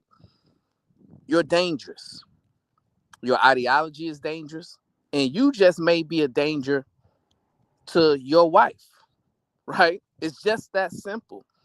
Because when women hear y'all speak and y'all say things like, I have dominion over my wife, or, my wife doesn't have the right to refuse me, when they hear you say things like that, the first thing that they kind of think about is, oh, he thinks I'm a sex slave, right? You see, back in slavery time, the slave masters, they couldn't get charged with SA, right? Even though they were doing it on a daily basis, because it wasn't illegal, because they had what? Dominion over the slaves, right? So these brothers are in marriages and they're talking about they have dominion as if, their wife is a sex slave, right? And then that's when you get into these uncomfortable conversations that the Queen Bomb Cherry alluded to where, well, if I have dominion over my wife, can I really essay my wife? Right? And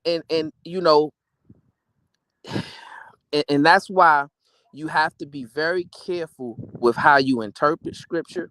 You have to be very careful with how you're communicating about a topic related to a different kind of relationship like that. And maybe you need to study more to show yourself approved, right? Before you enter in biblical doctrine, because obviously you don't understand what you're talking about and you're leading others astray. Peace and love.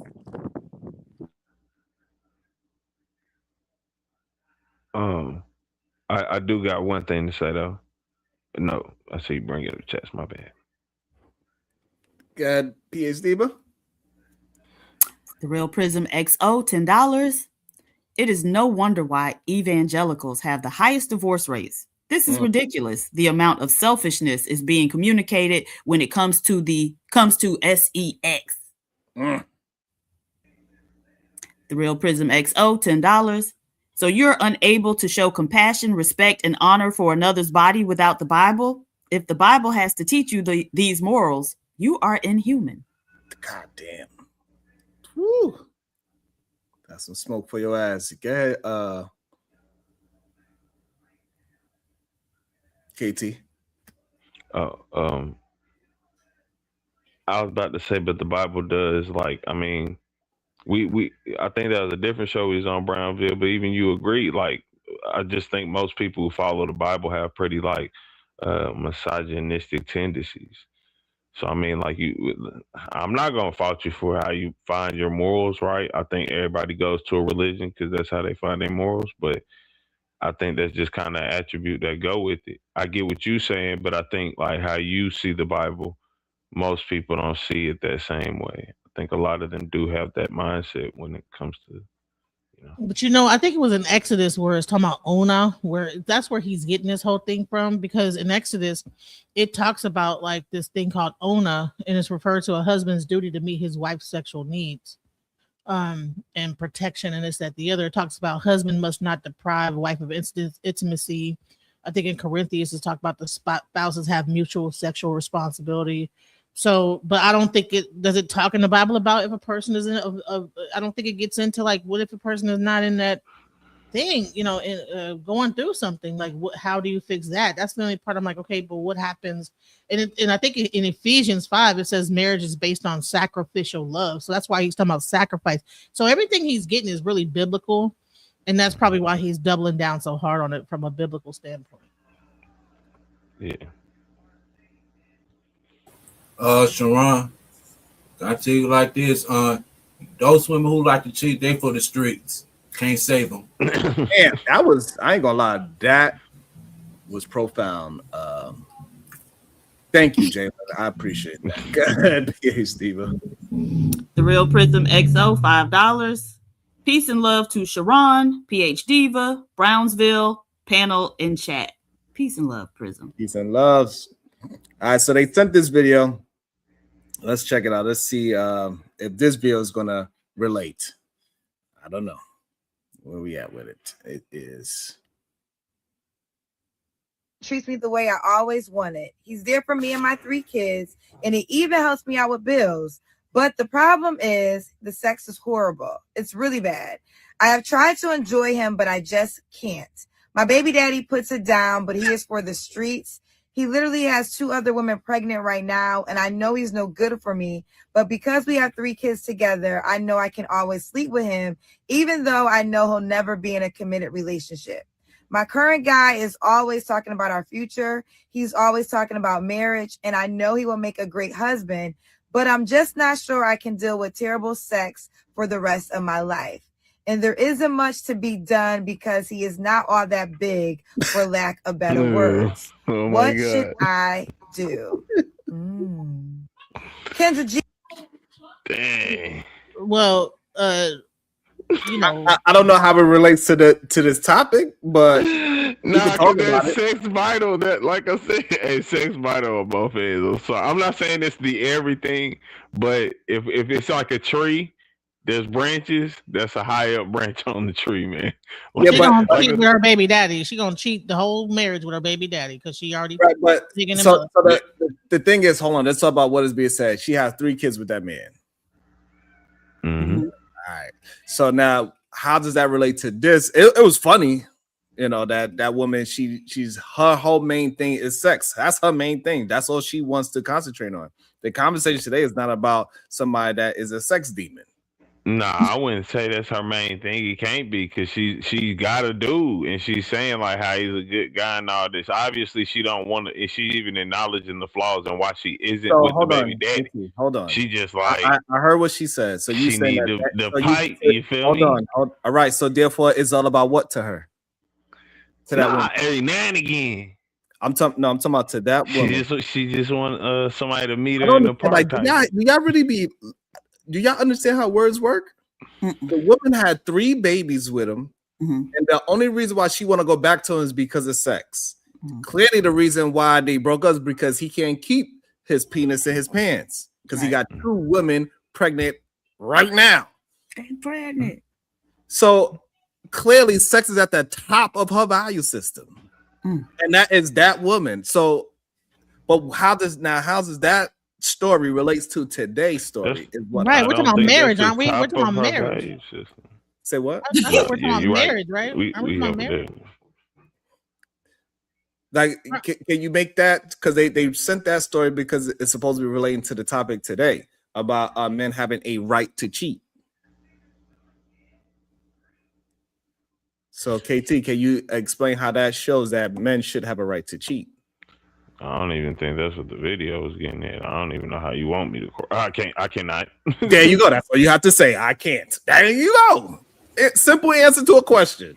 PhD, but you want to say what you think? Do you think that story correlates to the topic at hand? And was it a proper video to send me for today's topic?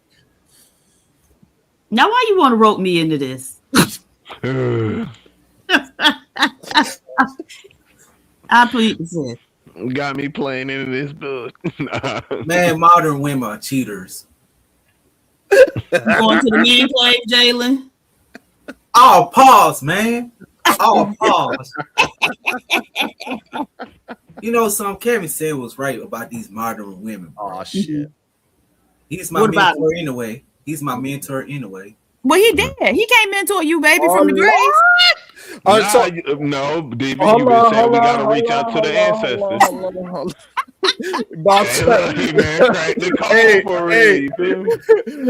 Hey, Ball Chain, do you think that video correlates to the topic today? Bob doing something, she's showing something. Brownsville, New York, do you think that video that we just played was a good correlation to today's topic? Absolutely not.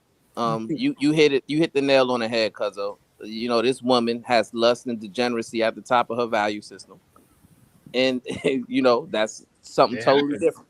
Yeah. And so maybe they said it because they think that we believe that it ain't no degenerate women out there. We know it's some sex crazed woman just like KT. We get it. Go ahead, Genesis. What's your thought on the video? Do you think it relates to today's topic? Yeah, I think that's exactly what they were doing. They're trying to show, well, the women do it too. Not all men, but women. You know, they always do that all the time. Not all women. You know, so that's what I think that's about. But you know, so it's not related. But Okay. It do be the ones who dick game be trash, who be wanting to like settle down and be, you know what I'm saying? Like, it's No, I don't know what you're saying.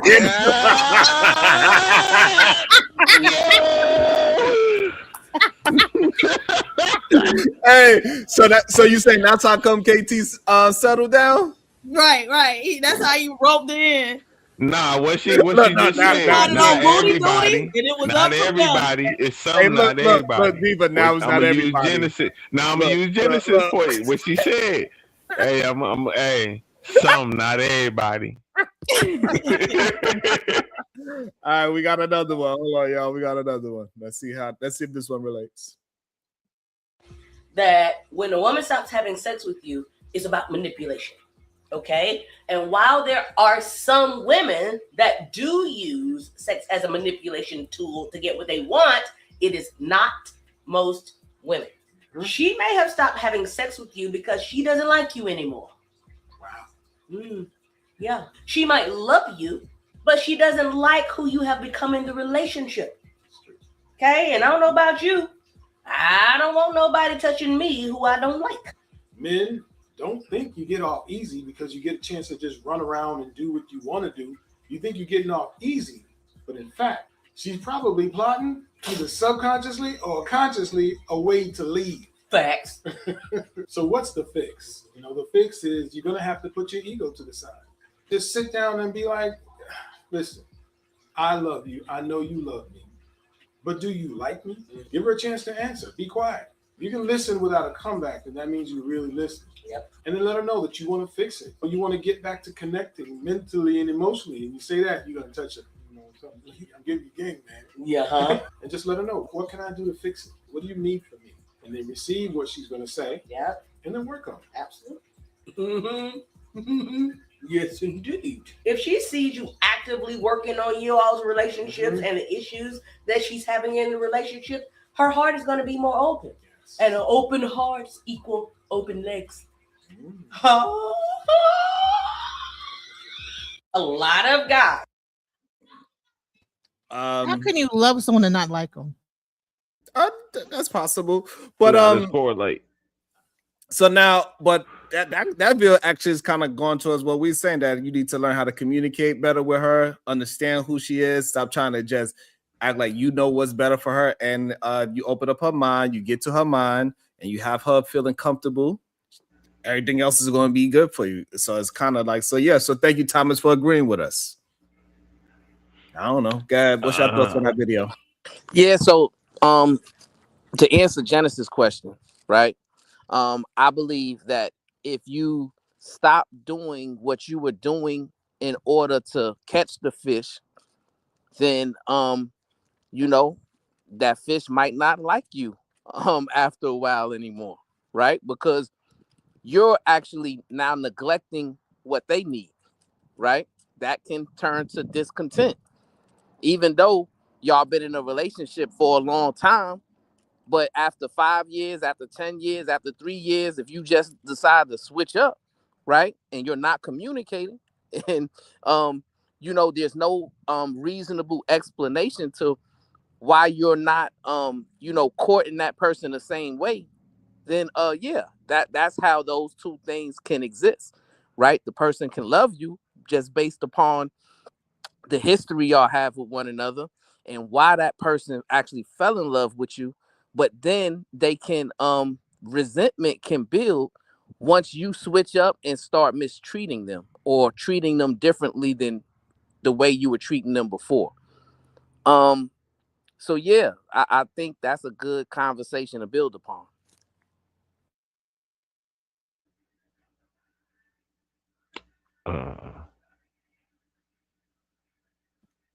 Fuck all that. Y'all ain't got to do all that, man. It serves y'all for you too. That will open her heart and consequently her legs.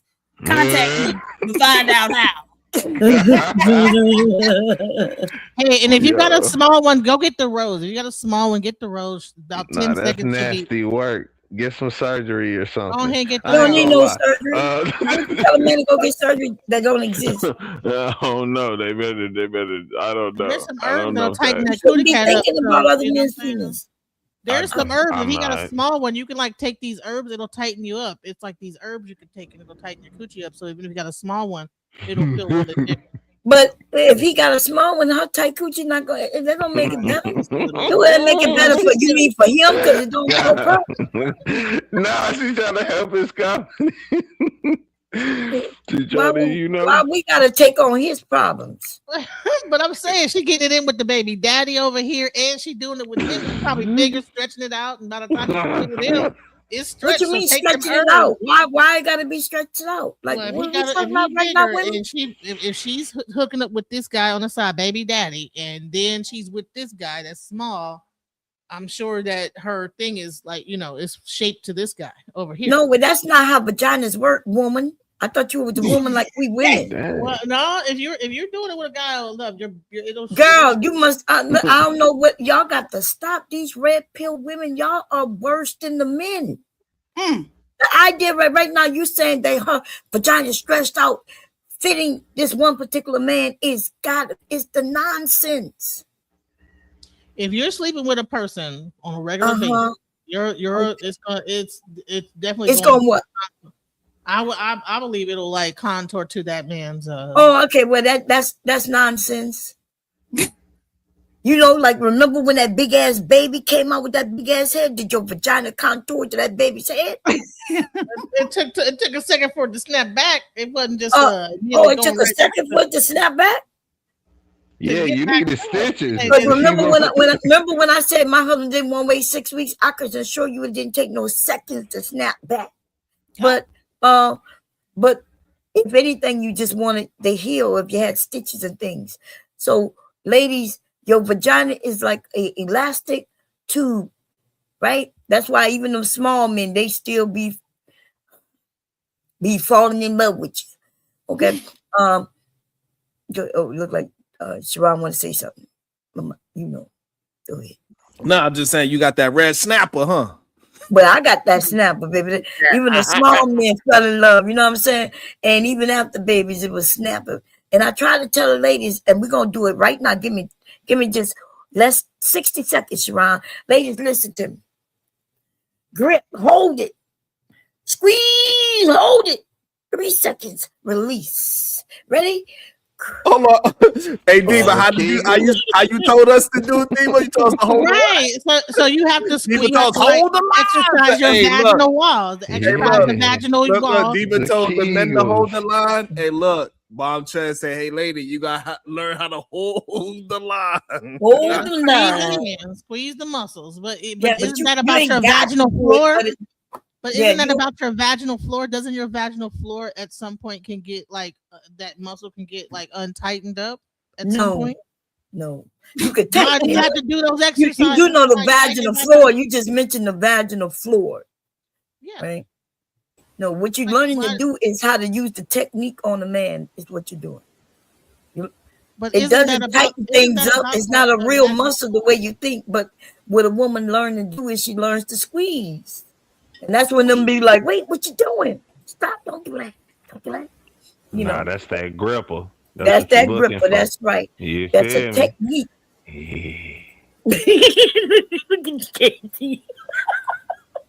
Okay, KT, don't get started here, bro. Okay, what about? Also, you got Shadow cursing me out on the back on the camera. He like, hey, you better answer me. Cursing me out on the back. What they say is that estrogen, like too much estrogen, can make the tone of the tissue like be like not as toned over time. So you have to like do things to tone it up. That's why they have those like beads you stick in there to like kind of like squeeze and contract and get that contraction, those vaginal beads.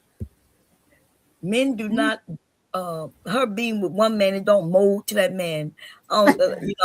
So that's crazy. But I might admit, I can admit when I'm wrong about something. Listen, you know what?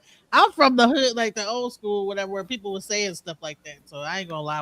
I might be wrong. The men started telling us lies like that, so we can. But I'm not a red pill chick, by the way. I'm not red pill. Okay, she's not red pill. She prefers mammy. Oh, shit. I'm not a mammy either. And see that all that is like ridiculous too. Come on now. So Ron, let me tell you like this: I would not date a feminist, and I would not have sex with him. So it just You are a feminist. Oops. And so Oh, is you, I'm man. sorry. You are feminine. That's what I meant to say. And you a feminist too, Bum Cherry. You are a feminist. I am a feminist. Yeah, you just proving my point. You a feminist. Yes, I am. What's wrong with it? A red pill mammy. Someone called me a red pill mammy. Wow. Feminists hate women, bro. Y'all wildin'. Yo, y'all are wow. That was a new one. Foolery Friday, Genesis. Just Hey, see laugh what I'm it saying? off. See what I'm saying? I'm Some a of good these new story. I age don't modern women ain't worth the dating and not to have sex with, bro. Boy, shut up. Ain't nobody trying to have sex with you, no way. The modern men is who he want. Yeah.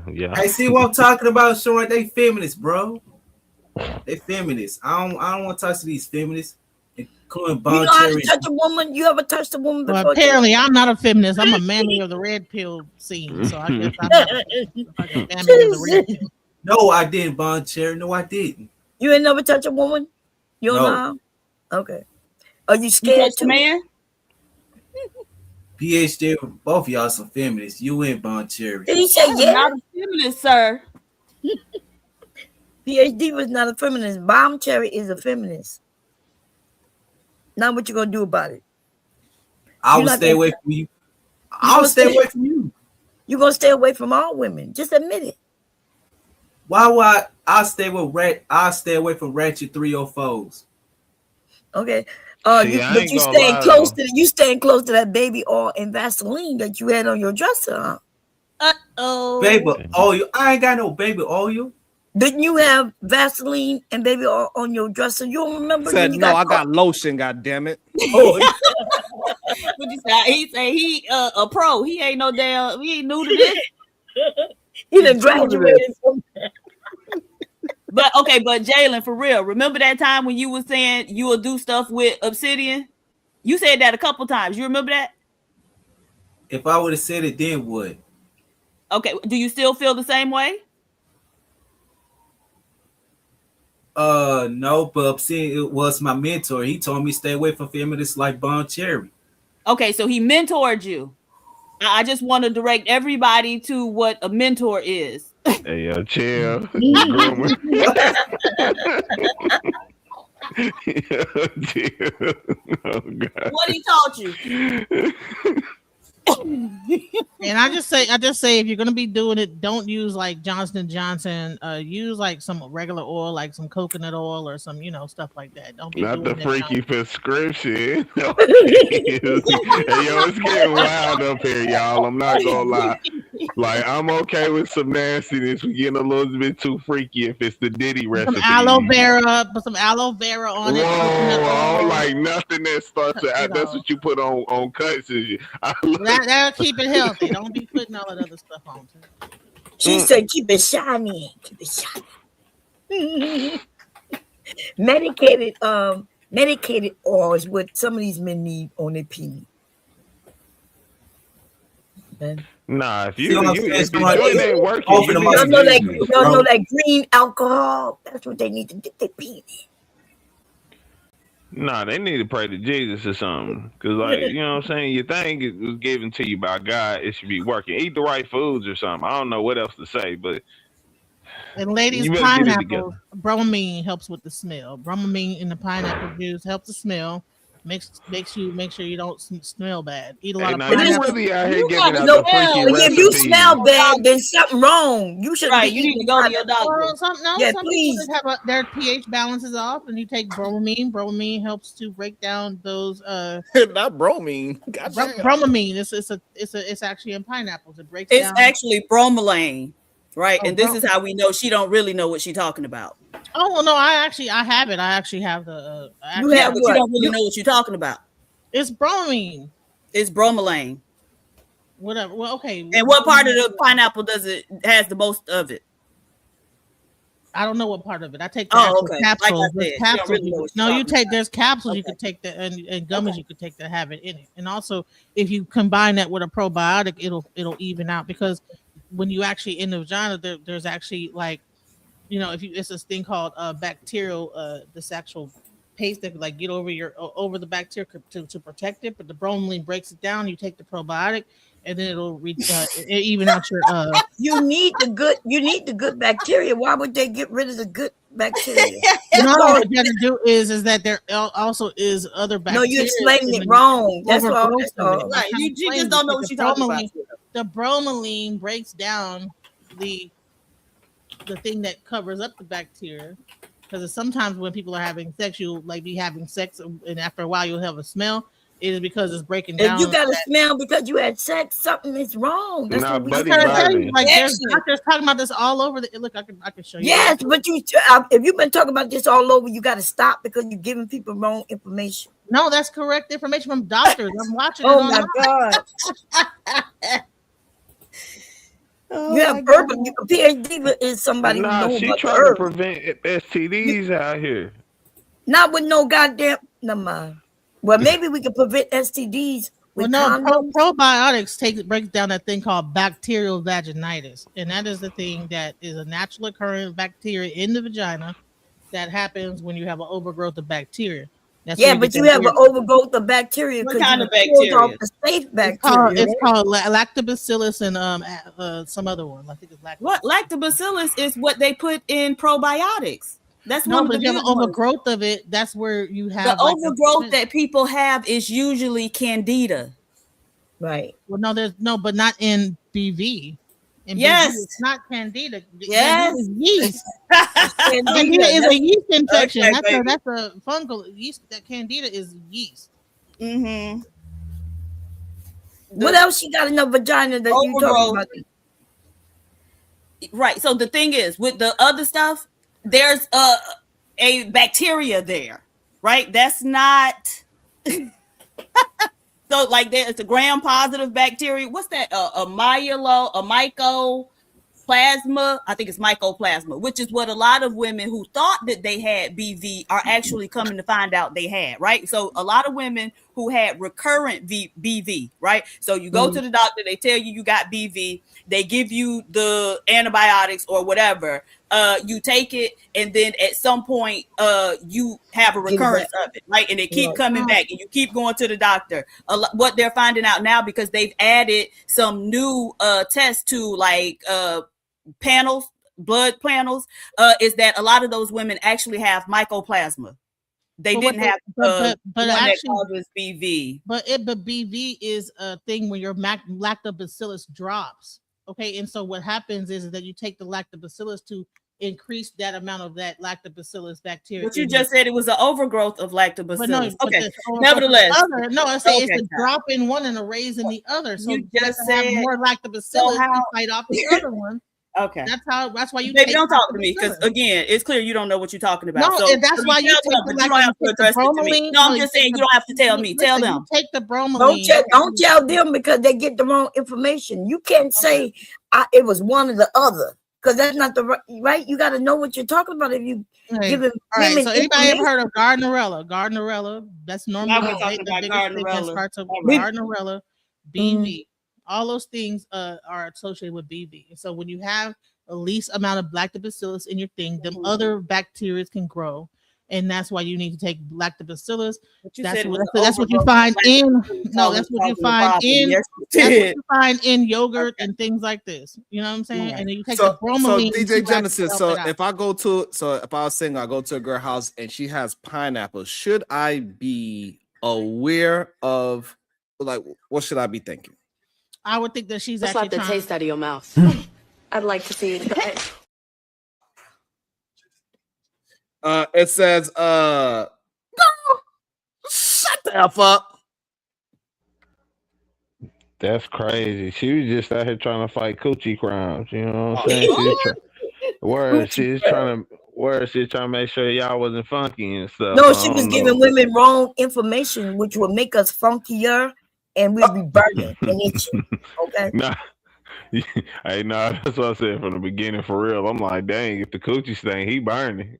I thought she was gonna say take pineapples in order for look it tastes better, like you men be saying. Talking about I eat pineapples. and just so you know, Jess, they dropped the 20 on your head. But I don't know. That's it's interesting. Pineapples is going to cure smells and make you taste better. But I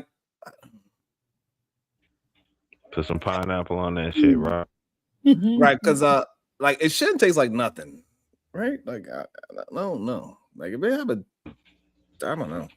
You don't like a little on yours? Say, I you don't like a little on yours? A little not a little sweat. Said put a little agave on it. You know what I mean? Said, man, wait till you get out the gym with a little seasoning. You know, give me some high blood pressure, baby. Well, Sharon, men should never pay women for sex anyway. Damn. Why not? Nah, see, that's you. It's the truth, you know man.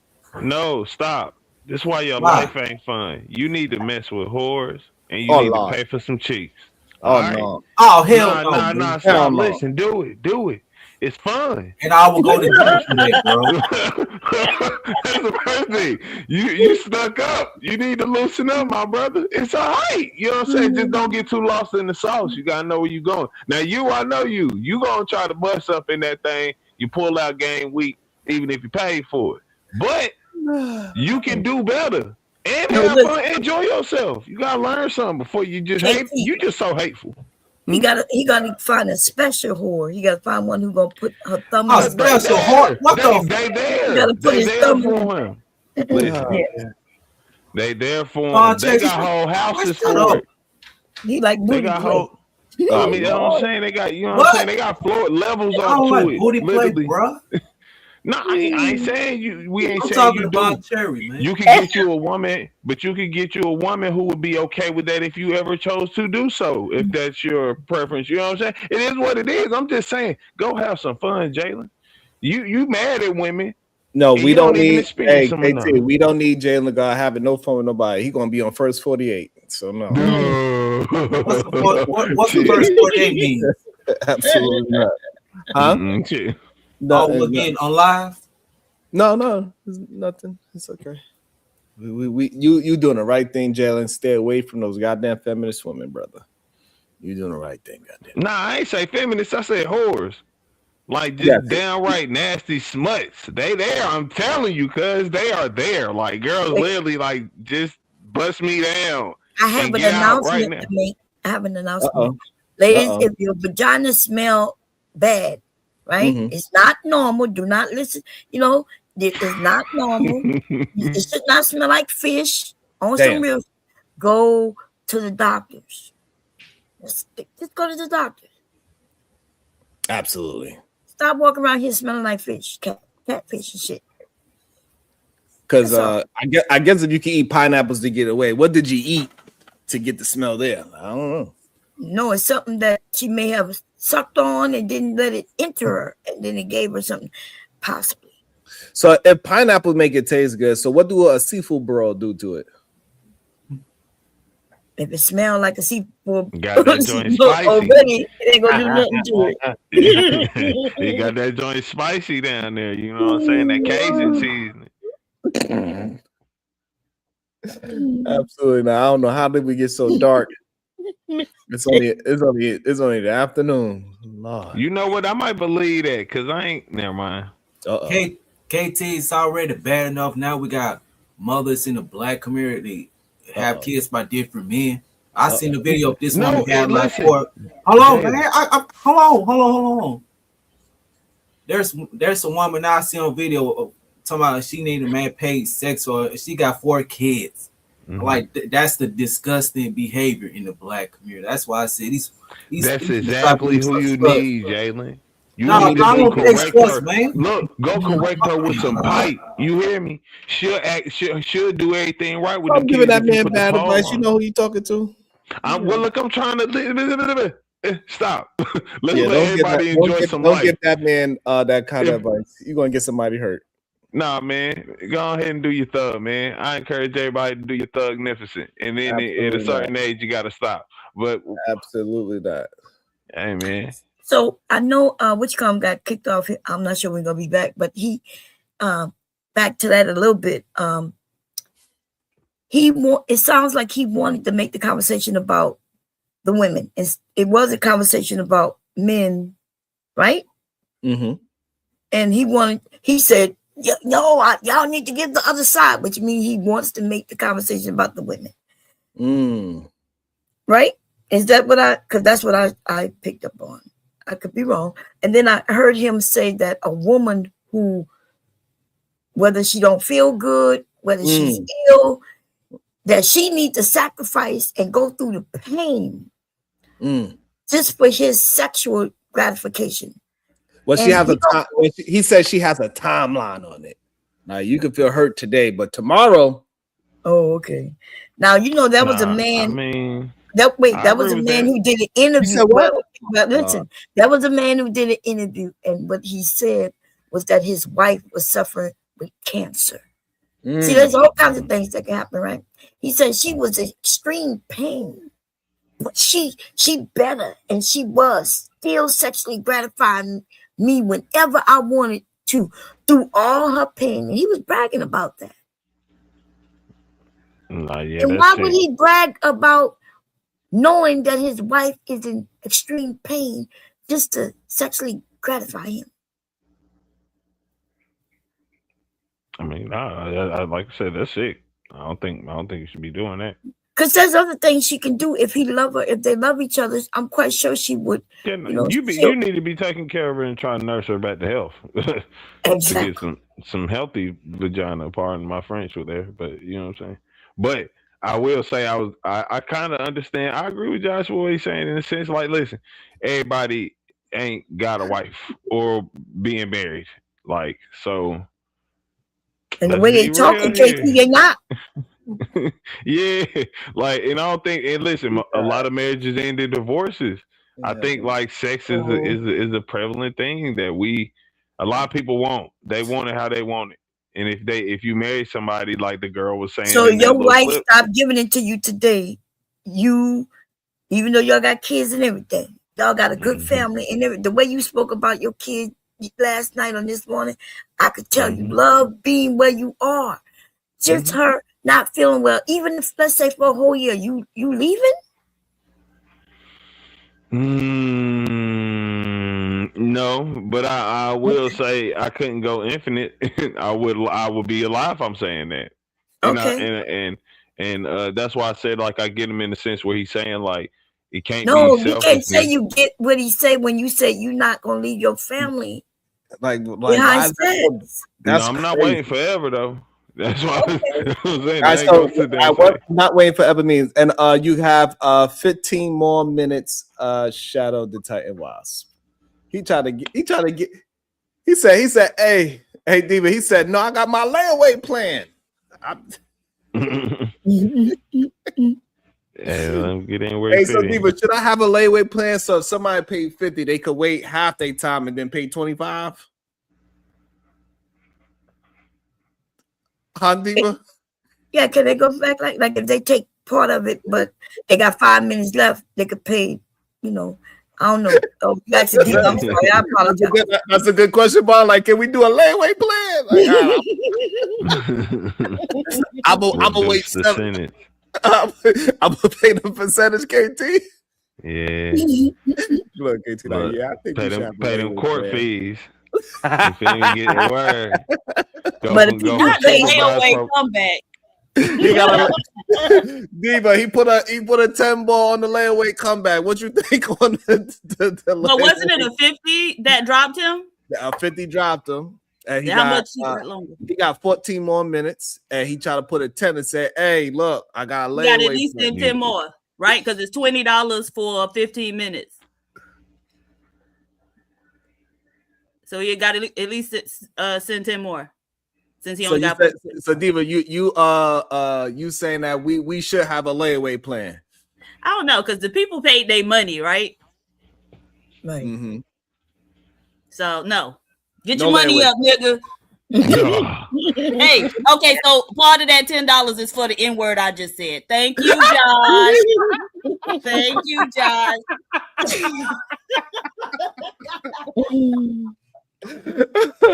He enjoyed that too, by the way, D. But he really enjoyed. He laughed harder than me just now. Tell him why he's in the back. He might go listen to himself before he come up here telling us, I didn't say that. I didn't. Because he starts crashing out. Before he get up here, I'm gonna say 5 years. Listen, hell or high water, love you and everything. If I had to go 5 years straight, I'm gonna be honest. That's me being as gracious as I possibly think I can go, and I'm not gonna lie and say I can promise I can make it that long. And so now, when the 5 years happen, what you just gonna go out and cheat, or you gonna let her know that you need to do something? Nah, I'm gonna let her know for sure. And even if she say like it ends us, I sit there So it and wouldn't still be like cheating, right? Y'all have a discussion. no, but that's why I said if it does, if she's like, nah, that's something I want to accept, I'm gonna be like, listen. No, but I doubt that, right? Imagine her having cancer, because see, y'all don't go to the, y'all like to go to the extreme on y'all end, but not, wait. So if she got cancer to where she got to go through chemo and all of that, right? It may be a few years she fighting this. And if she realized you have needs, y'all talk about it, and she says, okay, right? I doubt she gonna be like, nah, you can't go do this and that. You know what I mean? So y'all go ahead.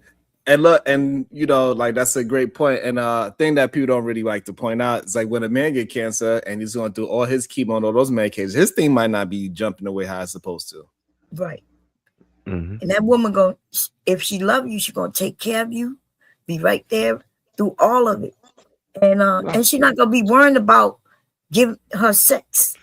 She's worrying about your health, trying to make sure you survive. But y'all y'all was up here talking about nah. She gotta sacrifice through the pain. Nah, now listen, this is the only thing I'm saying. And while she hopping on you, KT, with you all gummy. So I'm gonna just let her roll.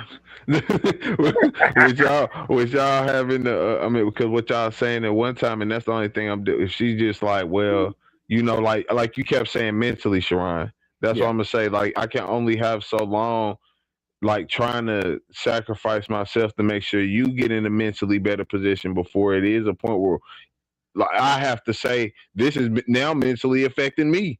Cause I ain't gonna lie, like I shouldn't be looking y'all at wives that, don't listen chicks to y'all at talk work like that. This is how men get divorced, Sharon.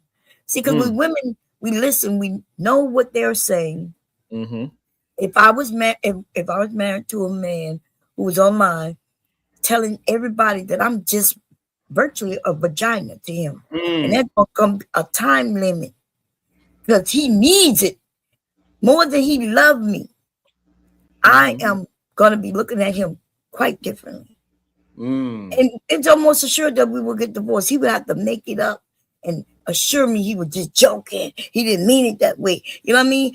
And he's going to go through a lot for them comments that these men be making. Oh no, like I can understand what you're saying, but at least for my relationship, that's a top 5 dead or alive. You know what I'm saying? Like sex is pivotal on both of our ends, and I ain't saying it's the thing or anything like that. But we both enjoy it. You know what I'm saying? Like, so it's like. But I'm not talking about enjoying sex. Yeah, we're talking about. Right, go ahead, Sharon. No, you got it. You got it. Nah, and that's what I said. Nobody people enjoy sex. We're talking about something being a mental somebody thing that you love going through something, and you will put that something on the back burner just for sex. Right.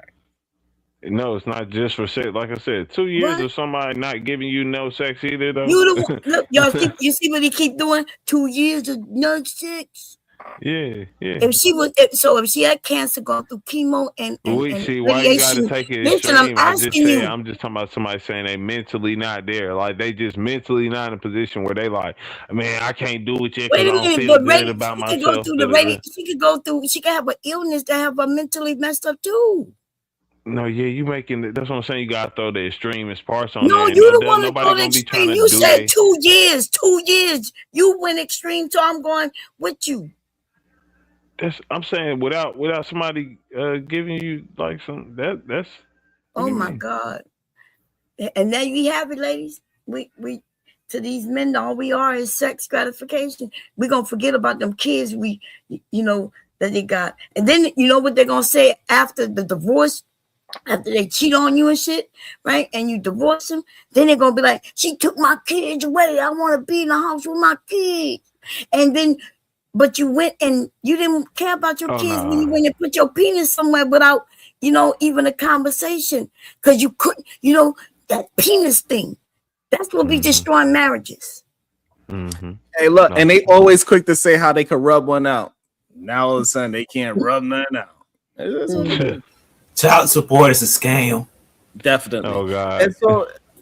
And so it's just interesting, right? Like all those things is just not available all of a sudden when it comes to that kind of conversation. It's weird.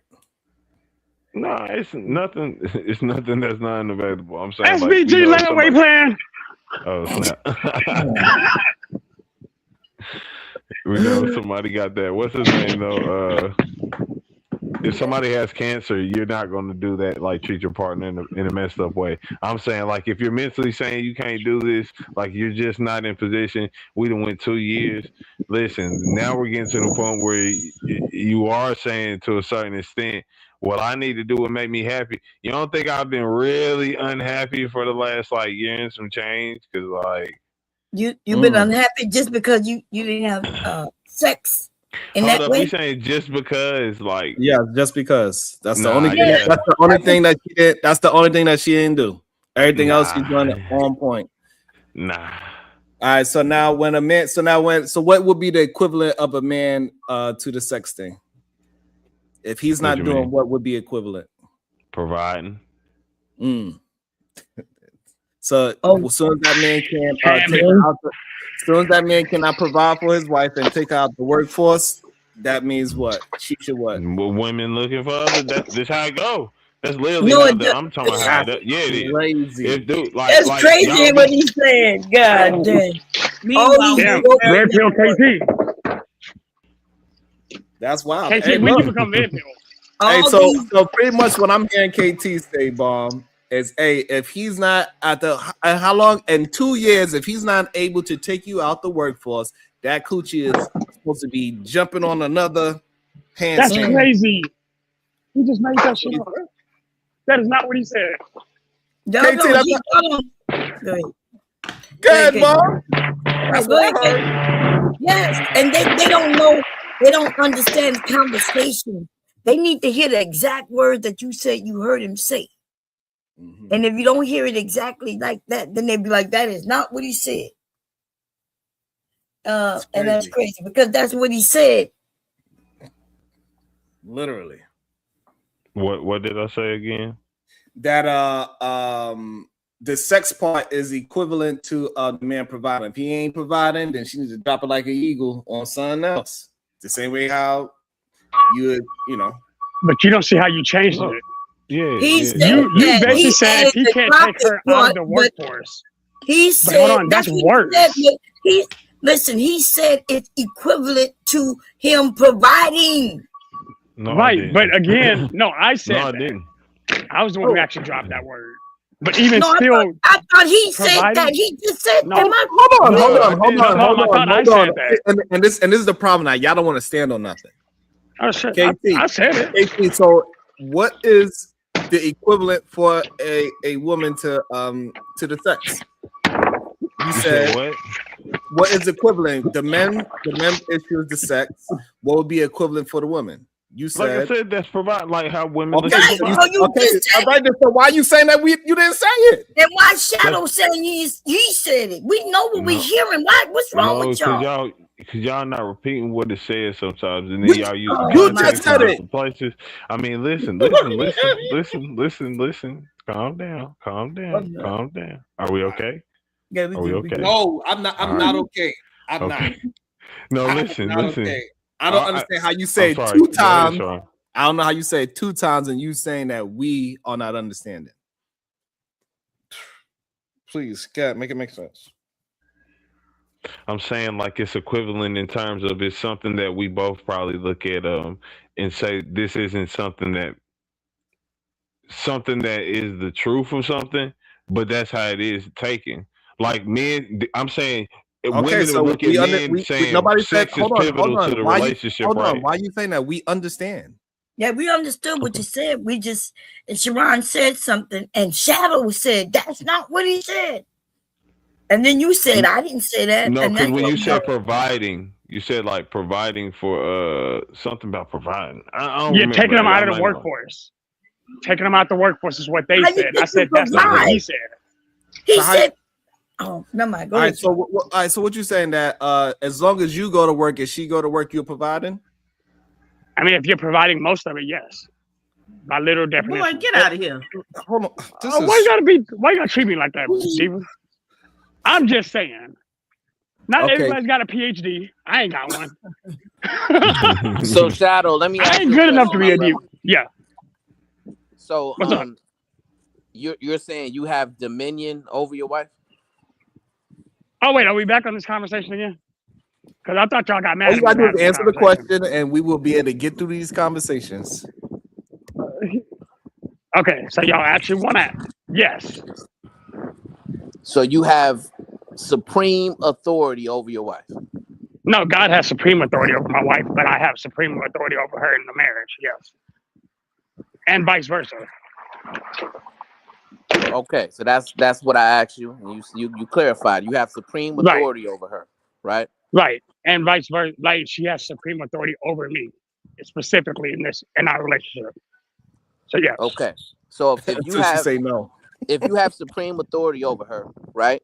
Because anybody that you have supreme authority over, they can't refuse anything that you tell them. Do you agree with that? Sure. Yes. Right.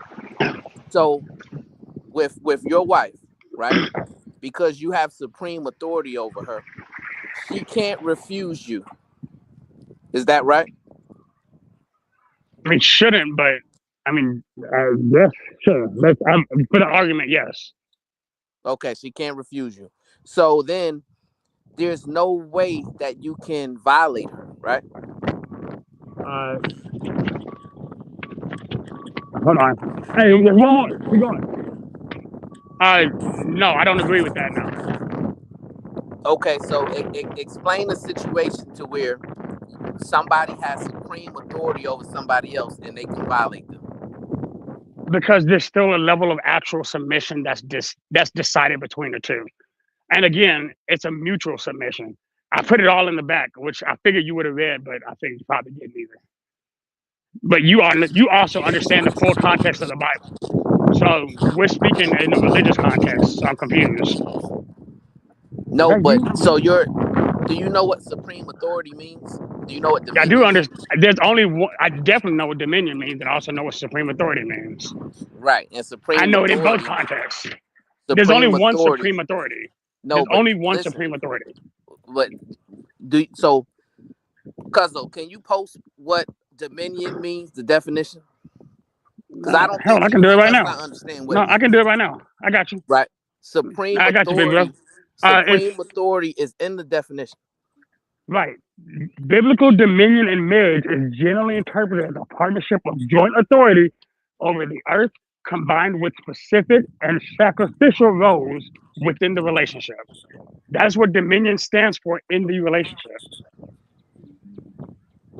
No, but that means that you have slave masters had dominion over their slaves. Would It's you not agree with that? slavery. Yes, but it's not slavery. How Marriage is and it slavery different? are not the same. They are No, not but the same, sir. You are married. how is it? Don't do that, bro. No, I'm asking you, right? How is dominion different in slavery than it is when you have it over your wife? Because dominion in marriage has to do with both one, absolute devotion to and sacrifice for, while also having the direct control of certain things. Like in a relationship, if I have dominion over my wife, I'm making decisions in certain aspects of our relationship. Okay, yeah, no, I can't. I'm making sure I can keep going. I had to stop the call. So Do you have dominion over your wife's body? Yes. Okay, so that means that there's no way that you can violate her body. No, I can still violate her body. because I can still go against her over again because she also has dominion. That dual-sided dominionship is actually what changes that entire dynamic. If in practicing my own dominion, I violate hers, then if I'm forcing her to sacrifice, you can force somebody out of that position because you still can't force that dominion. I can exercise my dominion by Well, if you letting her can't know what force my dominion, then there's no dominion. That's the And thing. there's no That's a control. contradiction. Right. So if you it's either you have control or you don't have control. Right. It's control. Let's try to simplify the word. If I say I'm controlling this video game, but then it comes to find out the video game is an NPC and is doing whatever it's want, do I have control over that video game character?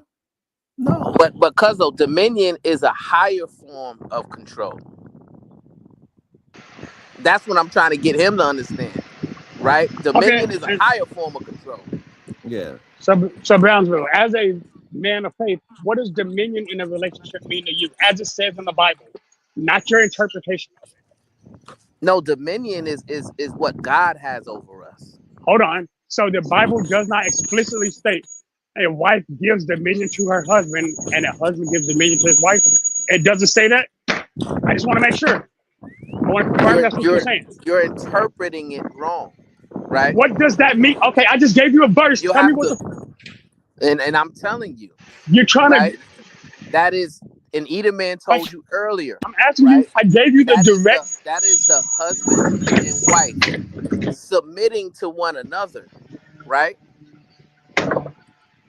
Submitting to one another, but that doesn't mean that one is in control of the other. So Brownsville, we're gonna have the actual conversation again, since you don't seem to understand what I'm asking.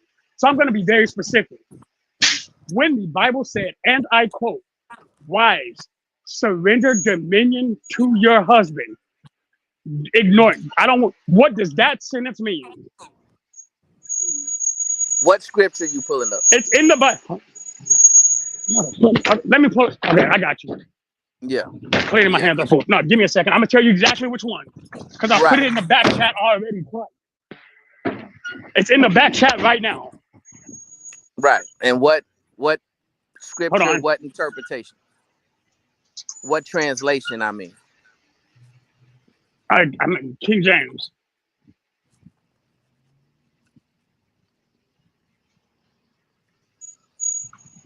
I think he said Corinthians 7:3-5. And what does it say? Read. Read. He didn't put what it says. He just said it mentions. Yes, I did. Yes, I did. It's in the back. Again, I know he can read. That's why I'm irritated right now. Corinthians 7:5 mentions that a wife does not have authority over her own body, but the husband does, and vice versa, emphasizing mutual and shared control. That's what it says in the Bible. That's your interpretation. That's literally what it says in the Bible. Go to that verse. We can pull the verses up at this point. It's expressing the process of two becoming one, right?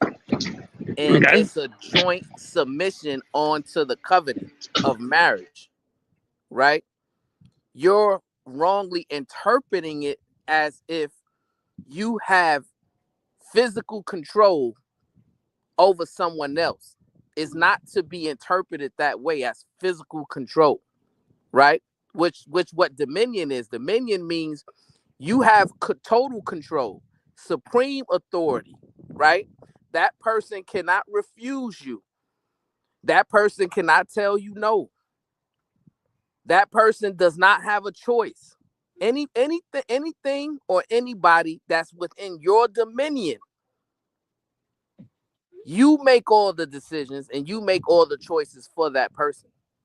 And that's what I'm trying to get you to understand the meaning of the word.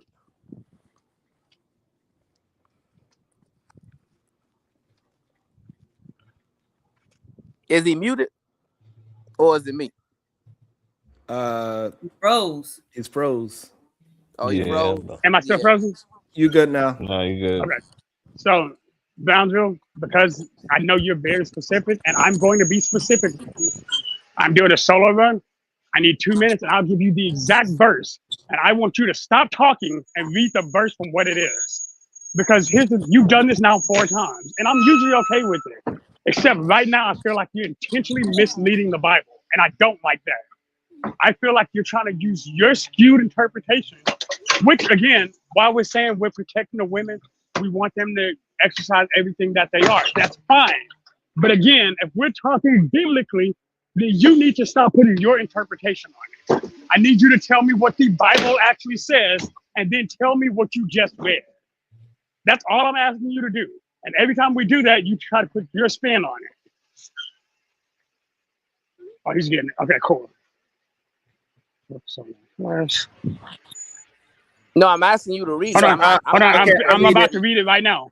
The husband should fulfill his marital duty to his wife, and likewise the wife to her husband. Go on. The wife does not have the authority over her own body, but yields it to her husband. In the same way, Corinthians 7. the husband does not have authority. Mute, please, while I read it. Does not have authority over his own body, but yields it to his wife. Pause. Did we understand that? Read. Do not deprive each other, except perhaps by mutual consent and for a time, so that you may devote yourselves to prayer. Then come together again, so that Satan will not tempt you because of lack of self-control. Amen. So that is not saying what you are saying. It still got consent. Then what did it say? They both got to be able to. They both, because like you got to be able to. Like I don't know why y'all tend to pick out one word and say, but it said this one word and forget that the whole thing had an overarching point. Yeah, and what I was trying to explain to him, the overarching point is that the husband and wife. What does the verse say? Jesus Christ. Are both submitting themselves to the covenant of marriage, right? Right. So basically, but does it talk about the covenant of marriage, or does it talk about dominion?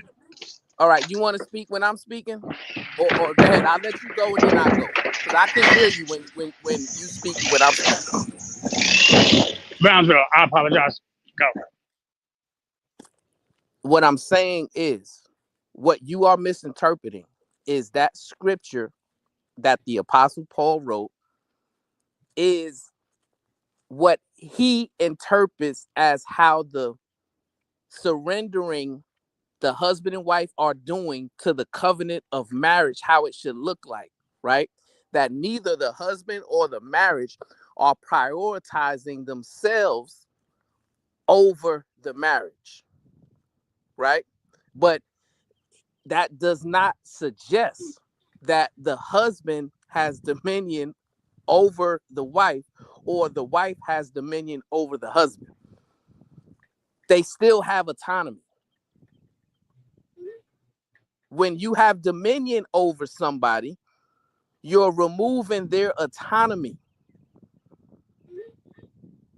By definition, supreme authority, total control. That's what the slave masters had over the slaves. They had dominion over them. The slaves did not have autonomy. So I yield the floor to you. And notice, yield is also in that scripture. No, I understand. And I understand what yield means too. Now, Brownsville, I'm going to ask you a very direct question. Please don't misinterpret it. If you do not understand it, please let me know and I will reconfirm what I'm saying. Does the Bible not explicitly use the word dominion both in the male and the female in that relationship? Dominion is there, yes. It uses that word specifically, right? Right. It's an explicitly used word, correct? Yes. Okay. You just described what the word dominion means in your own word, right? No. Hold on. Did you not just describe the definition? So, go. Somebody gave the definition of the word dominion. the word that is explicitly used in the Bible, correct? Correct. I don't understand how y'all are upset when people are quoting what the Bible itself is saying and in its entirety. I understand what you're trying to say, and I understand where you're talking about the autonomy. But based on what you just said, that autonomy does not exist in the Bible. Because when you get married and you choose that covenant with each other between you and the Lord, guess what? You surrender your autonomy to your spouse, regardless if you're the husband or the wife. That is why when I first started talking, I was talking about the sacrifice of love, because you're sacrificing that self for the other. You're sacrificing the desire to put one before self. I didn't think why of all people you argue with me on that. I'm arguing literally what the Bible tells us. I understand it's not what you agree to, but I'm telling you that is still what is actually practiced. And that's why when you ask me, do I have dominion over my wife? My answer is yes. And she has the absolute dominion over me. Because that is the covenant we took with each other. Alan. Right. So are you saying that's what you practice in your marriage? Yes, daily. Okay, so you don't have any autonomy to govern yourself, and neither does your wife, right? No, we govern each other. Okay, so that means that every decision that you have to make, you have to call her first? Every main decision that I make. No, that will affect my family. Hold on. not. You just asked me a goddamn question. Let me right, but don't switch it. Don't switch. I'm not going to switch it. I'm telling you exactly what. Very specific question. I said I'm giving you a very specific caveat to that answer. No, every decision is what I asked you. Don't change it to every main decision, right? In every decision that you have to make in your life, do you have to go through your wife first? Yes or no? No, not every minute decision, but any decision regarding our marriage, I make sure to include her in because of that exact thing. So answer, no, not on every minute thing. Yes, on everything related to our marriage. So do you know what autonomy means? I do know what autonomy means. What does autonomy mean? To self-regulate, typically. Right. Self-regulate, self-govern. Okay. Right.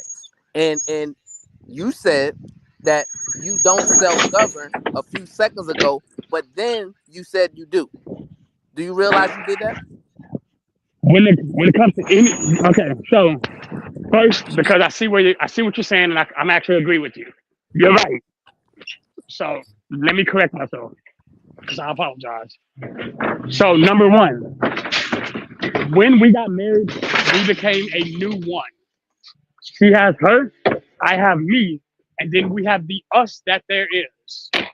And there, anything related to our marriage is treated as that third entity, the us. And anything that has to do with us, I run, whether it has to do with me, her, or the kids, I run through her as well. Though she gives me final say, I still make sure she's fully aware of everything that's going on. Because I respect her for what her role is. She is my ultimate guidance. If I feel like I may be wrong, I will always go to her first. So your wife, right? Yes. Does she have autonomy? Yes or no? Yes, she has autonomy. She has autonomy when it comes to things about her.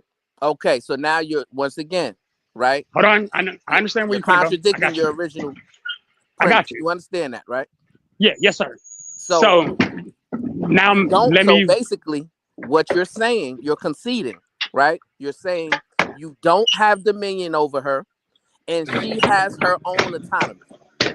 And what she's doing, right, for the sake of the covenant of marriage, she's yielding her autonomy in certain instances for the betterment of the marriage, right? Okay, that's fair. No, I like that. So I want to make sure, what I'm saying is clear. Okay. Can you hear me? I can hear you. Okay. So when it comes to anything related to our marriage, whether that's financial, physical, or even just any level of intimacy, that is even when it comes to our spiritual intimacy, she surrenders the dominion over those decisions to me. And I, in turn, will surrender that same sovereignty to her. Right. So, but do you realize, do you realize that that's not what you were saying before? I just want to make that clear. I mean, I still exercise the dominion. Like I mentioned this earlier, and I don't know if you were here when I said it. Sex isn't one of the things that I really care about. It is something she cares about. And we've had the conversation where I don't want to have sex, but I'm willing to for her. Because I love her more than it won't bother me to do it. Sometimes it's frustrating, but I can deal with it. But at the end of the day, I love her enough to even deal with that. And before somebody tries to turn that a different way, there's reasons why me and sex don't agree with each other. But outside of that, my wife understands that situation. So but I also understand when she has a need, I took a vow to always be there for that need. That's my whole point. We did take vows to be, as you said, to avoid all other temptation. We understand the conversation. Right, That's but why you it don't talks about really dominion in that understand. case. And what I'm saying is, I don't know if it's a disconnect with your understanding or if it's a disconnect with how you express yourself, right? Okay. Because you know, now you're pretty much agreeing with everything that I'm saying, right? That you know, even in a Christian marriage, you don't have autonomy over your wife, right? She has to you know, willingly, you know, give that over to you. And let me ask you this, right? Yes. Can you hear me? Is it her when she surrenders her autonomy to you, right? And says, hey, we're gonna come to the table and make a joint decision. I'm not gonna just self-govern this decision, right? For the sake of the marriage, we're gonna come together and we're gonna make a joint decision. Is that based upon trust? Yes, absolutely. And what happens if you decide to break that trust? Then there's a penalty for the violation of that trust. Right. And what is the penalty? It's situational. It depends on one, what the situation was, two, how I violated the trust, and three, what was the consequence of that violation. Right. Like but we go through. So I had a recent conversation about it. So my question is this: if you violate the trust, right? Right. Then now she has the right to choose not to surrender her autonomy to you, right? I agree with that. Yes, because she has to choose. She has the right to choose to revoke her dominion. Absolutely. There you go. So now, that's fine. It's about a choice, right? So there is no real dominion. You don't have dominion over her, right? And I need y'all to stop saying that. I need y'all to stop presenting an argument that you guys are ruling over your wife, right? That's coming across. It's coming across as if you are misogynistic and you are insensitive and you don't understand how to curate a fruitful relationship. That's how it comes across to the audience, right? And what it is, it makes marriage seem you know, a detriment for the woman, right? Because you don't hear a woman coming online saying, hey, yeah, I have dominion over my husband, right? But you just said that your wife has dominion over you, right? After you know, you was backed up in the corner, right? So we have to be careful with how we are presenting how our marriage is working in real time. And we have to be thoughtful with how we're responding to different situations and scenarios, right? Because to the untrained person, the unlearned person, they're going to take what you said a few minutes ago and interpret that as their wife doesn't have a say-so when it comes to intimacy. If the husband feels like he's ready to go, the wife, because of the Bible, because of the scriptures that you quoted, that means that she doesn't have a choice to say no. And you just corrected yourself, right? And said, no, that doesn't mean that, right? But I need you to express yourself that way on the onset of the conversation so that you don't create confusion. Is So, that Brown fair? Bro, that's fair. But so then, because we're talking about a specific situation, right? Let me ask you this, because we're going to use the same Bible verses we just talked about. So how am I supposed to express in a different way when it says women do not deny your husband? What does that mean to you? Because I like the way you're explaining it because it's better, honestly. It gives people still that right. But there's a certain point when the denial, and I want you to understand, there's a difference between the inability to and the denial to. If you are unable to have physical intimacy, that's just like when you're unable to have emotional intimacy. When you're unable to, there's a difference between unable to and unwilling to. My whole issue has been with the willingness. Then we started talking about cancer. We started talking about pregnancy. One of the things that made me feel bad is something that Bomb actually said. She mentioned how having sex that soon after having her baby caused an issue. I didn't even know that was a situation until I made the same mistake. So I understand what kind of issue that can be. But even in that situation, I wasn't the one who pushed it. So again, I understand where it comes from, but all I've been trying to say this entire time is at a certain point, when you're in denial of physical intimacy, not unwilling to, not unable to because of whatever reasons, when you're actively denying physical intimacy, it's a problem in a marriage because it adds room for temptation, i.e. where this conversation started today. Cheating. Does that make sense? No, because see, here's the thing. What Bomb Cherry was talking about, right? You need to listen to this, right? The doctor told her and her husband, hey, for health reasons, you need to refrain from intercourse for this amount of time. Right? So that is not a denial, right? That is not a refusal. That is not a denial. That is not an unwillingness, right? Don't know who that be pushing my beat. Right, no, I'm still listening. In that instance, it was the inability. Right, exactly. I agree with you. But you, no, I agree with you. But listen, but you and her husband, right, chose to violate the doctor's order to the detriment. Listen, to the detriment of your own wife's health. Now, hold on, because you made a statement that I disagree with. In the situation that happened between me and my spouse, she brought up the situation, and I was like, I don't think that's a good idea. She's like, well, it is my body, and I know how I feel. And because, again, as her husband, if she makes the request, I will not deny her, period. Because I have that duty first. And again, my duty should have been her health overall. But again, I was in my earlier 20s, so I made mistakes there. Right. And the important thing, the message is, in that same scripture, it's about, doing what's best for the overall marriage.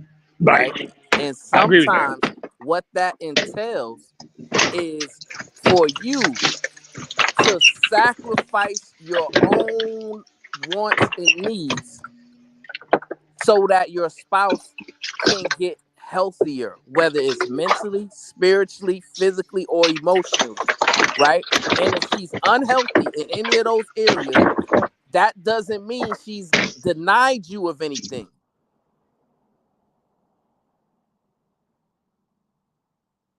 Y'all keep missing. Y'all keep thinking because I'm agreeing with y'all in certain situations, but not in totality, that I'm just disagreeing. And that's not the case. I feel like when you're unable to, that's an entirely different monster than being unwilling to. To me, it's the active unwillfulness that violates that covenant in itself. When you're saying, because I don't remember if it was Kim who said it earlier, who said, what if she just doesn't want to? Because she Right. just doesn't So want, let me ask you right, this question. again. Let me ask Sorry, you this continue. question then. Right. So can you be unwilling to do something because you got something going on mentally? Yeah, absolutely. I go through it all the time. Right. Can you be unwilling to do something because you got something going on emotionally? Absolutely. Can you be willing to do something because you got something going on spiritually? Of course. Again, I agree with all three of these. Can you Yes, be sir. willing to do something because you got something going on physically? Yeah, sure. Right. So what I'm saying is, even if she's unwilling for whatever reason, it's your job as a husband to figure out what the reason is, right? Y'all gotta Brownsville, have I even healthy agree with that. communication, I'm right? sorry. And then once you Yeah. uncover, hey, I'm stressed out, I have a lot of anxiety right now, I'm dealing with some things, I had a bad day at work, whatever the case may be, right? Once you figure that part out, then you have to give your spouse the space to heal from whatever she's doing, and then maybe you can help her heal. You can pray for her, right? You can, lift off some of her burdens, right? Right. You can do things to improve her well-being, right? And if you focus on that and not yourself, then she's not typically gonna stay in that state long. But if you approach it in a selfish way and say, well, I'm not getting what I want, and she's just unwilling to do it, then you're the problem. And your ideology is flawed. And you're utilizing the scriptures to manipulate her and to shame her into thinking that she's sinning against God. And I'm telling you, a lot of y'all brothers got to stop doing this. Stop playing God, right? Because you're not God. God is God. Right? And you can't be beating your wives over the head with the Bible and trying to make it seem like God told you to do that. No, God didn't tell you to do that. Your lust told you to do that.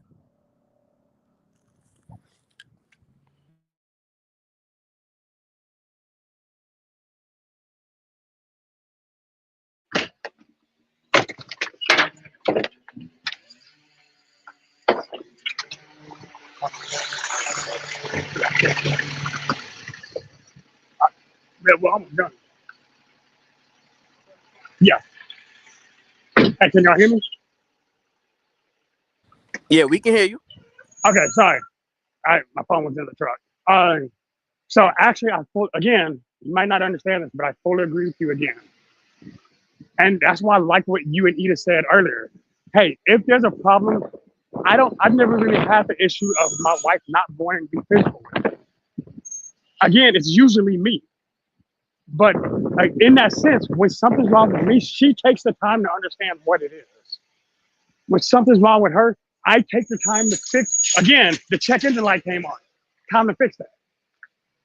But if the check engine light came on and I've replaced every part that needed to be replaced, and we're still just not reconnecting at whatever level it is, then there is actual serious issues. Yes, you can pray on it, but at a certain point, and this is why I said what I said earlier, sometimes y'all may have just grown apart. So here we go. Now we got another problem, right? So Right. you're saying because you prayed for and it didn't work, she still has an issue, right? And it's gotten to the point now where you're being impatient, right? And then you're deciding that her, her lack of being 100% healthy is affecting you in a negative way. So now you're looking for a way out. Is that what you're saying? That is what I'm saying. Right. What? And what I'm Yeah, trying to no, get that's you what I'm to saying. And I see understand where you're is going now. is now, right? You're being selfish, right? Right, Because I see your that. priority isn't her becoming 100% healthy. Your priority is for your needs to be met, right?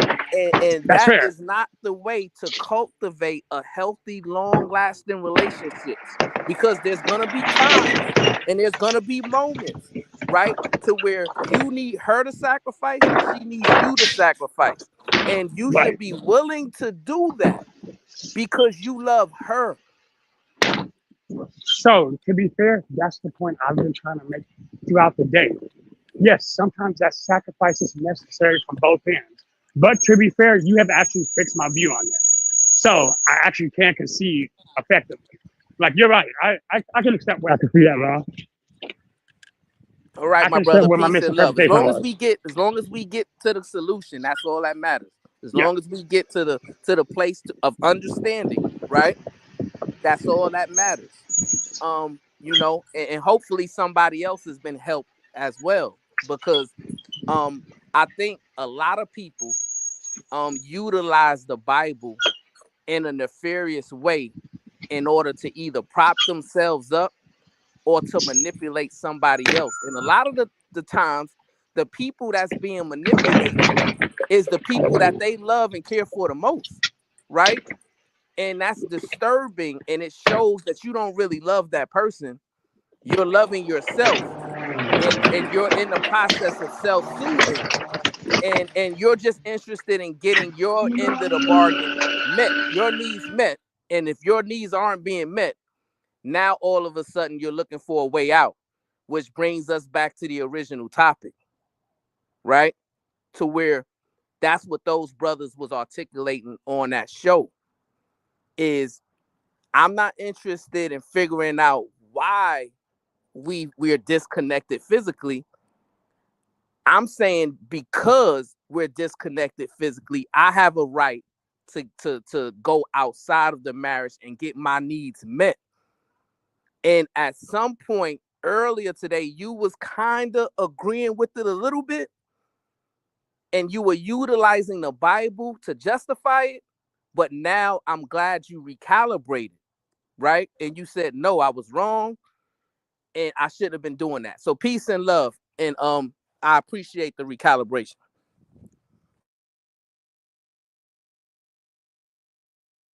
Peace and love.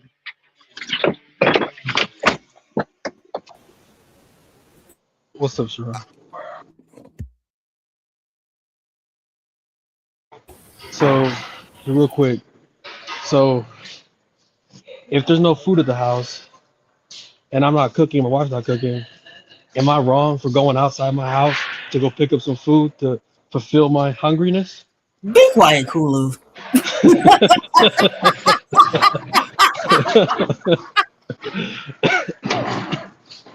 Hey man, I'm using red pill logic, man. It's red pill Kulu today. So I'm just trying to see where the boundaries are. So it's okay for me to go pick up food outside the house, but I can't go and fulfill my sexual desires outside the house. Let's make it make sense.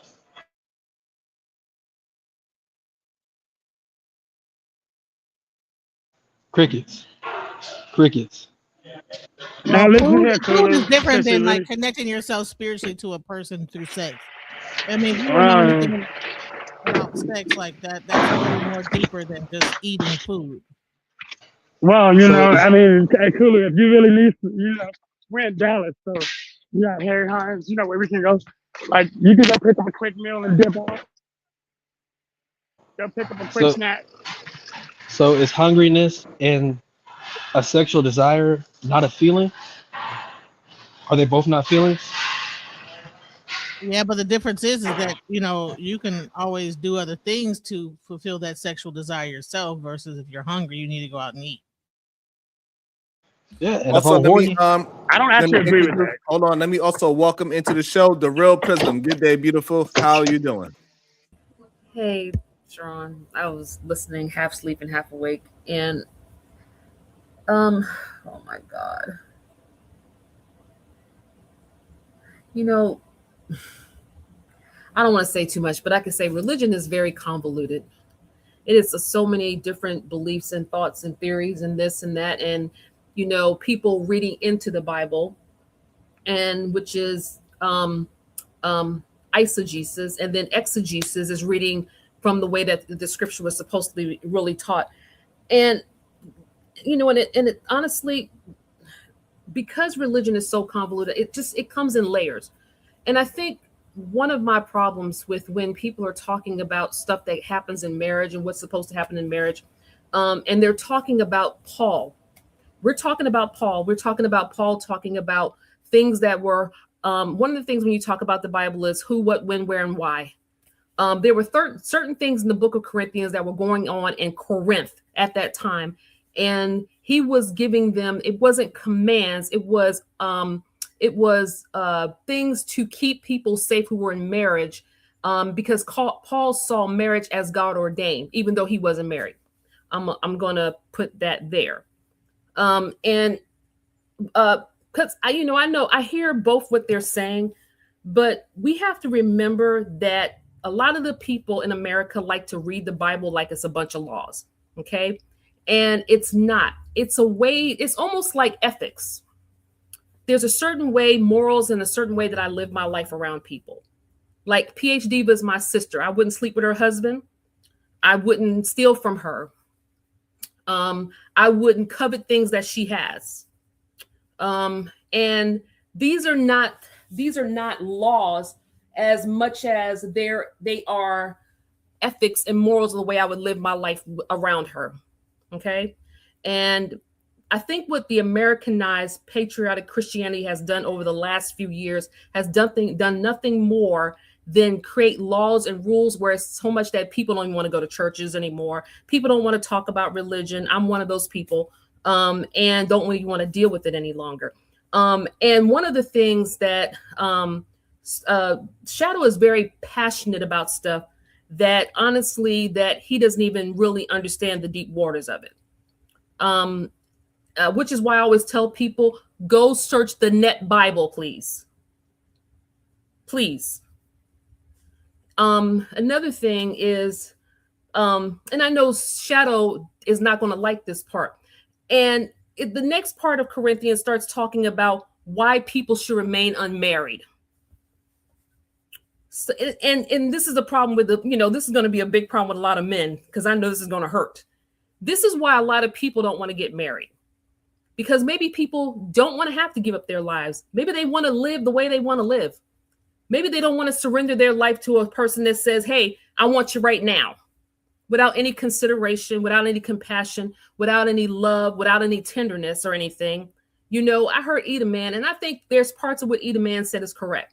It should be, if you love somebody and they don't feel like being with you, you shouldn't have a problem with that, Shadow. Like, how are you acting like Christ trying to force your wife?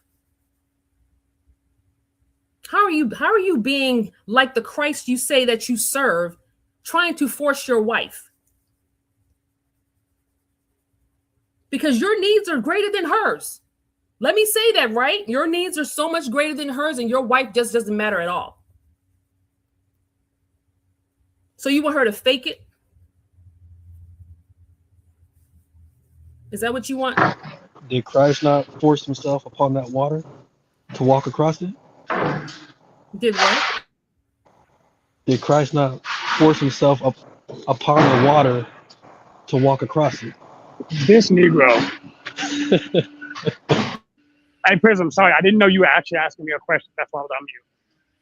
So, to answer your question, no, I don't believe anybody should ever be forced off. But I do believe that there's usually I don't know, I can't remember the word right now, but it's a willfulness to help satisfy that desire. There's a willingness through that submission. So yes. But I don't believe in forcing anything. So I guess that's where I would differ. At least in this conversation.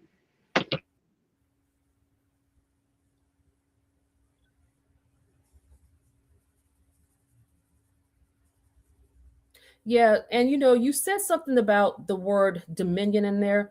The original text says nothing about dominion. That word was added later by the English dictionary. The real word is responsibility.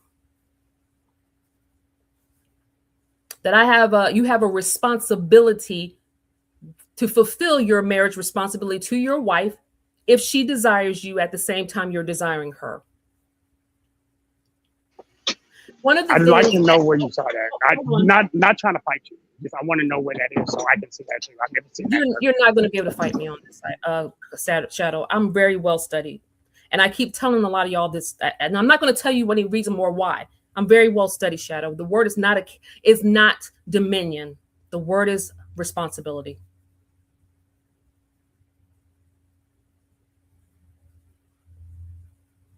I think a lot of you take what Yahweh told the two people in the beginning because everybody has different beliefs. So I'm just going to go with what they say in the Bible. He told Adam and Eve because there were supposedly no other people on the earth at that time. He told them to be fruitful and multiply. That didn't mean that for everybody. Because if that was true, then why would Paul go right over into the New Testament and tell that if you don't want to get married, you don't have to? He wished that everybody would be like him. Answer me that question, please. I'm not sure the context we're talking in. That's why I'm not sure what you're asking. But if you know what the word dominion means, you should know that in the beginning. You should know that marriage was something for everyone, and that was something that was supposed to happen. Then why is Paul contradicting himself in the New Testament, speaking? And every time Paul says something, he'll say, not I, but the Lord said this, or I'm saying this. So he also gives in that same part of that text, he said that to the unmarried and the widows, I say that it's best for them to remain as I am. But if you don't have self-control, then let them get married. For it's better to marry than to burn. So really, marriage really isn't for everybody. So say I'm a liar, because if you tell me I'm a liar in that scripture, then you're going to tell me I'm a liar in the other parts of the scripture you just No, I definitely wasn't about to call you a liar. But again, what are you thinking about? Hold on, what verse? Hold on, because you're being combative. What verse is it? So I can go see what you're saying. Because I'm trying to ask you a question, you're jumping through it. I'm just trying to get clarification. 1 Corinthians 7, the same part that you read, it's right in verse 8. Right after you talk about mutual agreement for a specific time because you can devote yourself to fasting and prayer, then resume your relationship. So it's right into verse 8. So can you answer that question? Well, so marriage let me read it, and yes, I'll absolutely give you a real answer. So marriage is not for everyone. And algorithm unfiltered is definitely not for you either, bell pepper nose. So let me go ahead on with that one. It's not for you either, because you wouldn't know what I know.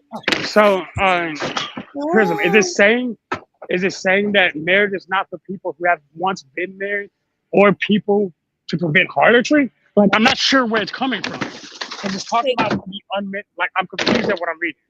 So, what do you? I don't see how you're getting what I'm In reading. 1 Corinthians, please go read 1 Corinthians 7 and 8. It's just that simple. Okay. Because I know you really think everybody's supposed to get married. You really do believe that. I really do believe that. Yes, you're right, but that's not what the Bible says. That's not what the Bible says. Because everybody's not supposed to get married. Because if Paul wasn't married and the Savior that you call Yeshua wasn't married, then who's a liar? Well, if you go into the other books that are like non-canonical, you will actually see that he actually did get married. But isn't the word exousia the Greek for authority? In the Greek, the Latin, whatever, which one? In the Greek, like the word that was used are you in the net Corinthians 7:3-4? DJ Genesis. What are you asking me as far as the word authority or responsibility? Well, I know in Genesis there was the word responsibility when with the word dominion, because I think that he kept using the word dominion. So in Genesis there was a dominion, and that was radah. But when it comes to marriage, it was excelsa, which was in Greek, and that was authority, right, mutual claim. It says responsibility is the Greek and fulfill the obligation or pay the debt, referring to the fulfillment of sexual needs within the marriage. That's what it is.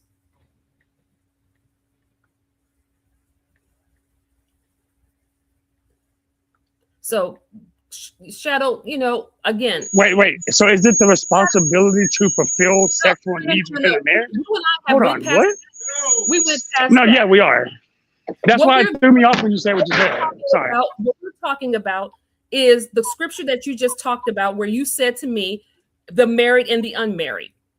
So it's either or. It says to the unmarried and widows, those are women that used to be married. I say it's best for them to remain as I am. Everybody's not called to be married. You know that, right? I don't believe that. Okay, but if you Again, no, I understand where you're coming from. He don't believe in the Bible, but he believes in the Bible. Isn't that crazy? I didn't say that either. So there's a difference between like withholding sex based on a situation, but there's a different versus based on a spite. And a person that has a problem or whatever's going through whatever is not doing it out of spite. They're doing it because they're having whatever issue. So therefore, there is actual account for that in the Bible where it talks about responsibility, but he doesn't want to listen to that either. So 100%. That's what I'm saying, Sharon. When you have Wait, hold on. I agreed with that. Whoa. What do you mean I don't want to hear that? No. Again, that was a big assertion and a wrong one. Shadow, you get offended about the smallest things in the world. I do. Yeah, you do, and I can accept that though. I just don't have good because the whole time I sat here listening from the clouds, watching you argue down Mr. Bronzeville about the scripture, and you were so determined that you were right. And as soon as I come in with the same text of not being married and not to certain people, now all of a sudden you have drawn a complete blank about what the scripture means and what it really is talking about. All of a sudden, you don't agree with it. It's just weird. So, because I think you're taking a part of something, and I'm not reading what you're saying, because I'm still working. But now that I'm sitting down, I'm going to read what you said because you just said it. I just want to make sure that what you said. Sharon, do you want to pull it up? No, we doing Bible school? Because I'm back, and we don't do Bible school when I'm here on a Friday. But if that's what Sharon doing, I'm a bow my head. I understand. Yeah, I'm joking. Go ahead, Sharon. Do your thing, baby. It's just weird to me. You believe one part of the scripture, but not the other part of it. Okay, so I actually did just go back and read exactly what you said. And it was saying the reason why bitch remains single is to be able to focus on your devotion to God. Hold on. Yeah, your microphone is acting up now. Hold on. Can you hear me? Test. Yeah, we can hear you. Testing.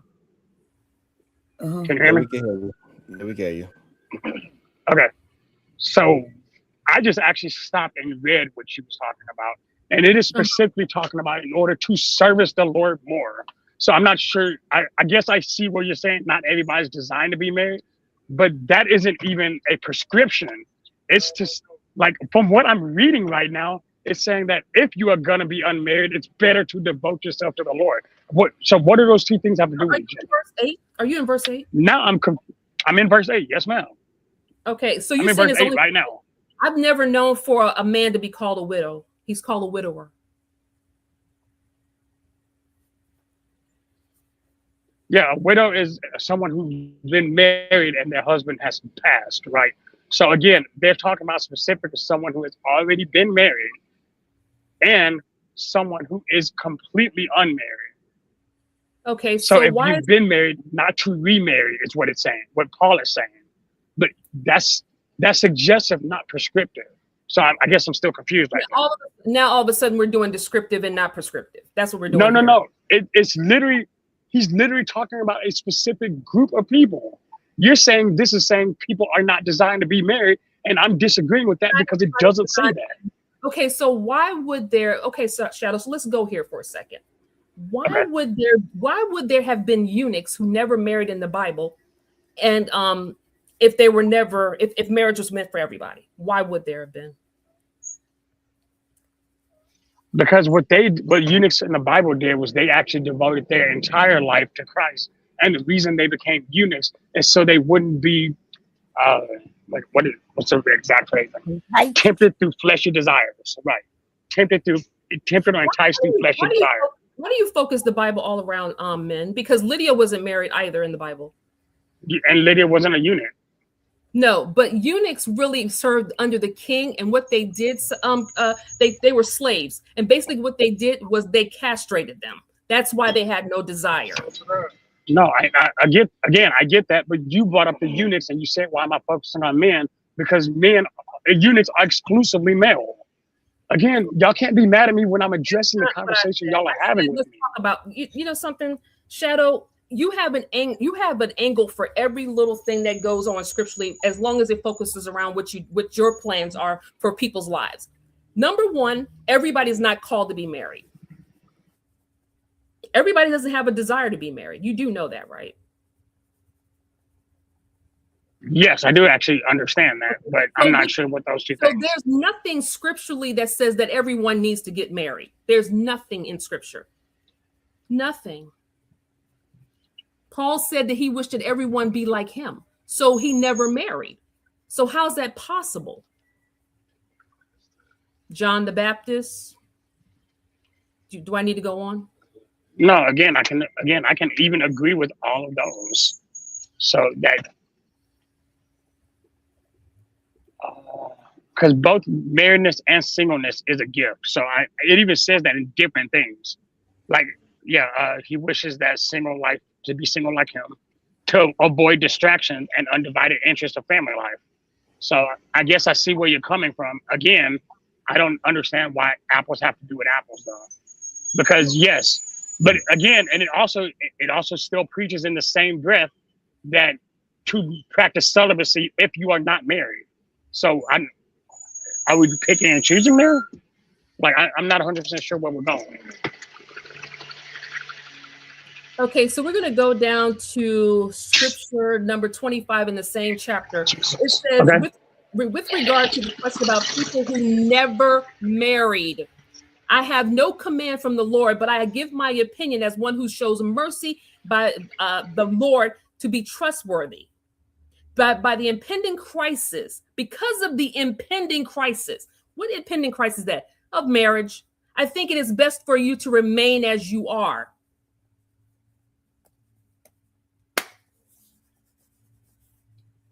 See, so okay. Shadow, this is why. No, hold on. Okay. Hold on. Gotcha.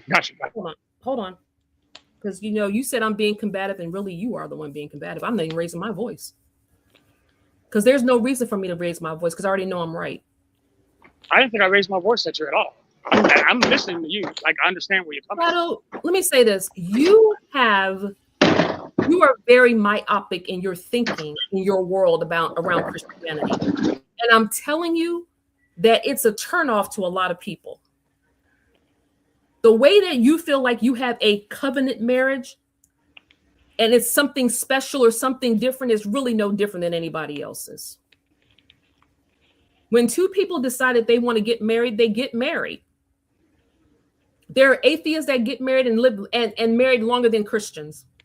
There are people that live together in the world and they have some paperwork somewhere and they've been together forever. People can dwell together as long as they decide to dwell together and with knowledge of each other. I really don't know what else to say to you. You really have a myopic thinking because you think everything that you've been taught in the scriptures and the Bible is correct, and really it's not. It's not.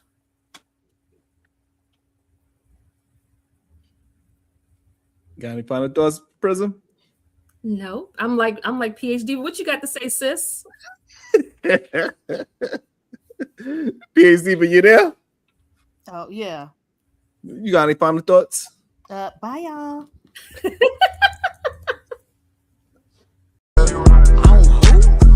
Nothing wrong with being. Hype me up. Let me